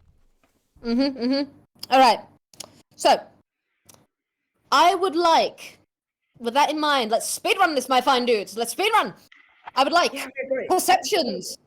I would like perceptions from Ehri, and I would like perceptions from Quinn. Got it. I'm sure this will be fine. Oh, hey!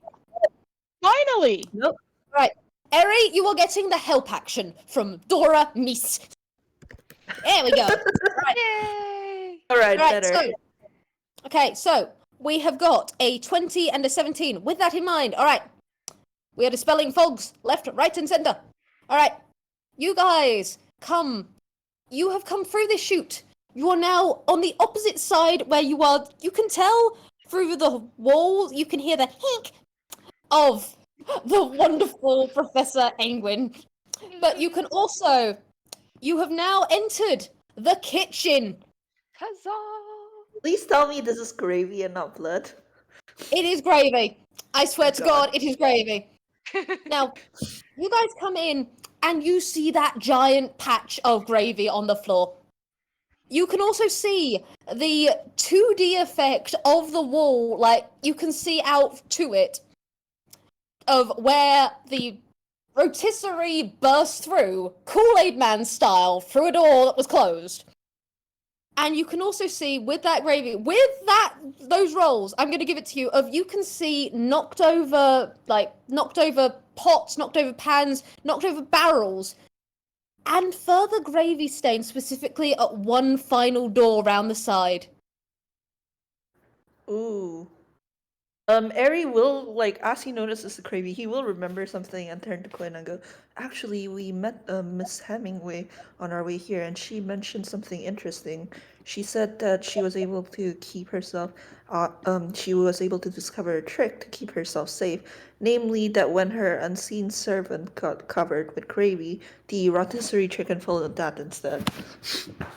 Quinn nods. In that case, if needed, I guess I could flop in some gravy and make a run for it. Let's leave that as a last resort, shall we? If I take a look at that gravy stain, would you be able to take a look at the door? Yes. Mhm. Little tiny skittering of puppet feet. Yeah. Quinn, this isn't the door to the outside. This isn't the door that you saw earlier that you were pointed out to. This is the larder. What's a larder? Thank you, larder 'cause is I was Googling It's- it right now. It's like a big pantry. Yeah, it's a okay, larder. I know a pantry. A place where you store food for a big feast. Ah, Quinn is gonna slowly push it open. And I get to reveal my favorite room. Oh my fucking oh my god! dear God! Vwild, where the fuck did you find this map? I found it as part of Incarnate with a Monopoly place, and then I made this room myself. Amazing. And Quinn, jackpot baby, you see a gravy sigil on the floor, perfectly made, elegantly, with all the poise and grace, this perfect one. And as you come in, what's your passive perception again? 14. Right, guess what? It was a 13 DC. You see at the back, ye oldie recipe book propped out of the way in pristine condition. Mhm. I knew it! I knew it! Yep, I knew yep. it! Vamp.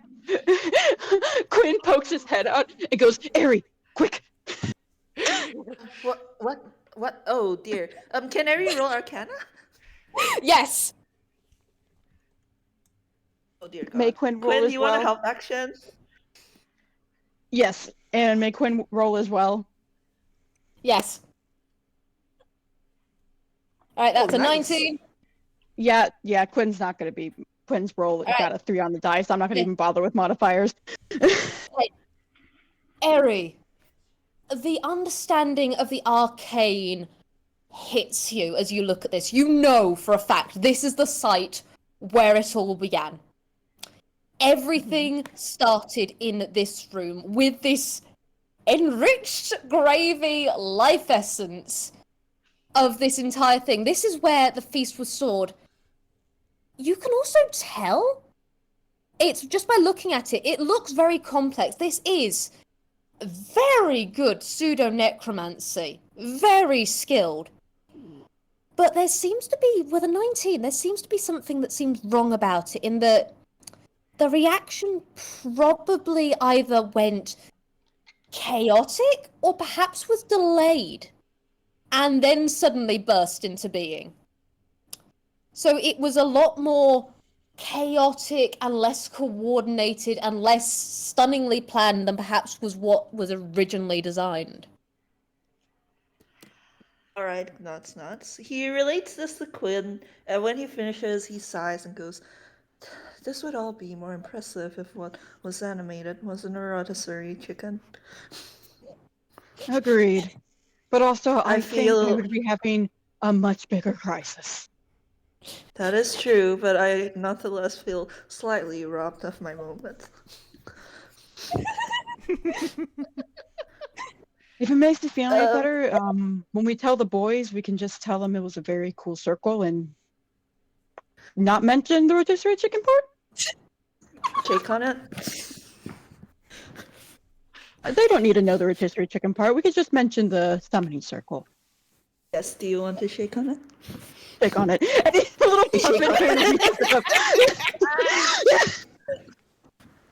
puppet. In any case, I think Okay, Ehri's actually going. Hold on, let me try something. And he takes out like a handkerchief from one of his pockets, and it's a special magic item he has. Oh. And he's using all 3 charges to give himself true sight. Ooh! Alright. So, true sight, true sight. Okay, remind me the effects of true sight. Basically, true sight like lets you notice invisibility, lets you notice lets you like look through illusions. I believe you can see into the ethereal plane. You can it's basically like true sight. Hold on, let me just put it down. No, I didn't. I didn't use any of that. That plus 19 was his base. Anyway, plus 24. Yes. Anyway, Yeah. anyway, moving on. It's even more broken than initially thought. The original form of a shape-changing rocket. Okay. Okay. Can it see through walls? Okay, within the ethereal plane. Alright, how far is the range? Let me look, because I do think 120 feet. Sweet Jesus! Alright, can that see through walls? I believe so. It's the ethereal Okay. plane. Alright, so... Ehri! My God, my Joe, my honey pie Swiss cheese! Yeah, you can basically see the entire building. You can see, well, into the main dining room again, where there is the turkey it seems to just be running across the table. And you can see, you can see unseen things. So you are seeing, like, the unseen servant covered in gravy is kind of in the middle, just kind of, being run over. From what you can see, it seems as though the turkey or the rotisserie is following a pattern that it should have been following from the very beginning. It seems just stuck in that loop. You can also see what the others will be seeing, or the others will be trying to follow, which is you are seeing to another location, which is into the bathroom, which has been out of sight and out of mind this entire time, where there is Madame Swoos in that room, and you can see the gestures of someone washing their hands, like, really, really frantically. Alright, so Ehri actually sees that and then immediately looks away with a flush and covers his eyes with his hat because he's like, oh, here she's in the bathroom. In any case, What did you see?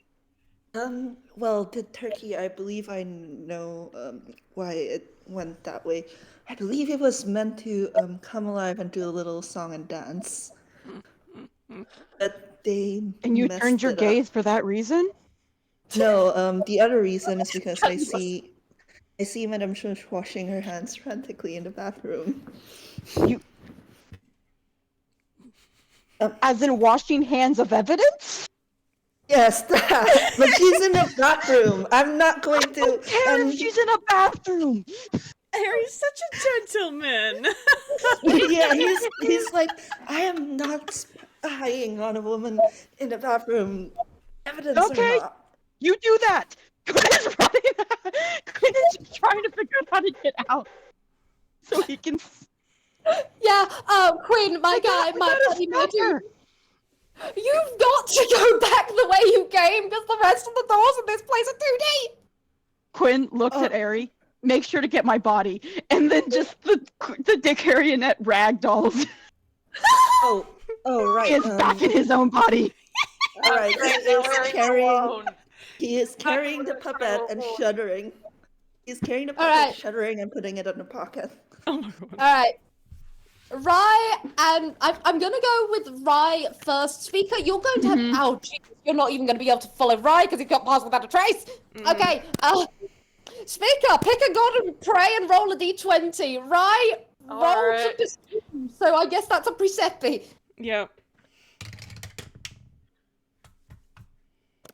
16? All right. 21. Zeus, why the fuck did you roll a nat 20 now of all times? It's He alright, doesn't wanna Ehri, get Quinn are caught. there. Okay. Because So- Rye went after her the second that he realized that she went through this door here, right? So, because Yeah. he can do his little 2D thing and he just swoop under here, he would have been able, and he was following her. He would have been Yeah. able to. Invisible though. She's invisible, but Yes. she would have had to open this door. She can't Yes. phase through it. She does have to true. actually interact with it in order to get it Yeah. open. Yeah. Yeah, she manages to bypass her paramour. It's Partridge is still there, just so wonderfully statued. He's got himself back up right now, but he's got a leaf on his head, just complementing his disguise. Spica, you come out, and he's going to notice you, and he's just going to go, "Ah, have you solved it yet? Have you? Well, And yep, thereabouts if you give me 2 more shakes of a willywag's tail. what's a willywag? It's a bird.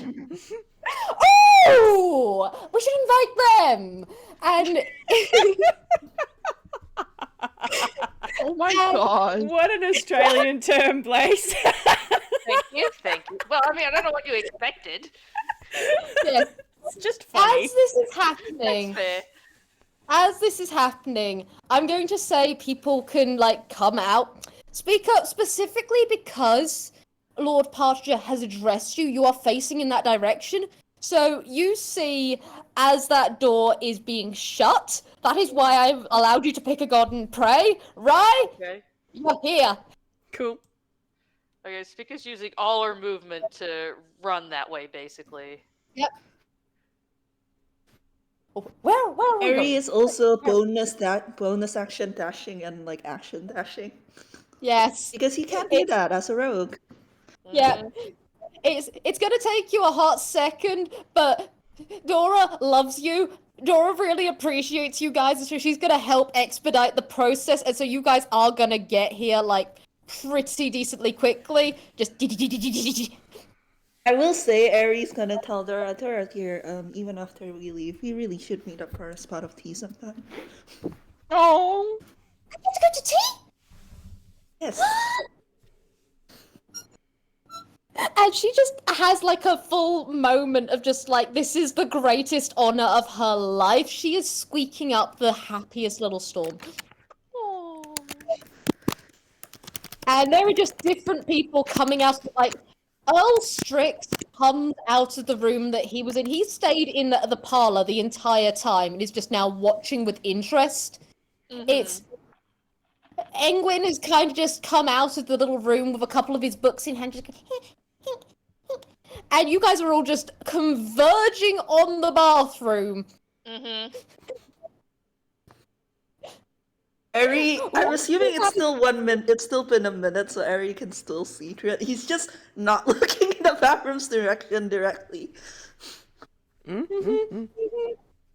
It's Ehri you're all tries out. to find advice like this. You can all hear like the faucet turned and everything in there. Mhm. If Rye doesn't, Quinn's gonna kick down the door. Rye's that's just gonna okay. shoot under it. Like he's not even gonna bother waiting. Yeah. He's just gonna go flat against the floor, shoop, and pop back up. Yeah, Pardon Spica's me. gonna knock with her foot. She's kicking it too. Quinn and Spica kicking the door at the same time. Oh, True yeah. feral energy. Mhm. I hope let Ryan Ryan gets be- out of the way of that. Yeah, let Rye have just gone. She's gone shoop, and he might still be stuck on this wall. Like he's 2D against Yeah. this wall. Yeah, he knows what's coming. Bam! Door just kicks in with, a foot each. It's this woman turns around, hisses like the goose she is. Mhm. Because as you realize, she's also just like tried to smooth her feathers back, and you see the eyeshadow has just like slightly come away. That is an Egyptian goose. And she hisses at you, and then she just goes, "Occupied!" Yeah, that didn't work. Gosh, for should me have locked earlier the either. door then. Actually, I'm gonna make a roll really quickly if I may. Yep, by all means, what is it for? Intimidation. That's a 16. Because they just All right. kicked down the door and they are staring her down. Yeah! You want Quinn to make one as well? Why not? Let's see. Okay. And then let me grab your modifier.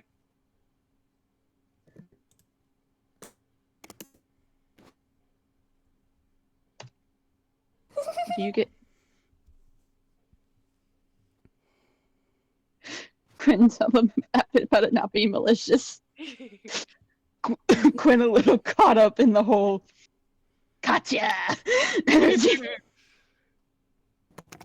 Quinn has an 18, so. Nice. So 16 and an 18. Yeah. Oh, lordy.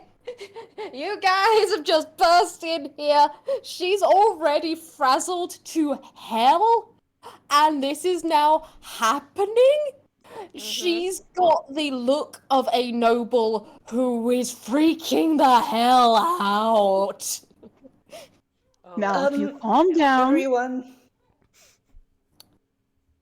You first, Spec. Shit, If that's you a backup calm sound. down, I keep accidentally doing it. Yeah, let's we get it can out of the way. talk about this. And you can explain why you made that circle. Circle? What circle? There is a summoning circle in the whatever room, the not pantry. Lava. Quinn would have used the actual word. And the Larder or pantry, either work, honestly, like genuinely. yeah. in the pantry, and the book sitting next to it is the same book that you had. Also, you're wearing gloves. Well, you were wearing gloves. Yes. Which, as she has turned around, you all see underneath these opaque brown, very easy to disguise gravy stains gloves, that there is the chalk and the ink, and I don't mean lifeblood ink, I mean normal ink, Yeah. and gravy stains of a necromancer's hard work. Mm-hmm. So, you can explain why you did it, or we can take you away and then we'll do interrogations. Rye's Wait, gonna have everyone. snuck up here, and he's gonna just be sort of sitting on the vanity, but he's not gonna drop past without trace just yet. He's just gonna be waiting no, there. Ehri's just like running and he's just like, wait, everyone, hold on. Please hold on. We It can wait was for an you for the accident. interrogation.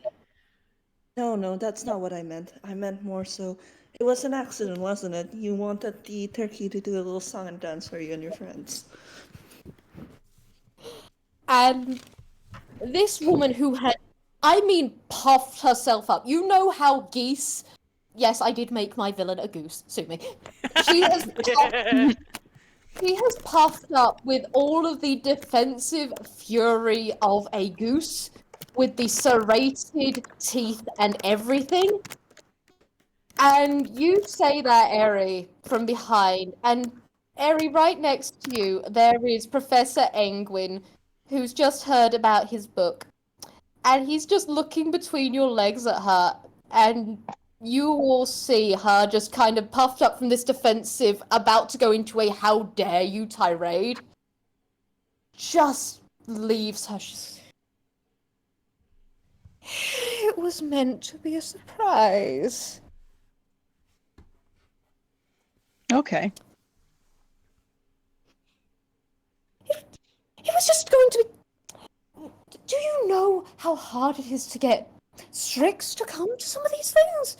And Partridge, he's been wanting good company. He's been wanting more company for a while now, so he spun a thing about saying there was a big surprise to Strix to make him come, and then he got so sad because he didn't know.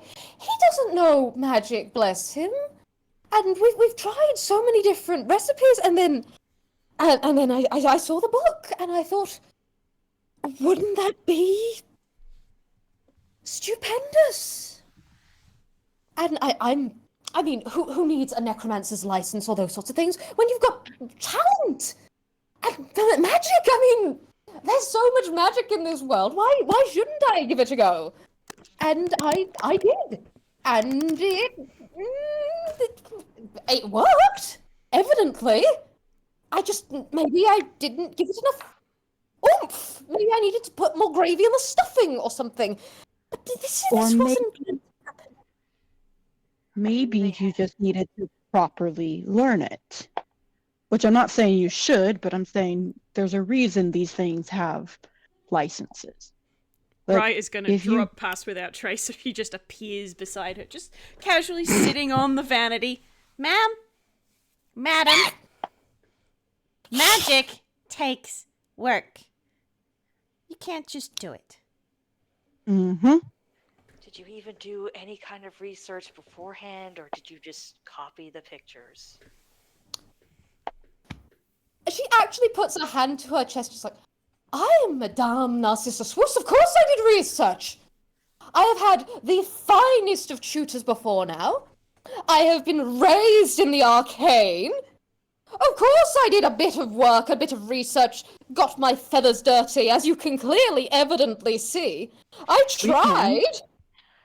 We know that. Yet, you did not find enough to indicate that you should have gotten somebody else to do this. Well, for once it was going to be my work. Congratulations. Quinn's gaze does kind of soften at that. Mm-hmm. I understand that you wanted to be able to take credit for it and have that knowledge. But it's not worth putting the people around you at risk. Why didn't you tell them the truth? If you really meant it out of kindness, they would have understood, and perhaps together you guys could have figured out how to undo the spell. And who knows? Maybe they could have helped you figure out what went wrong so that you could do it correctly next time. Everything just... Once again, would not recommend doing necromancy at all. I mean, I've got to admit, it was rather fun. I mean, the world is full of such wonders, and I love experimenting, okay? That's my thing. I experiment, I show the wonders, and then I give it to Engwin so he can write about it, or Partridge so he can show it off, and I get to show these skills, because this world is so beautiful. And I admit I'm mainly into the embroideries, those arts, how to get things with more pockets, for example, more a pseudo bag of holding, for example, within the pockets, or different styles of things. But this was so novel, so new. Have you considered perhaps mixing them? You mentioned you've done like pseudo bag of holdings, but there's lots of magic items out there. You could make magic items that give the people to disappear or to run fast. Maybe those would be a better step than jumping straight to something as dangerous as necromancy. Or maybe just start with a peahen instead of a 9-foot-tall chicken. Admittedly, that Or was... perhaps no necromancy. Take your round, I'll take mine. I've got to admit, it was cheap. It was impressively cheap. It was like a 2-for-1 sale on so many other things, but this was going really, really cheap. So it was fun, and surprisingly, yes. Have you got any idea how much peahens cost in this day and age? Everyone seems to want them outside of their different manors, just majestically flying over. Or, yes, sometimes they're the corpses, but then they taxidermy them. Trying to get one is more than an arm and a leg, and I just went, I could get a whole rotisserie, and if it failed, I could just give it to Strix. And I would also eat it, but Strix also really likes meat. So it would have just been, Well, if you can get Ehri some, raises his hand there. Would Yep. would it perhaps have been going so cheap because there's something wrong with the rotisserie, and that's why your spell went so wrong? Quinn nods.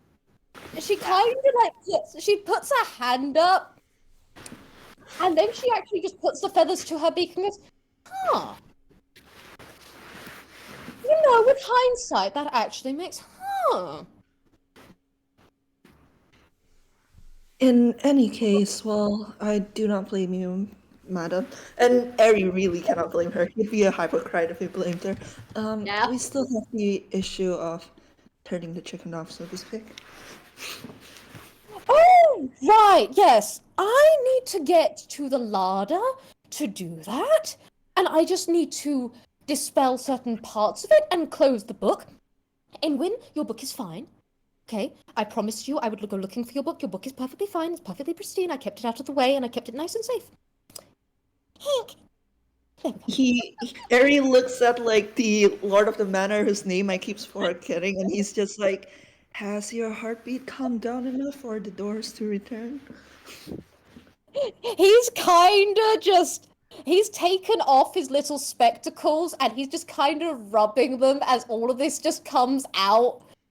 And he's just there, just like, you know, I think it might have.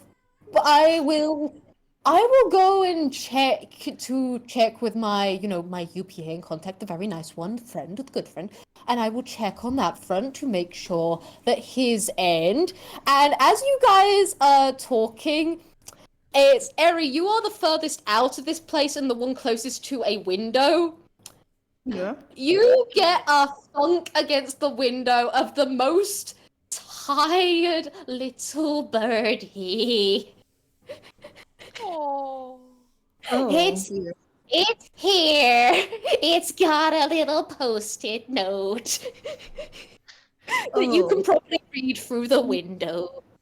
Yeah, Ehri's gonna go and read it. He is dragging along the little Quinn puppet because apparently he just has that in his pocket now. Yes. And it reads, Dear Lord Birdie, yes, I received your message. All 27 of them.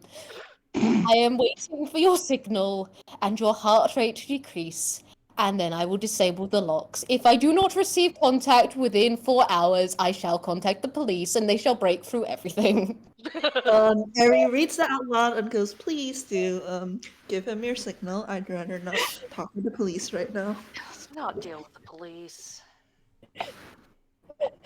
No, there's just parts she just goes, yes, no one wants to deal with the police.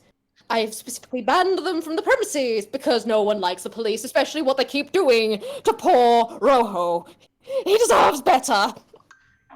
And then he just he just goes and he just sidesteps like Strix, who's just been watching all of this, and he's just going off to just like bash at the typewriter, and you do just hear him go, it's covered in cranberry sauce. This is fine. This is fine. And then he's just sending it, and you do just hear a little tweet from distantly in the manor.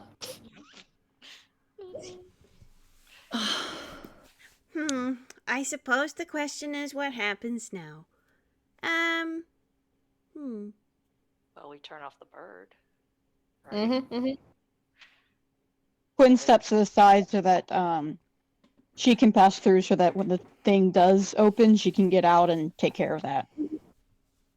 As you are stepping to the side, you do just see like Angwin behind you, clutching his books and just looking up at you, just like, no one's going to jail, right?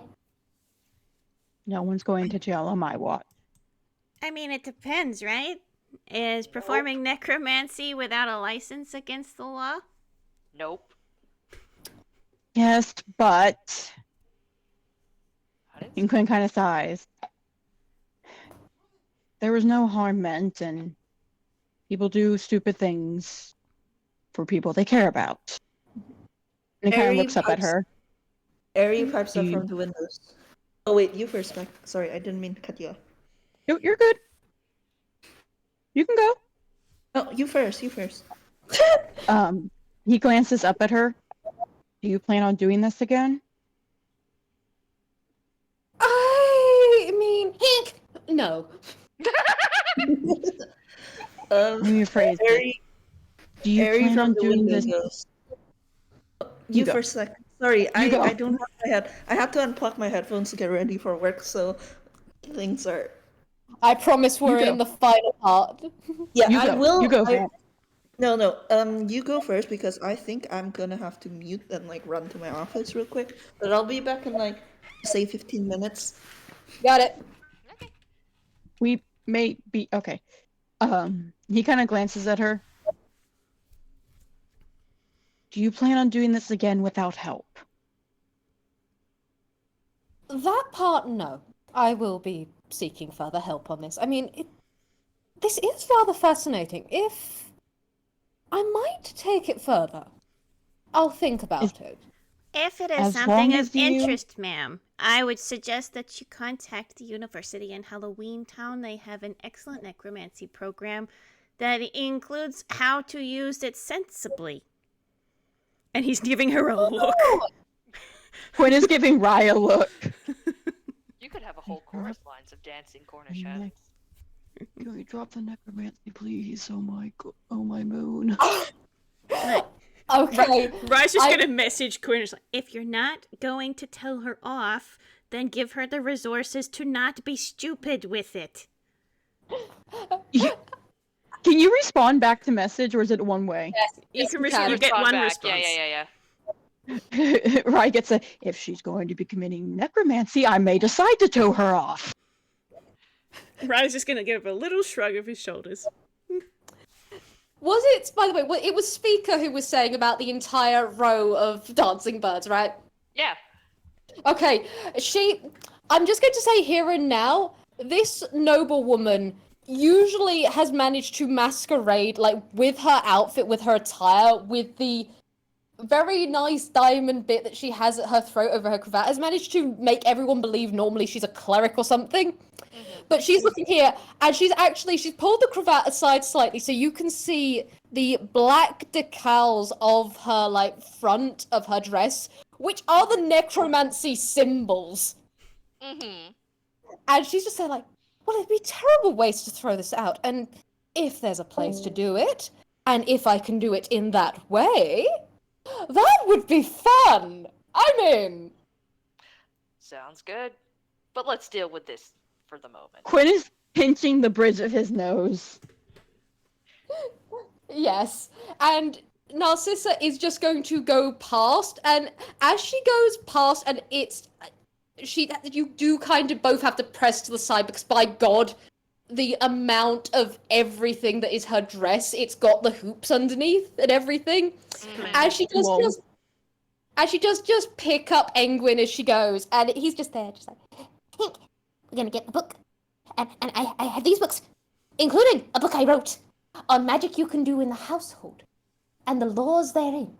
So we can figure out what ones you can do and what ones you can't do.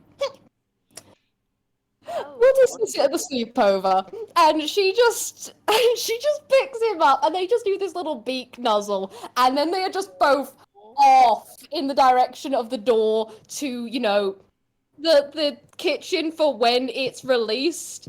Mm-hmm. Spica's following then- just in case, because it's fine Yeah. right now, but this whole thing's Yeah. been insane. Yeah. And Partridge is just kind of off, he's off and doing his own thing.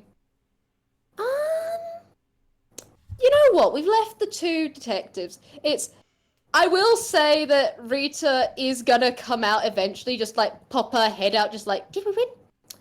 But I'm gonna let you two decide on which way you look, because you can look at, like, Dora, who's probably gonna make herself scarce, because, oh god, she's in the middle of a hallway and there's people everywhere.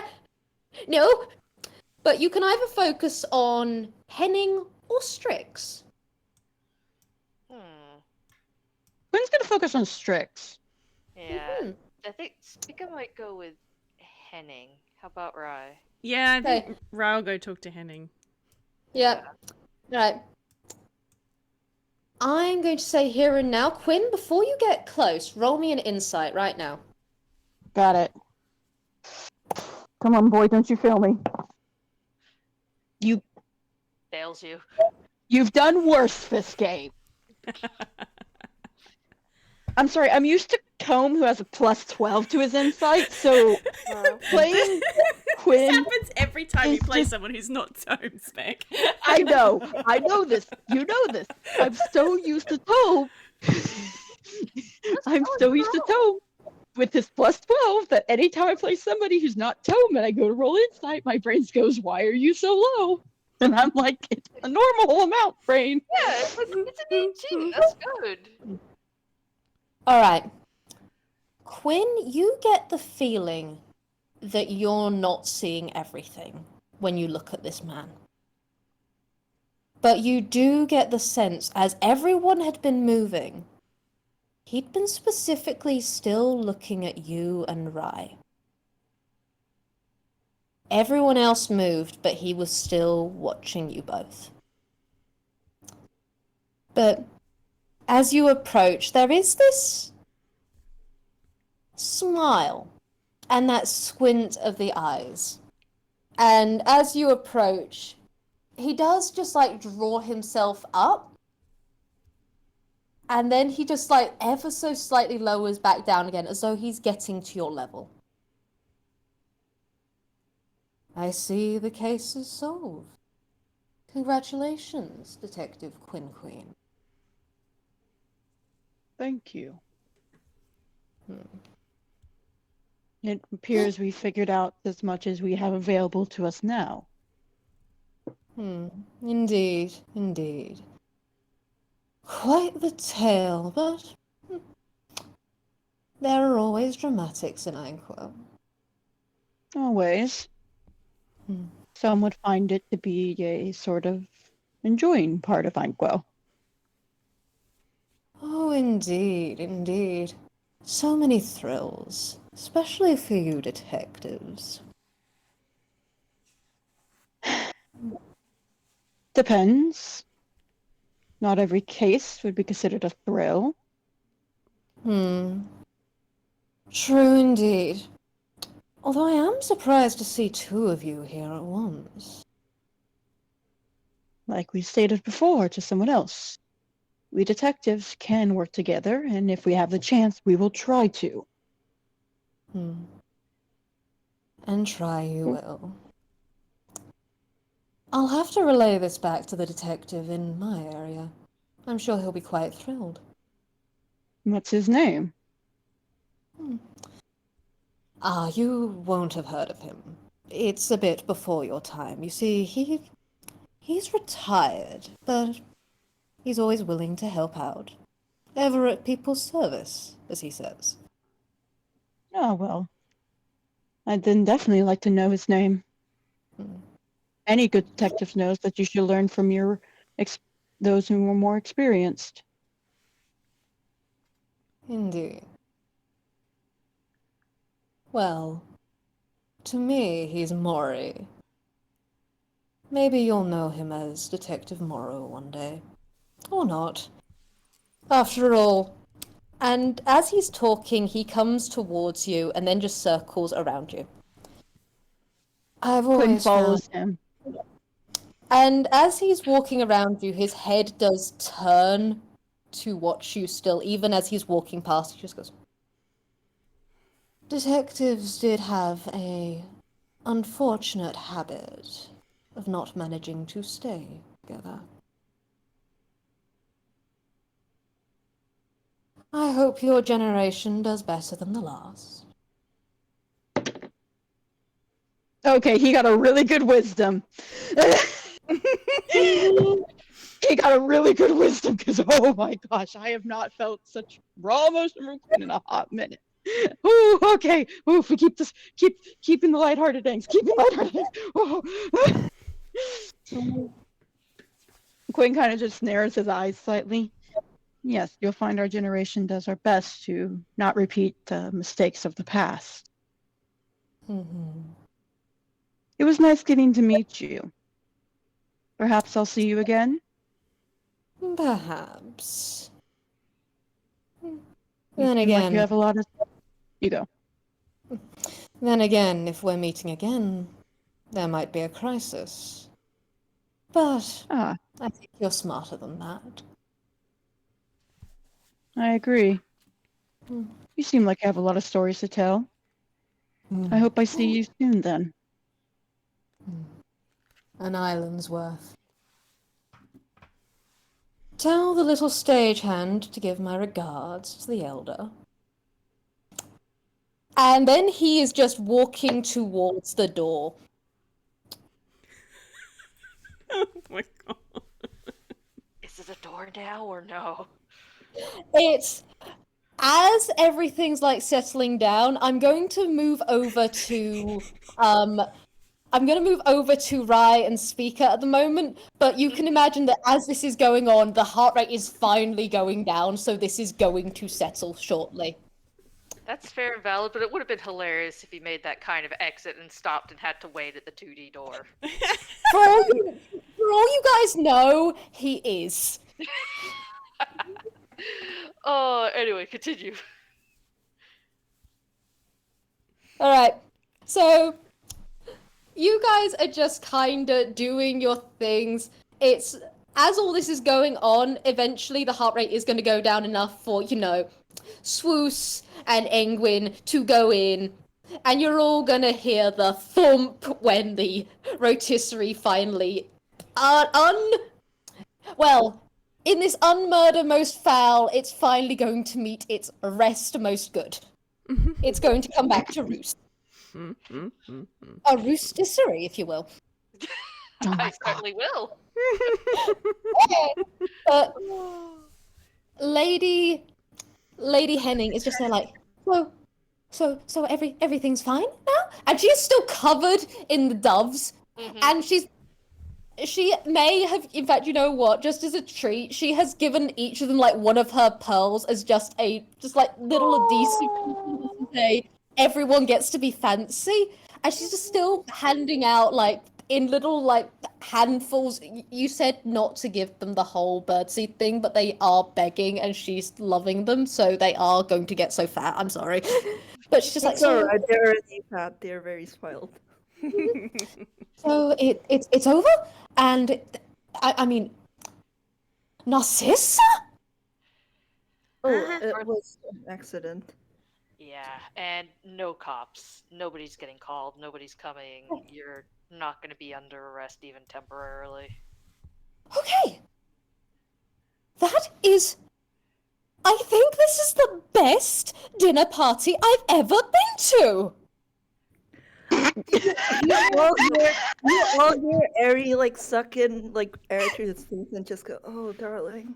Rise to sort of lift up the finger, and like if he had a mouth, his mouth would be open, and then he just lowers his finger again. It's like, Spica's just thinking, where's the bar buried?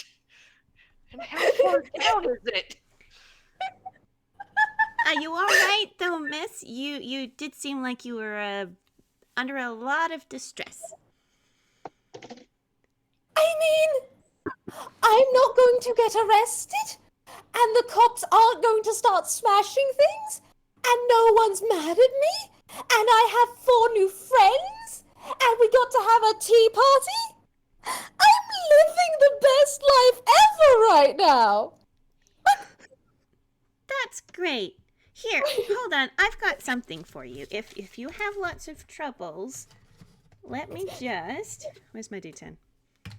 Whoop. That'll do. Oh. That's a 7. There's not a 1. He's going to pull out a business card. Not a capital B business card, but a business card. Yeah. And hand it to him. He's like, if you ever need some more help, you can find me or one of the other detectives from my agency here. So if you or anyone, your friends or your family need us, this is where you can find us, and we'll be right there, okay? Oh! Thank you. And you are going to be beset by a very, very happy chicken who is just gonna pull you into a hug and spin you. Oh! You're very welcome. This is the best day ever! And yeah, oh god, she happy. Oh. Actually, also, Spica's gonna look around and see if she can see, you know, a certain little mouse anywhere. Yeah, the mouse. I'm gonna be honest. Is probably like hidden behind one of the statues in just the. Oh my god! So many people have been moving around. What do hide? Mm-hmm. But she does just look out at you, Mm-hmm. and she just gives a double thumbs up.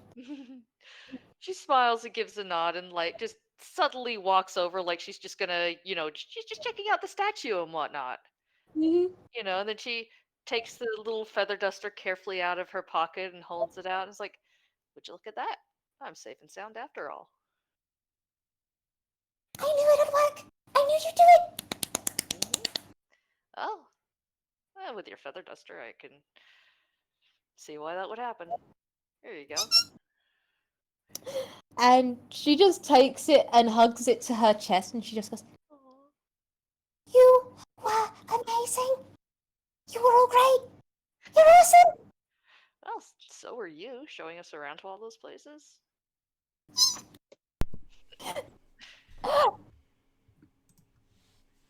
and she just smiles at you as though you have hung the stars in the sky.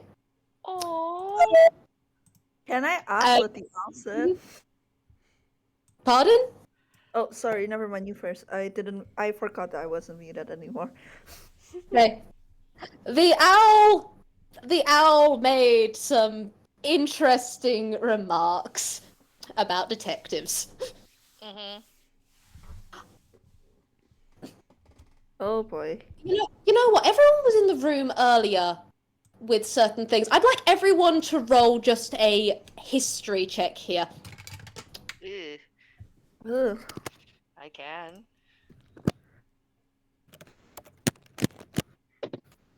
Okay. 15, not bad considering. Holy shit, Ehri. Nancy, Holy shit. you know what?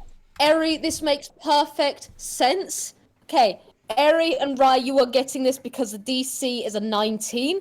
Sweet. Okay, let's see. Ooh. Alright, so, you both recall earlier, it's, if you've managed to overhear certain things, if it'll come to you later, probably. Ehri, you probably may have overheard the stuff with Quinn. Later on, Rai, when you hear about this stuff, that guy, Earl Strix, was the only person who Dorami said wasn't okay with the union sort of thing, or at least implied. That is the only person in this entire building who is not union, who does not like unions. Mm-hmm. The detectives are unionized. That's why he hates them. Honestly, You have hit a nail on the head.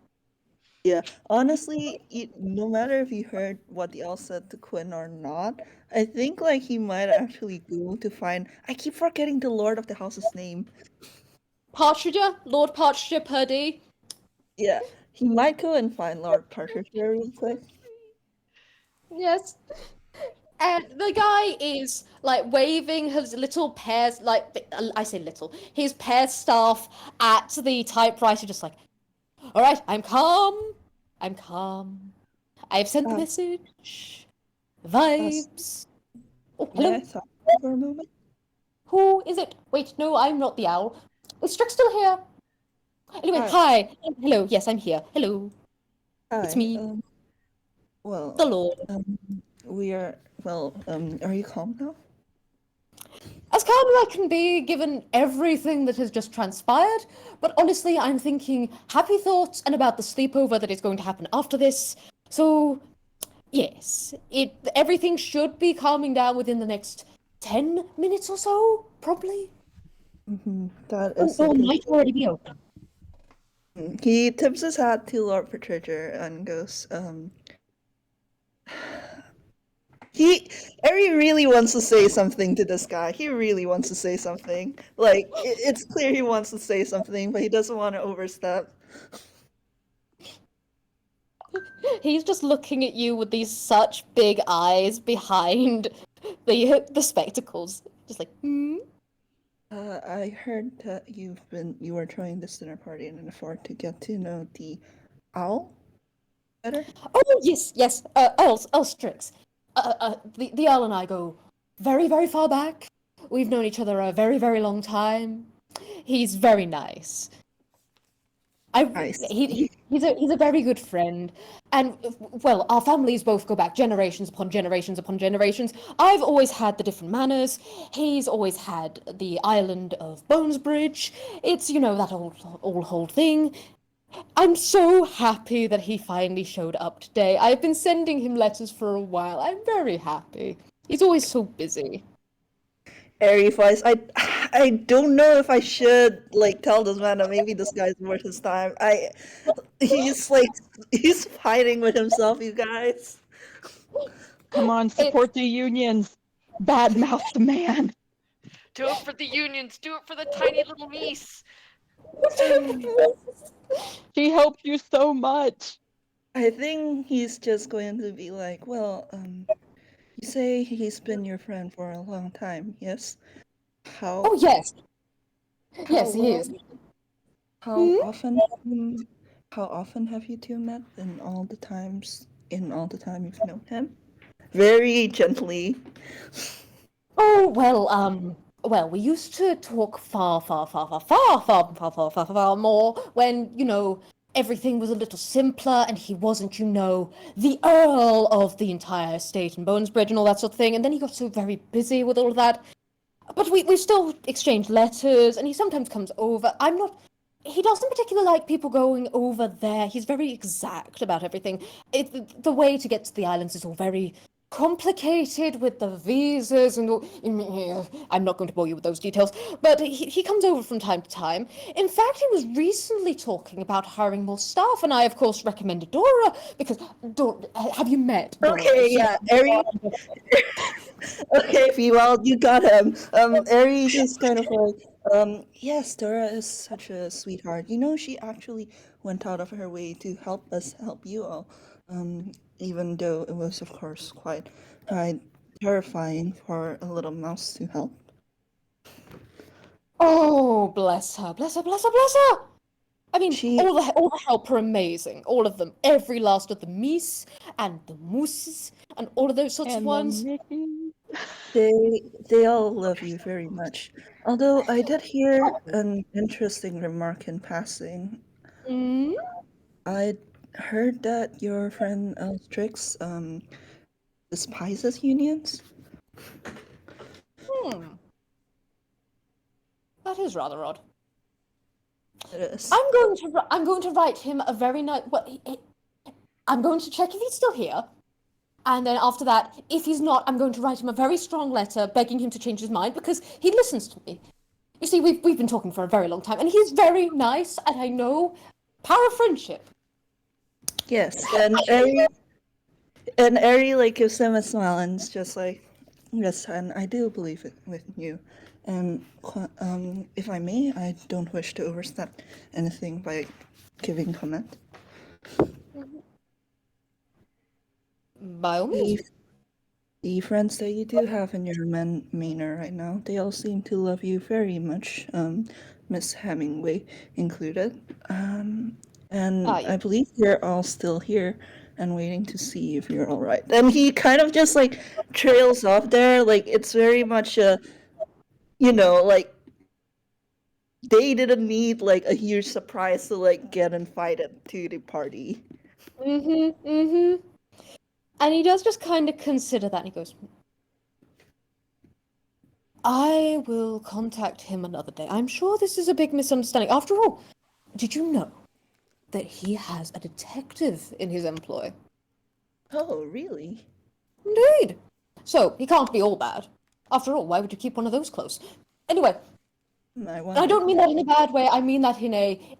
If you're a nasty person, you wouldn't keep someone so good with you. And he's not a nasty person. He's a very nice person because I've known him for so long. But I will talk to him, and we will clear all of this up. It must be some sort of misunderstanding or something. So it's going to all be fine. And then we'll be able to invite him over for cake and all those sorts of things. And we're all going to have a brilliant time. Which does remind me...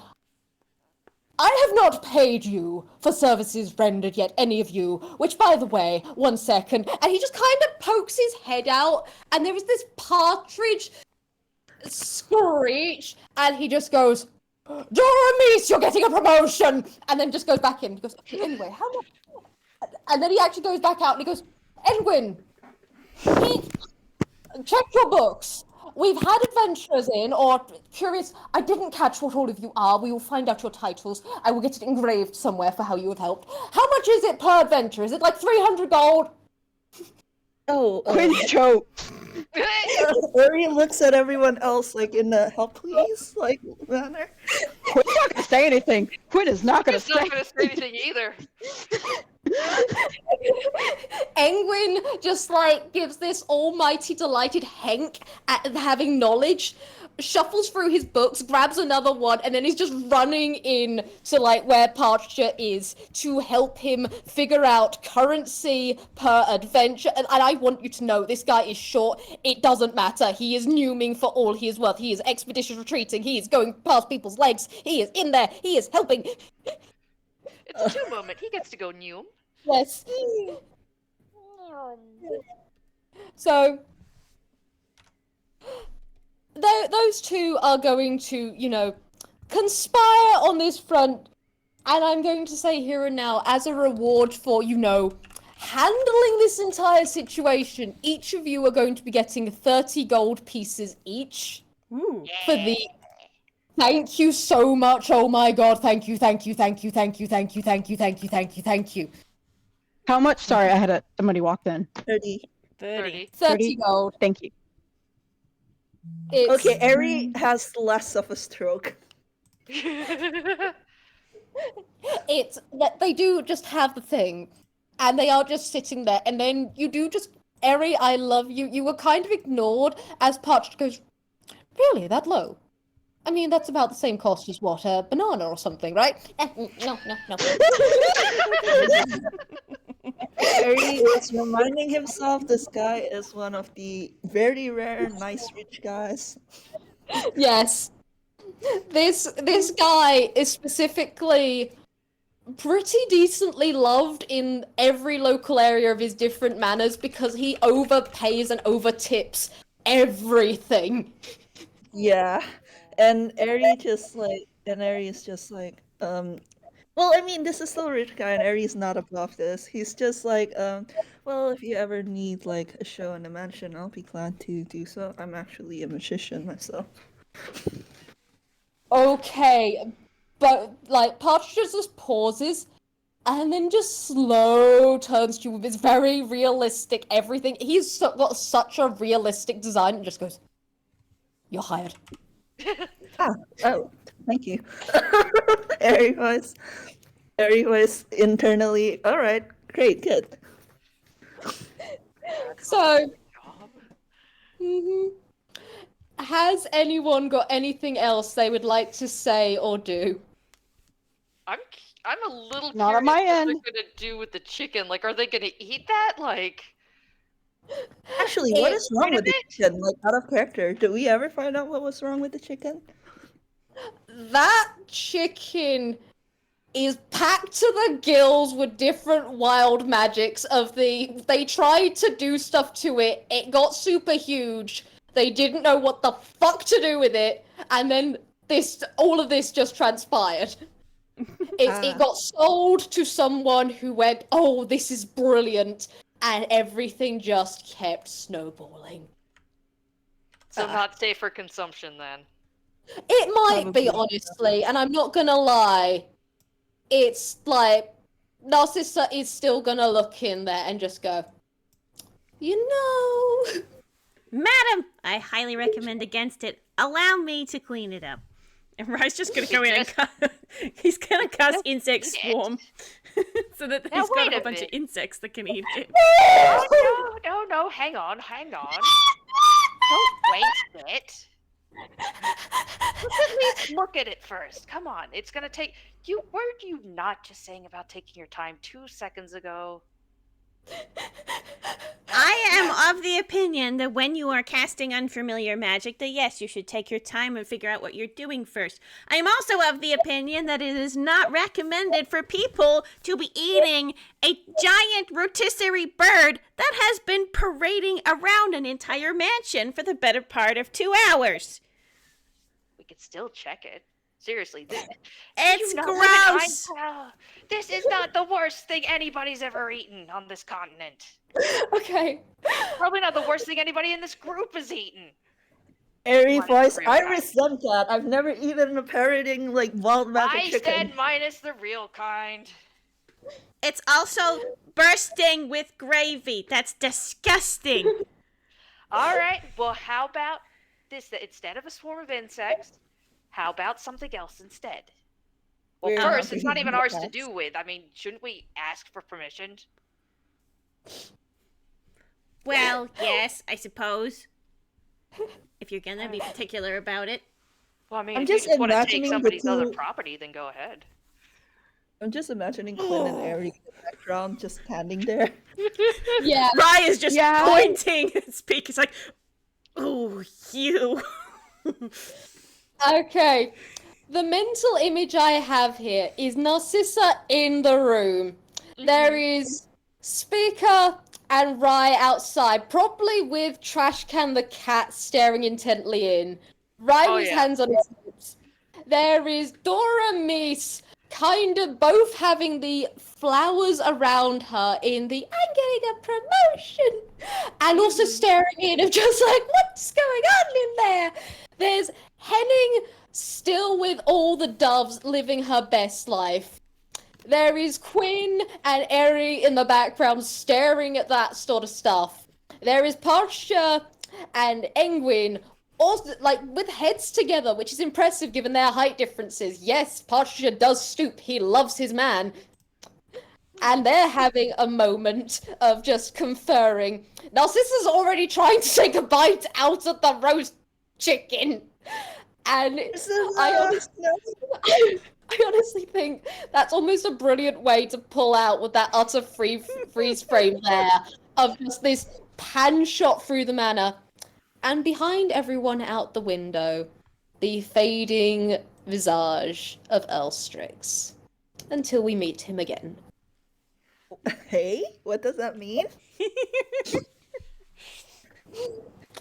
Tune in next time for whatever that means. Alright! This has been the most incredible time ever, and I love all y'all. 2 years in the making! That, my fine dears, was UnMurder Most Fowl! Yay! Good. Holy shit, Vwild, this might be my favorite AI game. It was So much good. fun. I am here for silly AI games. I love Yes. it. Oh. This was so wonderful, and several of the characters, my NPCs, turned out so much more fun and wilder than I gave them credit for. I want you to know Narcissa is partially based off of Miss Frizzle. Amazing. So, if anyone ever wonders what she's going to be doing from here on out, she's going to be the Miss Frizzle of necromancy and embroidery. Yes. Amazing. What a combo. It's what he deserves. Indeed. I hope this means of Magic School Bus Adventures Yes. in the future. She's going to have a wonderful time, because at the end of the day, there is a reason why she's found Engwin as one of her partners, and that is love of knowledge and love of sharing. Even if she's a really snooty noble sometimes, and she doesn't know how to express this. I hope Lord Patricia drops Elstrick like a bad potato. And I hope Dora Meese doesn't get given to him as an employee. Yeah, no, Yeah. this mouse will be defended. Dora has thankfully got a very good union, and she actually wants to stay here. And if Pastor goes, hey, do you want to go there? She go, no. And just go back to her dusting. Yay! Good. Good for her. Good. It'd be hilarious when there'd be several cats willing to defend that mouse. Yes. this mouse is slowly going to get over the fear of cats, specifically because this was such a nice day. Oh, yay! All right. Why am I getting attacked in the comments? Leave me alone, yeah. Anyway. Oh. All right. And with that, shall we say goodbye to our wonderful audience? Yeah! I believe- Bye! Bye-bye, And audience. Bye! Bye-bye.